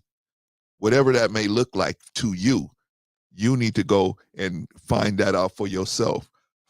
Start that walk, because I guarantee you, by putting God into your life, you're going to do better. You're just going to do better. Like Bolo said, man, just being with the God, man, things are going to be better, right? You think God is going to say, hey, let's go to McDonald's and eat? If God took you out to eat, God wouldn't take you to no McDonald's. He's going to take you someplace where it's good food, right? I mean, just being with God, hanging with God, you're going to see a whole different mentality, different way of doing things, right? Well, hey, God has inspired some men to write some things down so that you can get a better understanding of Him, because throughout these years, man, his word and his message has been rerouted. Some people have tried to use it to conquer people and run over people, instead of what it was supposed to be. It was supposed to be to free people. It's supposed to free the people, and it's supposed to create brotherhood all over the world, where everybody's supposed to be able to sit at the table of brotherhood. Color ain't supposed to matter. Bloodline ain't supposed to matter. Nothing's supposed to matter except who is behind God, who is with God and who's not with God. But now we're in a situation where color is an issue. That's an issue. But it's really not an issue. It's an abstract issue. It's abstract. It has no functional value. Color has no functional value. Racism has no functional value. Well, racism has a functional value, but color has no functional value. Racism has a functional value because you can obtain resources by promoting policies of unjust policies. That has a functional value, but it's based on the color. It's based on skin color, right? That in itself has no functional basis, right? Who cares what color somebody is? If they got the right kind of spirit and heart, who cares? You think if I was drowning and a white person reached down to pull me up out the river, I'm gonna slap his hand away because I hate white people? First of all, I don't hate white people, but I'm just saying I don't think even a person that hate white people would do that. Likewise, if I was reach down to grab some white person's hand and try to pull them up, you think they're gonna slap my hand away and just go and die? I would think 99% of people would not do that. Maybe there's 1% of crazy people that might do something like that. But why? Color is not a function. It's an abstract idea that it has an issue, that there's an issue there. That's abstract. It's not based in reality. It's based in vanity. But that's a whole nother issue. I'm not gonna go into that. But the point is, we have to encourage each other, family. We have to encourage each other. We have to constantly keep telling each other, hey, there is more to life than just getting money. Yes, we have to get money. We have to get some money. I mean, money is the issue we have to deal with.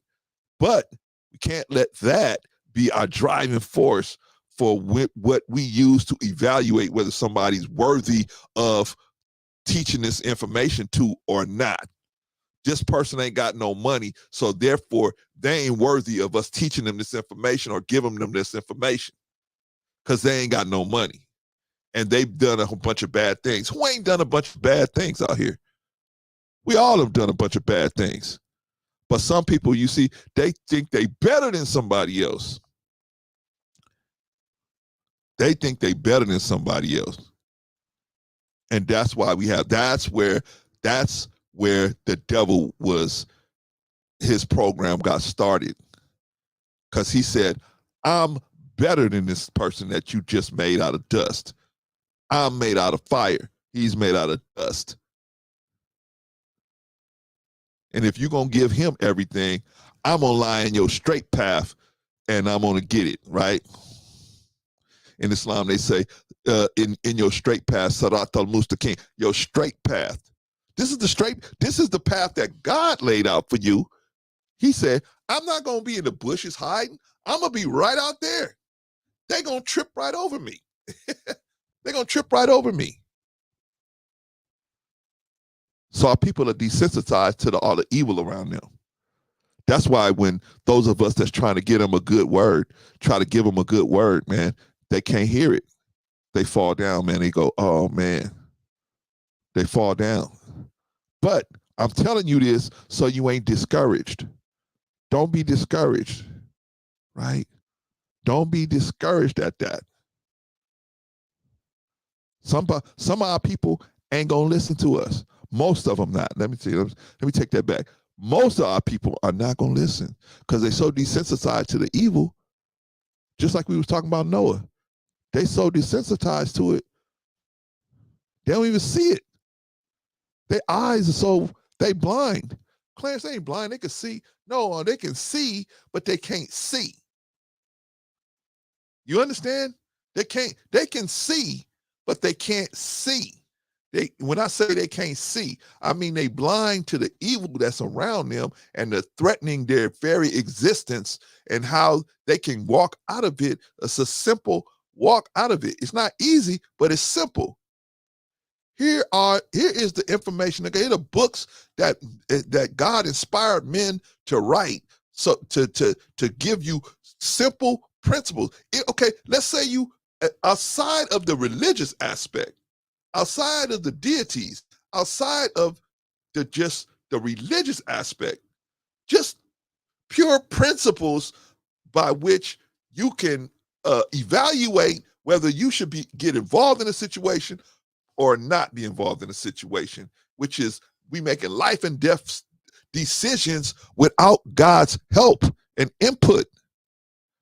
Then it gets all effed up, and then we like, what happened?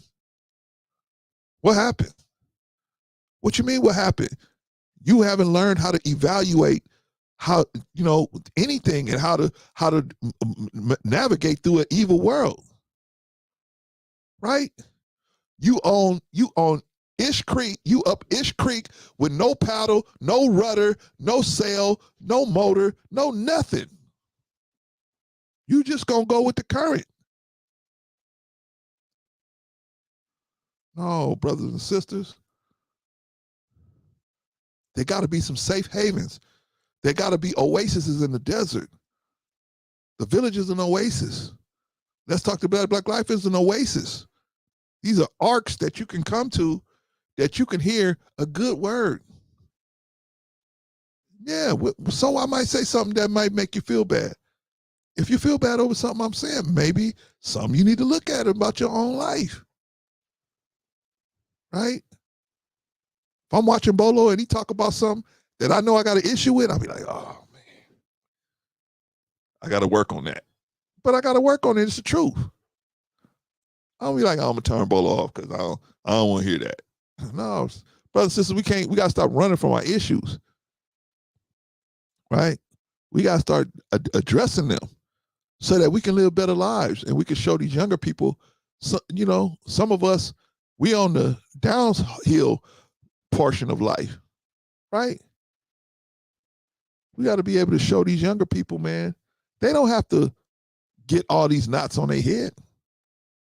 They don't have to get all that. And I work with anybody, man. I work with anybody that's willing to do that, man. Anybody that's willing to show these youngsters that, man, that there's a better way to live. You don't have to get all caught up in the legal system. You don't have to get caught up like Zion Williamson and having in all these different having all these baby mamas. That doesn't make no sense. See, it would be different, but I know that Zion Williamson is not ready to settle down and be with this one woman. I know this. That's why I'm saying it's a stupid idea. Now, if you impregnate somebody and that's where you want to be and that's where she want to be, and y'all both willing to give it a hard try, cool. But I know at 22 years old, this young man is nowhere close to trying to settle down and be married to some woman and have some woman tell him what time to be home and stop and get some eggs on the way home. And he ain't ready for that kind of life. He ain't ready for that. But anyway, that's a whole nother topic. Let me read some of these comments, y'all. Risa said, Alpha and Omega, the beginning and the end. It's good to know the Lord. Yeah, it is, Risa. Absolutely. Brother Vaughn said, but Clarence, thank you, sir, for giving me the opportunity to be a part of the stream. May God bless you and your family. Same to you, Vaughn. Appreciate you, man. Appreciate you. And everybody out there, man. Everybody, all you guys in the chat. May God bless you and your families, man. These are arcs, man. Us here in the village, these are arcs, man. We trying to get as many people in this information as they can, and then try to give it to you in a way where you could think about it. Bolo gives it to you his way, right? And that's very intriguing, very understanding, very makes you think, right? I give it to you in another way too, right? I try to put a little spin on it too. Because I know you don't always want to hear me, the these and the thous and the these and the thous, right? So I try to put a little spin on it, right? Put a little street spin on it. But the point is, man, we trying to get this information to you, man, so that you can right the ship. You can turn the ship around, man. You won't be like Gilligan's Island. Well, you stuck on an island full of evil, right? That's where most of our people, they stuck because they just won't get in the ark. What's the ark? The ark is the information that surround you, the information. See, we doing all this other stuff, but what we're really trying to do is give you this information, right? Other people are charging you $1,099 for this information, right? Or they charging you $50 a month in the Patreon or whatever for the information we giving you, man. We giving you. Why are we giving it to you? Because we've been convicted to give it to you. We've been convicted to give it to you, right? The information about God's plan for you. How we gonna charge you for that, man? How we gonna charge you for that? That's God's plan, not mine. That ain't Clarence's plan. That ain't Bolo's plan. That ain't Vaughn's plan. That's God's plan for you. I can't take God's plan, put my name on it, and say, this is Clarence's plan for you. Ain't gonna work. Ain't gonna work. It's God's plan for you. Now, God's plan for you is to live and live in abundance, right? That don't just mean money. Money is the least of thing of abundance that you need. What you need is love, man. What you need is love. And you don't get love unless you're prepared to give it right. And who gives you the most love? God gives you the most love. Here's somebody that gave you a planet and water and food and sustenance, gave you everything you need. Gave it to you. God, man, how many times any one of y'all God done came to you and said, here's my bill. Okay, let's see, Bolo, that was 30 days of air. Let's see, that was 30 days of water. Let's see, it was 30 days of reading my word. Here's your bill, man. Just send me, give it to me in cryptocurrency, right? No, it don't work like that, man.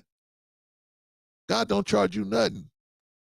All he do is tell you, man, keep going, be persistent with it, even when it gets tough. Why? Because you think God gonna get something out of it? You think you giving God something? How you gonna give? God is like that. Remember that commercial where they say, what do you give the man that has everything? God is the man that has everything. What are you gonna give him? What are you gonna give God? Right? It's not like you giving him something, but what you're doing is you being as humble and respectful as you can by just expressing your love and thanks for what he's done for you. That's giving him something. But you ain't got nothing of no value to give to God. I mean, he won't like, oh, give me all of this. Give me your money. And the money is for these people that are running these organizations. That, of course, they got to pay the rent in the building and they got to pay the lights. And so they need money for that. But God don't need no money. God, you can meet God with God out in the parking lot, right? If we really get down to it. Brothers and sisters, we got to push forward. We got to push forward. We got to push forward.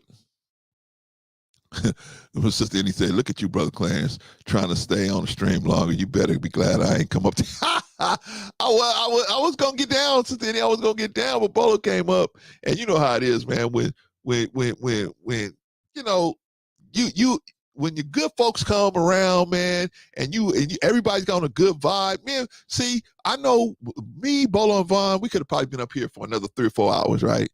Just sitting around talking, right? But you know, he got stuff to do. I got stuff to do. Vaughn got stuff to do. So we recognize, unfortunately, it make us sad that we got to leave each other. But hey, that's okay. We'll connect back up. We'll hook back up as always.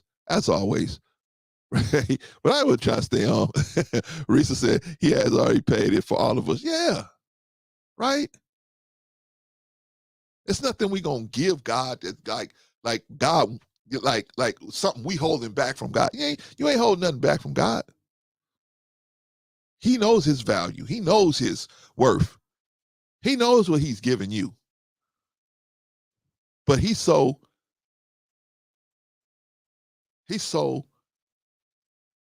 great. And that's the best word I can use in English. He's so great. He don't give you a bill. None of y'all ain't got no bill. Oh yeah, Vaughn. That's 30 days of air, 30 days of sleep, See, 30 days of water, 30 days of food and sustenance. Let's see, add everything all up here. Okay, Vaughn, here's your bill. How many of y'all got a bill from God in your mailbox? You don't. You don't. On top of giving you all that, he recognized that there's a person out here trying to lead you astray. And now he even gave you information on how you cannot be led astray, or you can get out of being led astray.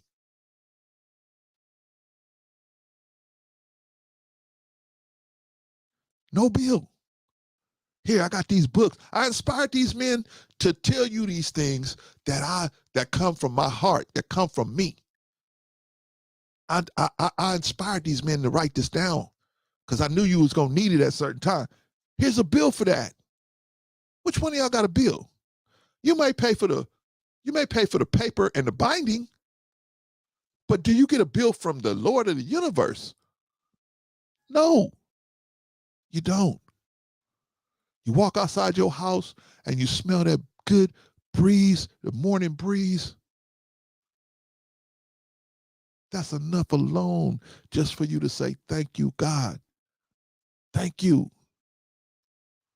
People sitting laying in a hospital bed. I was one of them people in a hospital bed.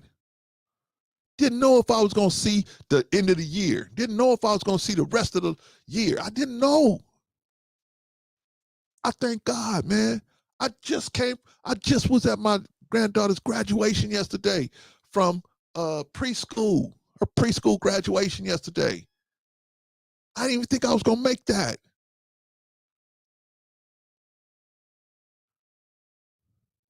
I'm giving you my testimony. Maybe I call Bolo tomorrow and give it to him. Problem, man, is I'm on the road most of the time when Bolo's on. And I don't usually get home until they kind of wrapping things up. But I'll see if I can get over there. I'll see if I can get over. Maybe I'll get over there on the phone while I'm on the road. Right? I'll be an avatar. But man, is life worth living without recognizing that we got a God that's in our lives that's gonna help us every step of the way? What'd he say? We take one step toward him, he take two to us. Some of us won't even take that step. We won't even take that step. So, God is still inspiring men. He inspired one man to come and sit to you and talk to you about the teachings of the Bible, right? He inspired this man to create a community of people that talk about the Bible and go into depth on the Bible, right? He inspires this man to go do this, right? Not only that, I just want to talk to my people. Anybody is welcome to come over there to the village. Anybody. The Ark door is still open. For now. Y'all think about this. What would you do if Bolo TV suddenly went off the air? What would you do? That's why we got to encourage our people, man. Not to blow their heads up, right? We don't want to encourage them to blow their heads up, but just encourage them, man. Just tell them, let them know we understand. And we're thankful that God inspired you to do the work that you're doing. Keep going, brother. Keep doing it. I don't know what I would do if Bolo TV went off the air, man. I don't know what I would do. Because I spend a lot of time there. I'm in the bushes, but I spend a lot of time there because I'm driving most of the time. But this man right here think he must be crazy, think I'm gonna get up at 4:30 in the morning. This man is crazy. I'm not getting up at 4:30 in the morning. At least not while I'm working for the white man. Once I retire from working for the white man, I may. But that's some time to go right there. That's some time to go. Or maybe one day when I got the day off, I might do it, right? The next day off. Vaughn said, I call Bolo on the phone, right? I might have to do that too. But if I do that, I'm going to just be an avatar, right? That's okay. I think Bolo does let avatars come up there. So shout out to Bolo for that. But God is still inspiring men. Inspired this man to create this community, man. The man created community, right? Anybody's welcome up here. Even the pushbackers. Even the pushbackers are welcome up there. Bolo, this is my problem with religion. This is my problem with the, right? I even hear them dudes up there, right? And I don't ever see Bolo, man, you stupid, get off of here, right? Well, like, okay, that's a good question. Now let's go into it, right? They always approach the person gently. Now, if the person get out of hand, they will deal with it. Don't get it twisted. Ain't no punks over at the village now. Don't get it twisted. They will handle you if you come sideways. But if you generally have a question and they can see, hey man, this person just been let down. They got an issue. We didn't do it, but okay, let's try to help them look at it from a different direction. They'll do it. I seen them do it. I seen them have some clowns came up there and they was able to, at the end of it, agree to disagree. It wasn't no disrespect flying. But we need that, y'all. We need some place. We need places where we can go, man. We ain't got to worry about, our women ain't got to worry about, are they going to be attacked or disrespected or they going to be, no. Black women is just as important to our turning this thing around as black men. I just think that black men got more work to do, but they just as important. So we need input from the sisterhood. But we can't have, if we have all these spaces where, oh, the black woman ain't this, and the black woman ain't that, and the black woman is the reason why everything, and the black woman is this. All we gonna get is a bunch of Cynthia G's, right? We gonna get that type of sister, man. And that type of sister is a self-destructive type of sister, right? Because she telling you not to go into the ark, but at the same time, she ain't got no other place for you to go. A sister like that ain't got no other place for you to go. She telling you don't be with black men. Like all women don't be with black men. Like all women don't be with all black men, right? I ain't never heard no qualifiers out of her own mouth. Now I heard her subordinates saying, oh, she don't mean all black men. Well, I ain't never heard her say, I ain't never heard her put no qualifiers out there. So I'm gonna go with what she said. She said all men, all black men. That's not what we want, brothers and sisters. We don't want our sisters in that. We don't want sisters like that. Hopefully that sister will turn around at some point. But right now, she is inspiring. We got her and other sisters like her, like-minded sisters, inspiring the sisters into the abyss of nothingness. Because if you don't be with the black man, who you gonna be with? Black woman? Who you gonna be with? Well, I can be with whoever I want to be with. Okay, you can. There's nothing stopping you from doing that. But the problem is when these other people want a child that looks like them, you can't deliver that child. Because any child you deliver is going to be black. And that's going to be an issue for some of these people. Any child you deliver is going to be black. Any child that I leave a seed for, that child's going to be black. I can get with any other race or person, but the child's going to be black. They use a more politically correct word now, mixed, right? Or this is the word they use, biracial. Biracial. But that means that you got black blood in you. Simple. How is a sisterhood going to get around that? If you're dating people of other races, and most men want a child that's of their own heredity, how you going to get around that? If you're telling people not to date black men, How you gonna get around that? That's the issue. So you setting these women up to be used to be thoughts for other people, and I don't agree with that, Cynthia G. So I don't want.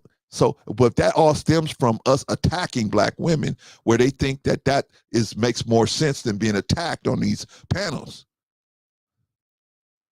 We don't need to attack black women. We need to do is try to set up something for them so that they can see that we are men, and we're gonna do our best to keep our word, and we're gonna try to do our best to protect them. Go to the village. You don't see no women getting disrespected on the village. That don't happen over there. Bolo don't let that happen. Ant don't let that happen. Nick don't let that happen. Any don't let that happen. Lady Navoa, they don't let that happen over there. They don't let that kind of stuff go on over there. That's why it's a safe place, man. It's a place where you can go. I'm telling you, man, we need places like this. Because the more, especially in the next 2 or 3 years, the American economy is going to get so bad, brothers and sisters. It's going to get so bad.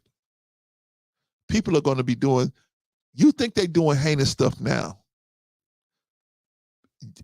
Man, I'm telling you, this stuff is going to make Sodom and Gomorrah and all them places, that's going to make that look like Disneyland compared to what's going to happen.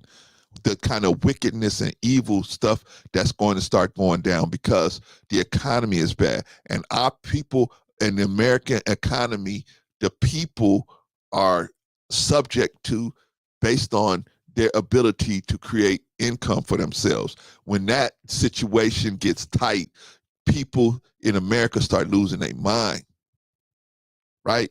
Remember the Great Depression? People lost money. It's just money. It's just paper. It's just numbers.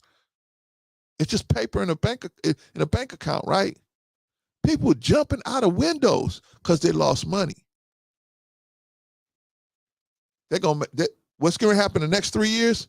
It's going to make 2008. It's going to make the Depression of 1933.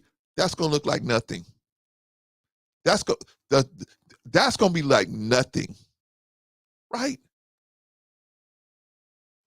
You think bad stuff can't come to America? That's why we're giving you this information. That's why we're giving you this information. Remember World War II? The Germans went through Poland and just took over Poland and took everything out of Poland. The Polish people would take the youngest child, kill it, and cook it for the rest of the kids, for the rest of the people to eat. They took their cows, they took their pigs, they took their horses, they took everything. They didn't have nothing.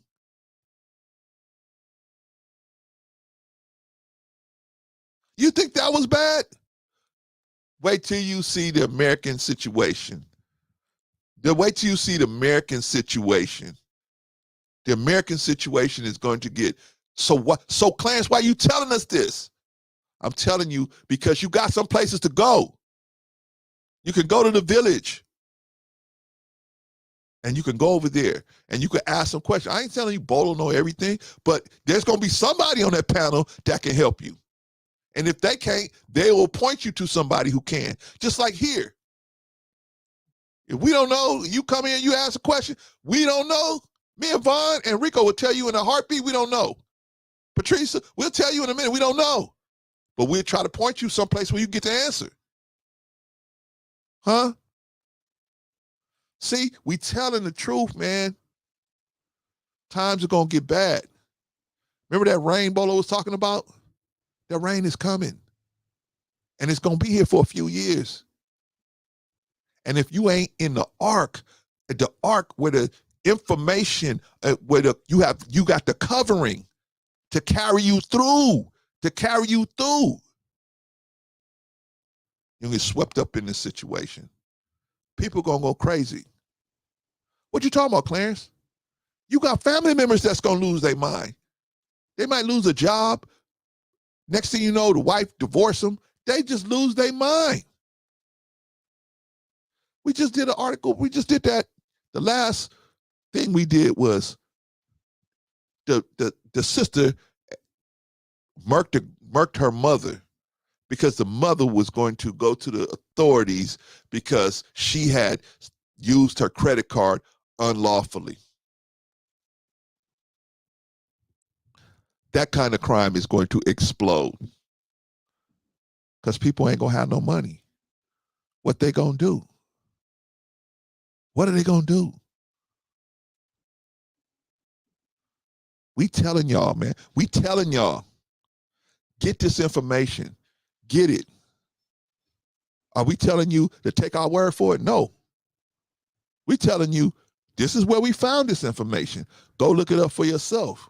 And then start living your life in accordance to it. Because if you out here and you get caught up, see, when that ark shut down, and that may happen, right? Hopefully it won't. Hopefully the ark won't shut down. Hopefully the ark won't close. Or hopefully God will make a way where you can, even though this rain is going to be coming down, you can still get in the ark. What do I mean by that? I mean, you can still tune in and you'll see Bolo TV on there. You'll still see the ark up and running. But what if you turned on YouTube one day and Bolo TV ain't there? Uh-oh, ark gone. I should have listened to that brother. I should have tuned in to the brother.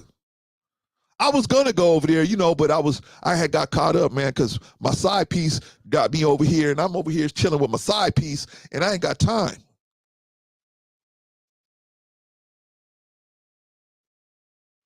Brothers and sisters, we got some hard decisions to make. I know it's hard, right? You're having so much fun with the side piece. Men and women, right? You're having so much fun. You're getting all this attention, right? Somebody's finally valuing you, right? But it's not real. It's a menagerie.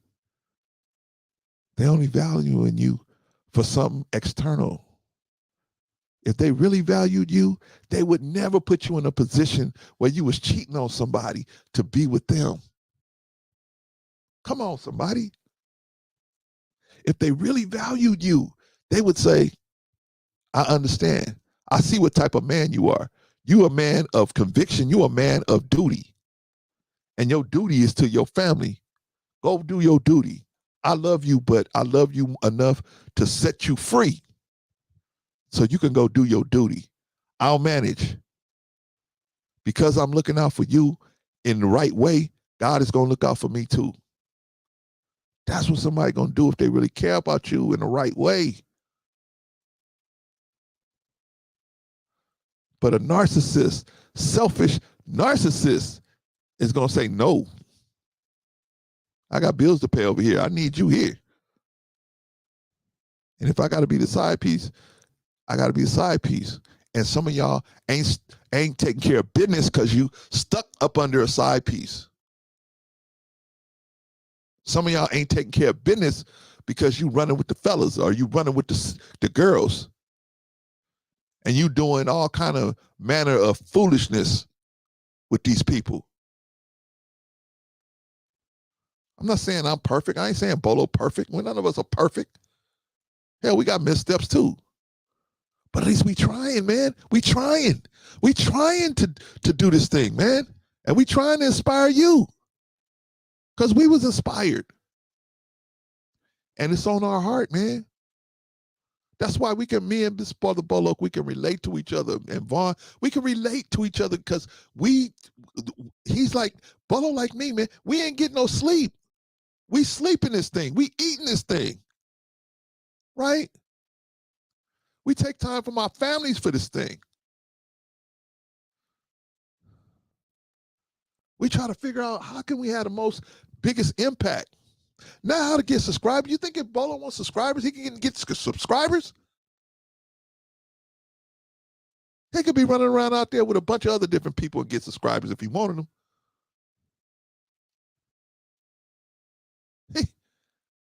But that ain't what we trying to do. We trying to put together something that's good. That even if one person watch it, it's effective. But if 100,000 want to watch, cool.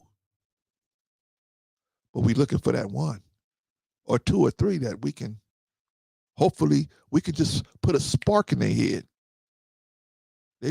We spark them on that journey, get them to start that spiritual journey, and then they will look at it and say, okay, this makes sense. I mean, this is what this says, so this makes sense, right?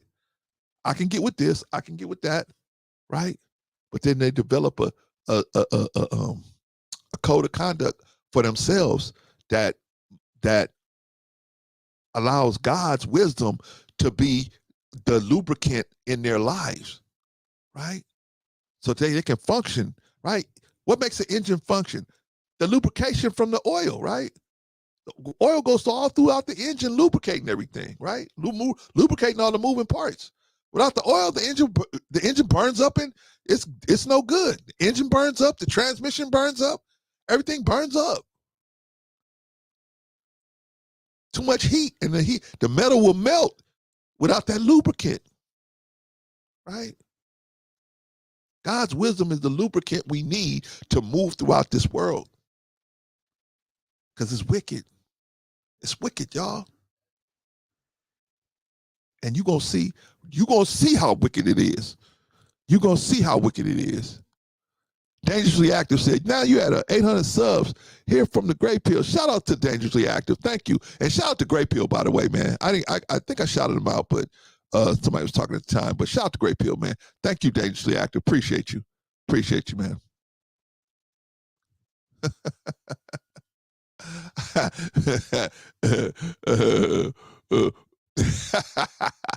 Thank you for that prayer, Sister Eddie. I appreciate you. I need that. Say, help me. Let me not fall asleep at work because I work for the white man. The white man don't want me to fall asleep. The white man don't want me to fall asleep at his job. The white man don't want me to fall asleep at his job. He gonna look out there window and say, Clarence, what you doing? You sleeping in that truck? Thank you for subscribing. Thank you, Dangerously Active. I appreciate you. I appreciate all of y'all, man. And thank everybody for subscribing. Everybody who subscribed, the new subs, I appreciate all of y'all. Thank you so much, man. And if I don't acknowledge you, it's not because I don't appreciate you. It's just because my first work is to try to get the dead, wake up the dead, wake the dead. And so that's what I'm trying to do. And so sometimes I miss something. Like the other day, we had all these people cash at me, right? And I forgot, I didn't even notice they had cash at me until after I closed out the show. That Green Vegan, Quantum, Ron P I got, but that Green Vegan and Quantum, I didn't realize they had cash at me until after I closed out the show, right? But shout out to everybody who's donated. Shout out to everybody who helped us get the backpacks. Shout out to everybody, man, who subscribed. Shout out to everybody. We still got work to do, y'all. We still got work to do. But yeah, so I'm saying this because I'm watching every day. I watch a lot of financial information on a daily because I want to prepare y'all for what's coming, right? And I think of myself, I think of Bolo, I think of Vaughn. I think of us as like little Noahs, right? And we just trying to tell y'all, hey man, this ain't my doing. This ain't what I want to happen, but this is what's getting ready to happen, right? This is what's getting ready to happen. So what I know you need is God's wisdom. I know you need God's wisdom. That's what you need to traverse now. Okay, so I don't need God's wisdom. I got all this money. That don't mean you're going to keep that money. You got it for now. Anybody's situation can change just like that. Anyway, anybody's situation. Look at Jamie Foxx. Jamie Foxx was the man. He was filming this dog movie, right? Filming this movie. Stroke, just like that. Everybody telling us how healthy he is. If he's so healthy, why he ain't out here talking this for himself? So you gotta use your brains. If he's so healthy, why ain't he out here showing us that he's healthy? See, don't listen to everything, man. Don't listen to everything everybody tell you. Don't. What you need to do is look at everything. Don't take it at face value, as we say in the nation. Don't just take stuff at face value. Investigate. See what's behind that curtain. The American economy is going to go, it's going to crash land, right? It's like an airplane about to crash land, right? And if you got all this debt, when it crashes, you're going to have real serious issues. So what time is it now? The rest of the year, y'all, we need to be paying as much of our debt off as we can. Clarence, I can't pay it all off. I don't get paid that much money. Okay, all right. Pay what you can. You can put an extra $10 on it, extra $20 on it. Pay as much of it as you can down. I'm telling you, man. And stack you some money. Stack you some money. Those of you that have a little cash stacked up, $2,000 or $3,000, $5,000, you're gonna be able to go to these car auctions and start flipping these cars. I'm just telling you how to win. Brother Vaughn said, "Bro, Clarence, you are not working for the white man. You're working as unto the Lord.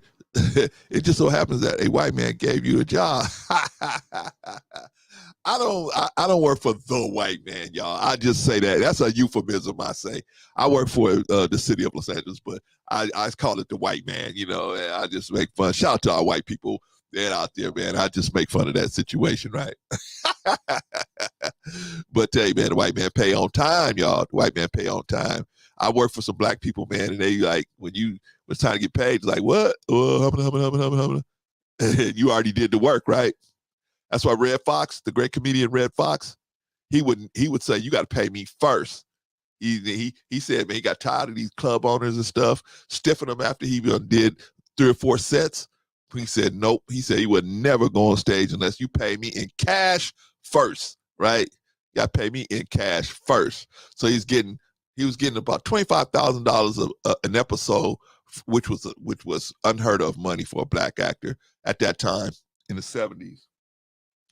$25,000 a month for an episode of Sanford and Son, and then he was getting $75,000, I think, a week or a month for his residency in Vegas.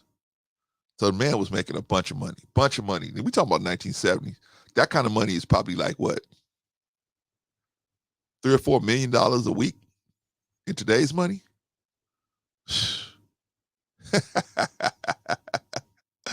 Yeah, Vaughn said Aretha always questioned money before she went on stage. Yeah, man, these black actors, man, and black entertainers, they didn't got burnt so many times, man. They say, hey, man, give me my money up front. If you want me to you want me to fly all the way out there, ride the train all the way out there, come all the way out there, be on stage, I'm not coming on stage unless you pay me my money up front. Up front. Y'all saw JoJo Dancer, where they would stiffen them all the time. They would, Richard Pryor put a gun on them, right? on the club owners, right? They tried to stiff them.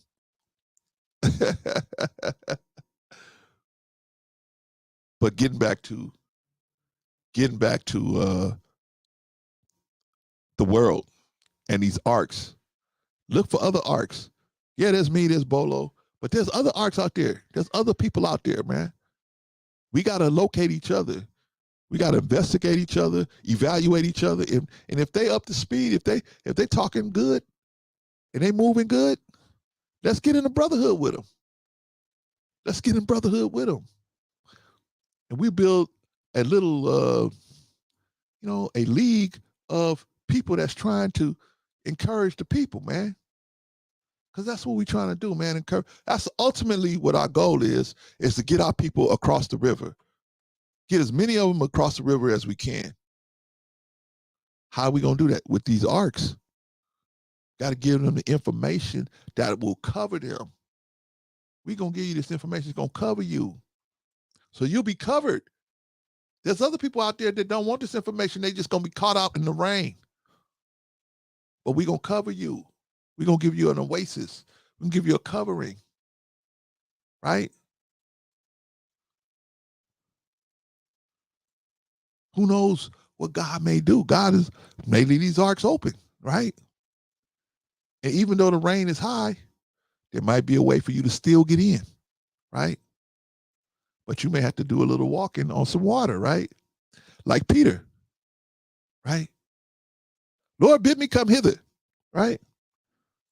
He said, that's the King James version, right? Lord, bid me come hither, right? But y'all black people, man, y'all want to hear it like that, right? So I gotta say it like y'all want to hear it. He said, Peter said, man, how you do that? Hey, man, call me over there. I want to do that, what you just did, walk on the water. Can I walk on the water like that? All you got to do is believe. You could do it.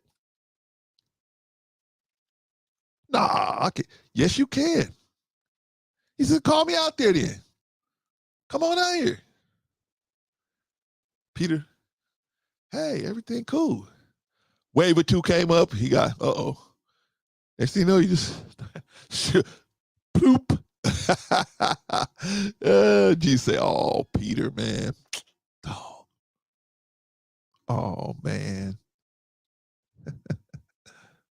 If you just had the faith of a grain of a mustard seed, not the mustard seed, but a grain of the mustard seed. If you had that much faith,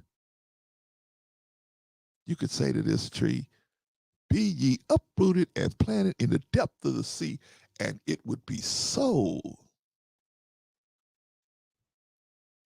That's why we got to get our faith up. Right? How you get your faith up? Test it. Test it.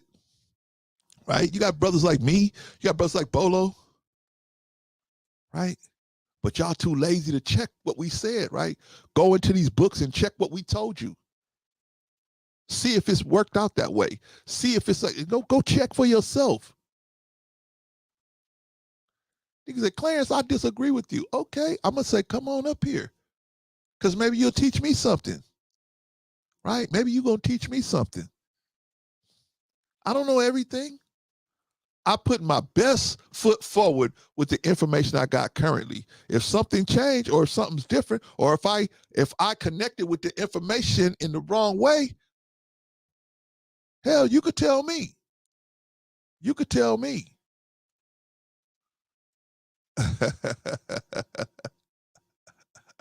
Oh, okay, Vaughn. I guess Sister Annie and Vaughn are telling me that I'm going over the limit, right?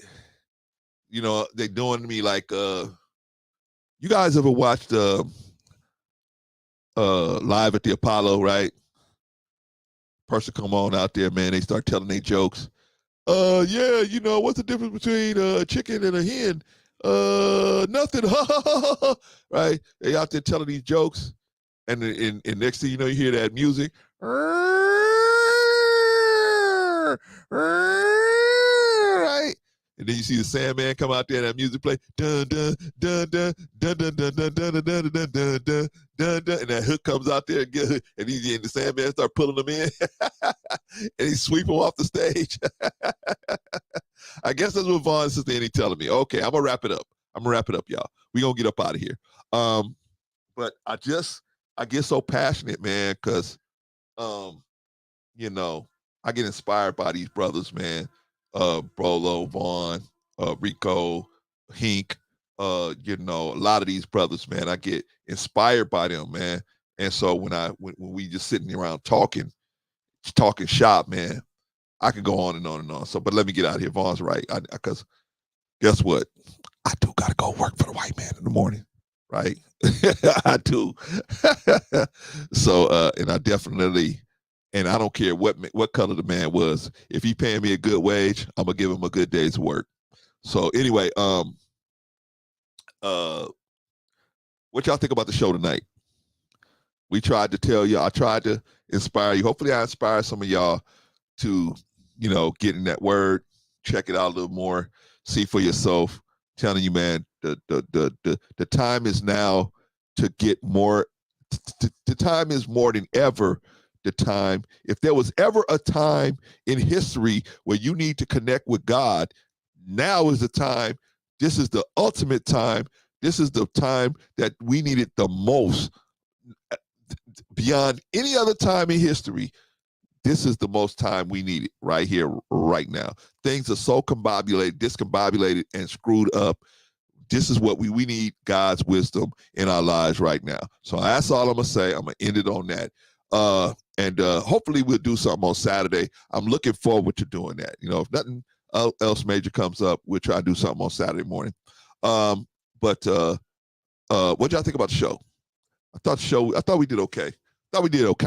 Pretty good, right? I know you do, Vaughn. I know you do. That's why you guys tell me when I'm messing up, right? Clarence, you take too long. Okay, I got it. Anyway,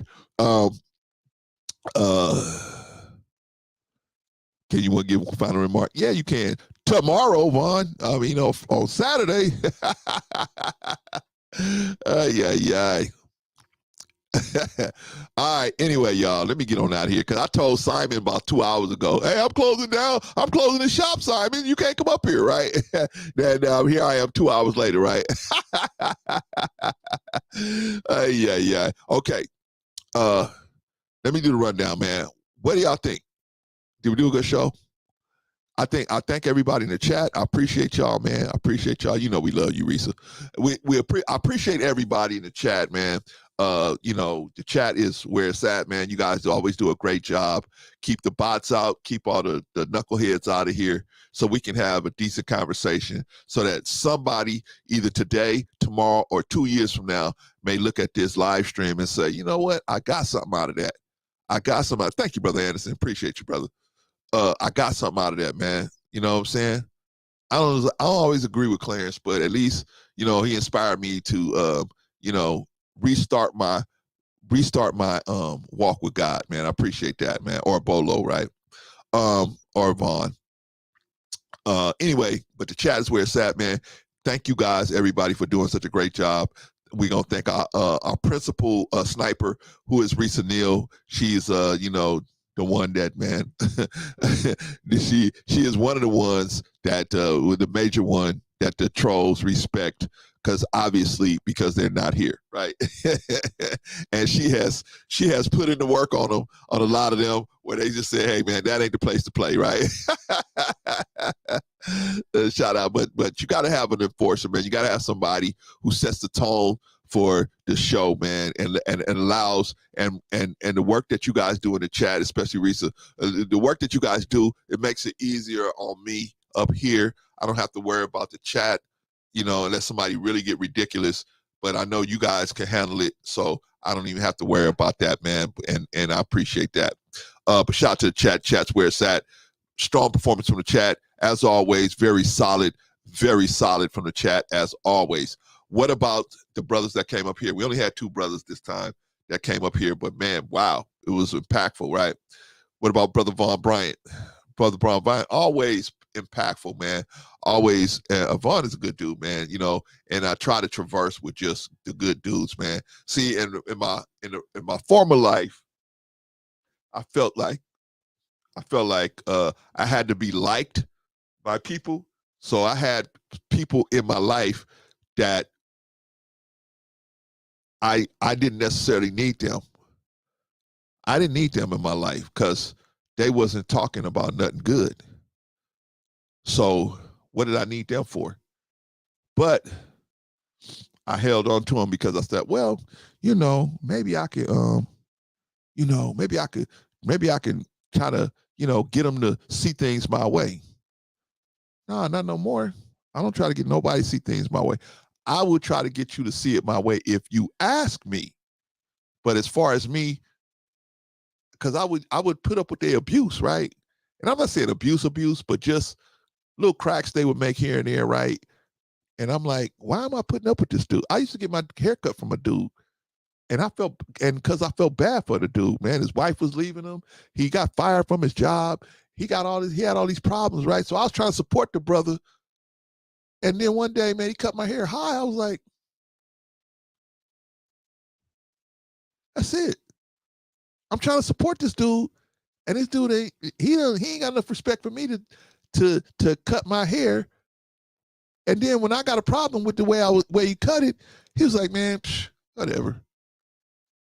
I said, "Not your boss." That's probably about 10 years ago. I ain't seen that dude since then. But I was trying to help him, right? Because he had all these different problems, right? My wife is leaving me. My kids don't want to talk to me, and I'm this gangster dude, right? I used to be old dog on the block or whatever, right? Yeah, but you 40-something years old, man. Them youngsters don't respect you. You ain't nobody, man. You out here cutting hair, broke as a joke. You can't. You want to listen, right? Okay. Had to put people like that out of my life, man. And my life is so much better. My life is so much better. Anyway, I'm about to get on a whole nother tangent. But anyway, man, you gotta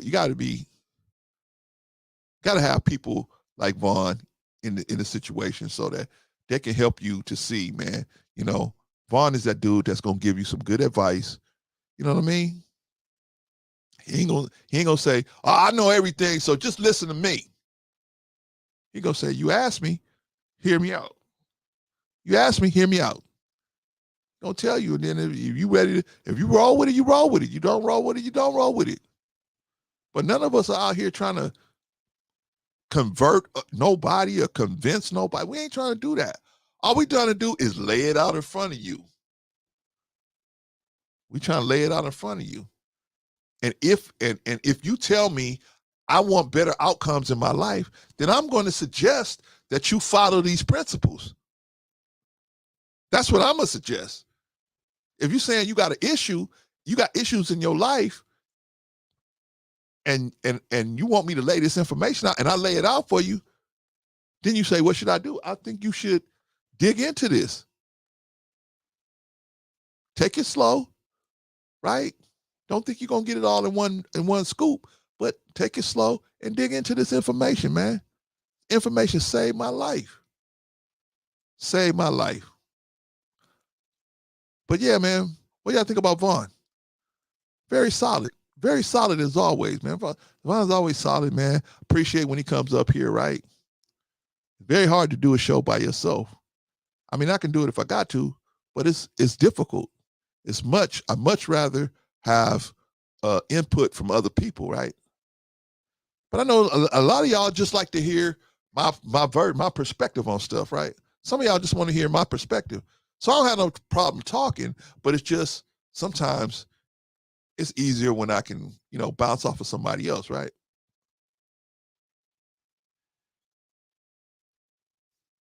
But anyway, so what do I think about Vaughn? As always, very solid, very strong performance, very solid, as always, man.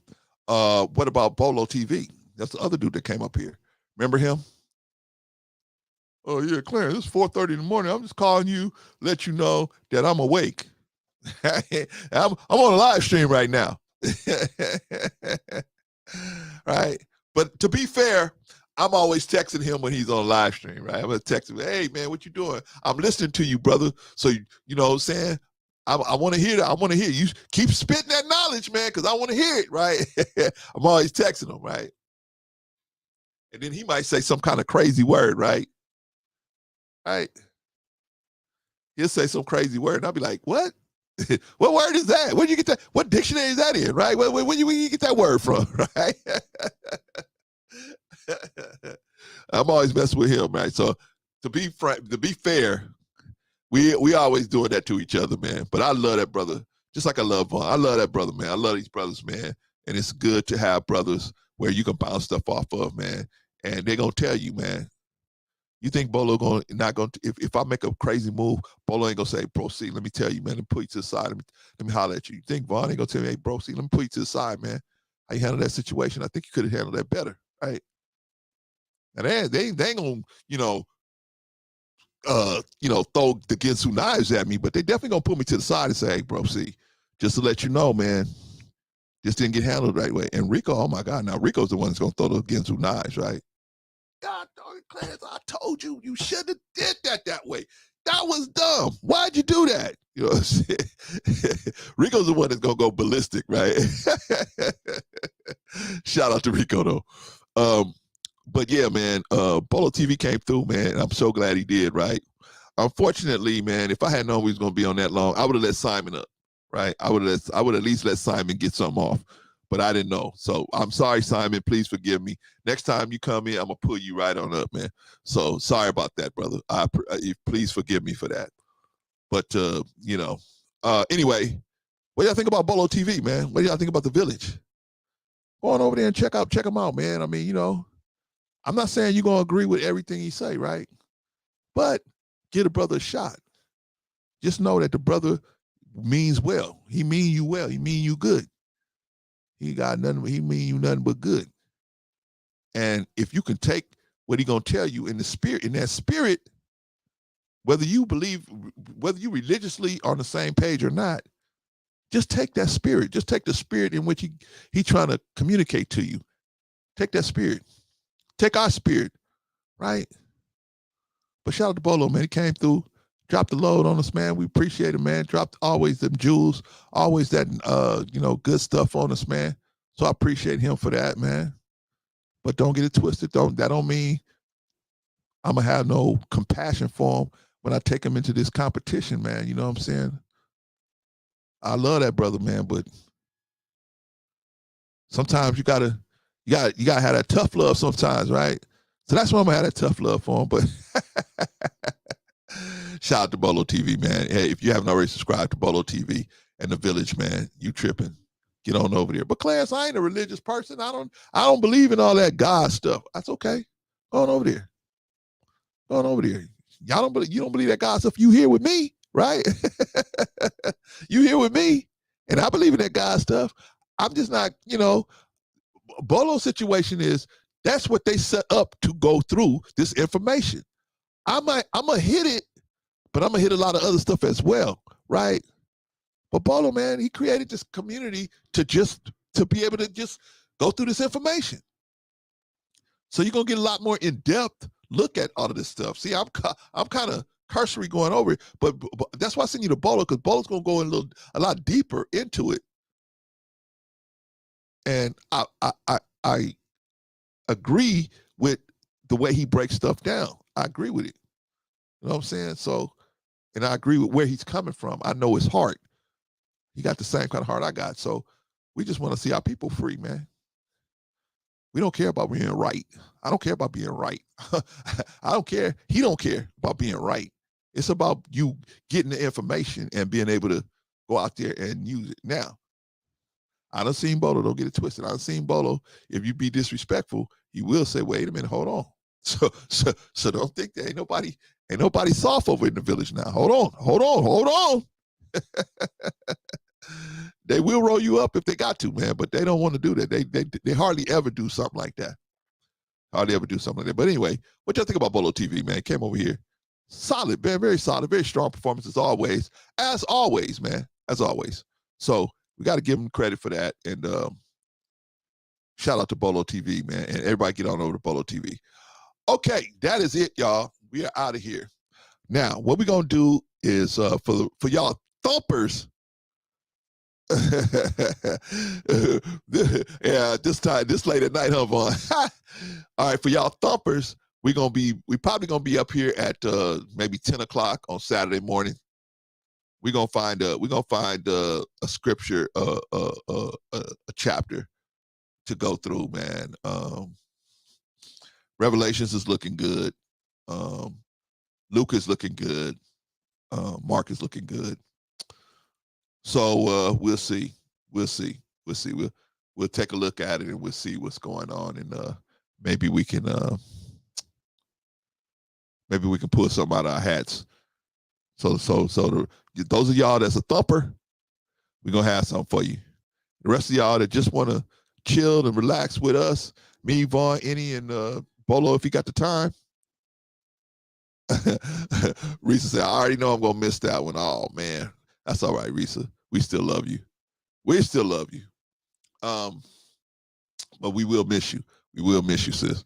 Because when I look over in the chat and I see you over there, I know that everything's good. So, but we'll catch you when we catch you, Risa, because I know you got a life, you got things you got to do. So I appreciate you anyway. I appreciate the time where you are here. But anyway, we will see y'all on.